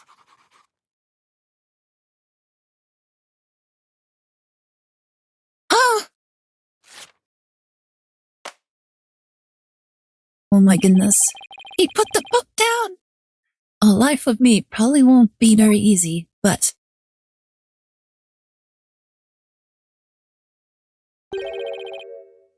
Will you marry me?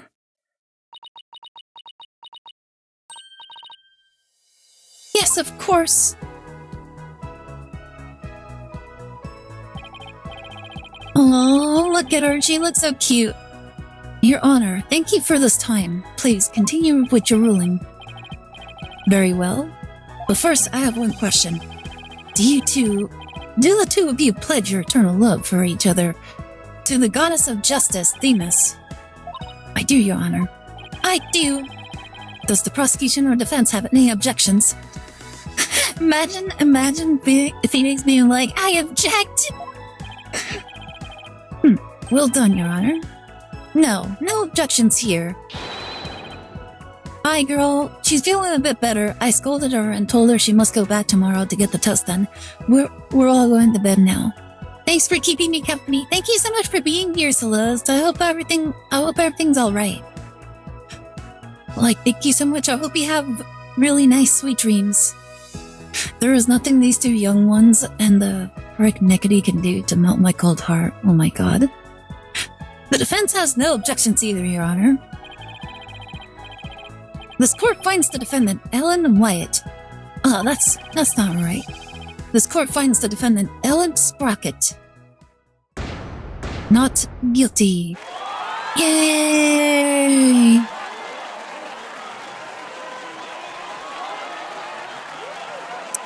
Hope you have a good rest of your chamber, Queen. Thank you so much.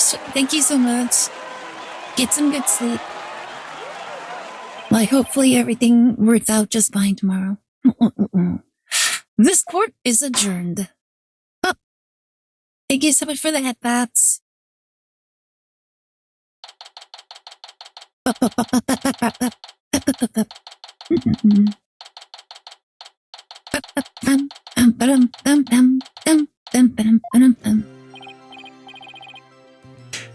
Soren, congratulations! Mr. Wright, I can't thank you enough. If you hadn't exposed the truth, Soren and I we wouldn't. But now you can finally start your new life together, right? Oh, thank you! Mr. Wright, we'll be holding our real wedding ceremony in the near future. Would you do us the honor of coming to it? I want you to witness our fresh start. Of course, I wouldn't miss it for the world. And Ellen, this time, they'll finally be happily ever after, right? Oh, yes. The two of you have persevered and overcome this trial together. Now, no matter what obstacles come your way, I'm sure you'll be able to handle them. And there's another thing I'm sure of, too. This person will always be watching over the two of you.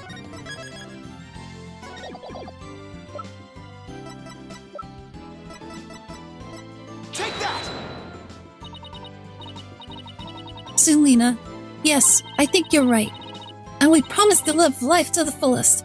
For Selena's sake, too. Right, Soren? That's right. Well, we better be on our way. Yes, my love? Oh my goodness, he's carrying her! Wow, the old threshold carrier, huh? Way to show off. We'll be seeing you. Goodbye, not for now. I'll be looking forward to that wedding. Hold on tight, Ellen. You better believe I will. I'm never letting you go. Oh my god, they're flying away? There they go. You're not thinking of going to that wedding by yourself, are you, boss? You're taking us too, right? Oh boy, I bet there's gonna be all kinds of fancy food there. Athena, when did you get here? Just now. I would have been here to cheer you guys on earlier, but Tracy never gave me a chance to slip away. You're going to be in even bigger trouble with her later. Speaking of the wedding, maybe I should ask them to invite Edworth. Mr. Edworth, really?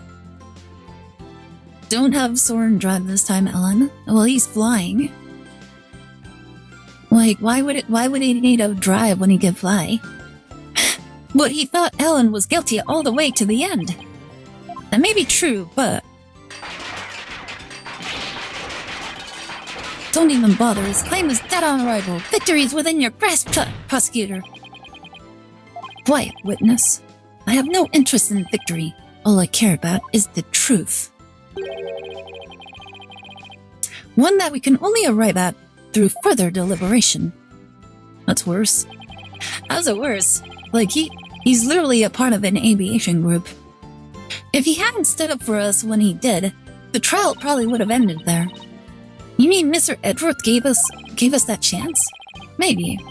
Though, knowing him, I doubt he'd ever tell, even if I asked. Well, if that's how you feel about it, Nick, then why not try to get him invited? Go, quick question, do you have the alert thing on stream? Yeah, I do.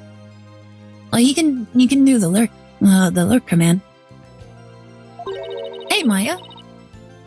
Have you ever tried to catch the banquet?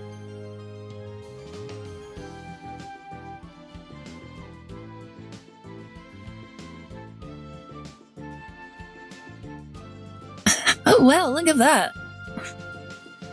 Why, we actually have a little message right there. Honestly, I was not expecting that. But it's true. What? No? I never have either. Wait, what happened? Have you tried to catch the bouquet? Fighting over a bouquet that's been tossed by the bride? Talk about a fierce competition. I'm totally stumped. I'm not sure it's really supposed to be all that competitive. I'm a pretty good jumper, so I think I've got a chance. She's definitely missing the point of the whole thing. And Larry, how did you manage to stay so quiet for so long? Well, shut up! Wishing the lady you fell in love with every happiness is what a real man does. I'm sure that relationship was over before it even began, Larry. Darn it! If only I was 10 years younger, things would have gone differently. Hey, Hands of time, won't you turn back for me?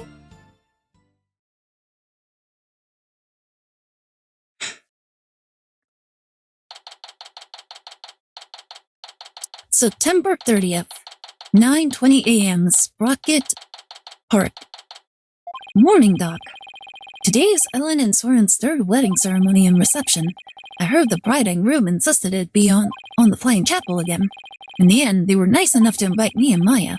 And Athena kind of invited herself. They also invited Edward, Emma, and even Larry. They say third time's the charm, right? I really do hope it's happily ever after for them this time around. Still, I get the feeling it's going to be one rowdy party. Ready when you are. Okay. Oh, look at that. Here we go. Huh? Oh, hey! Larry caught it. What is next? Huh?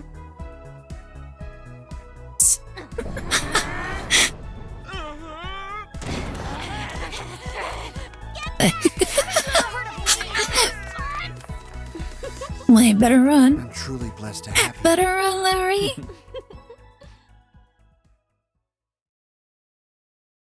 Oh my goodness. They're so silly. Surprised that nobody else was there too. Oh, look at that. I got a thingamajig. You've unlocked a special bonus in music and background setting screen. Spirit of Justice Commemorative. Oh, neat. Oh, another one. Unlock the special bonus. Trilogy Commemorative. Bam, bam, bam, bam, bam, bam. Oh my goodness. Alright, there we go. And there you go. That was Spirit of Justice.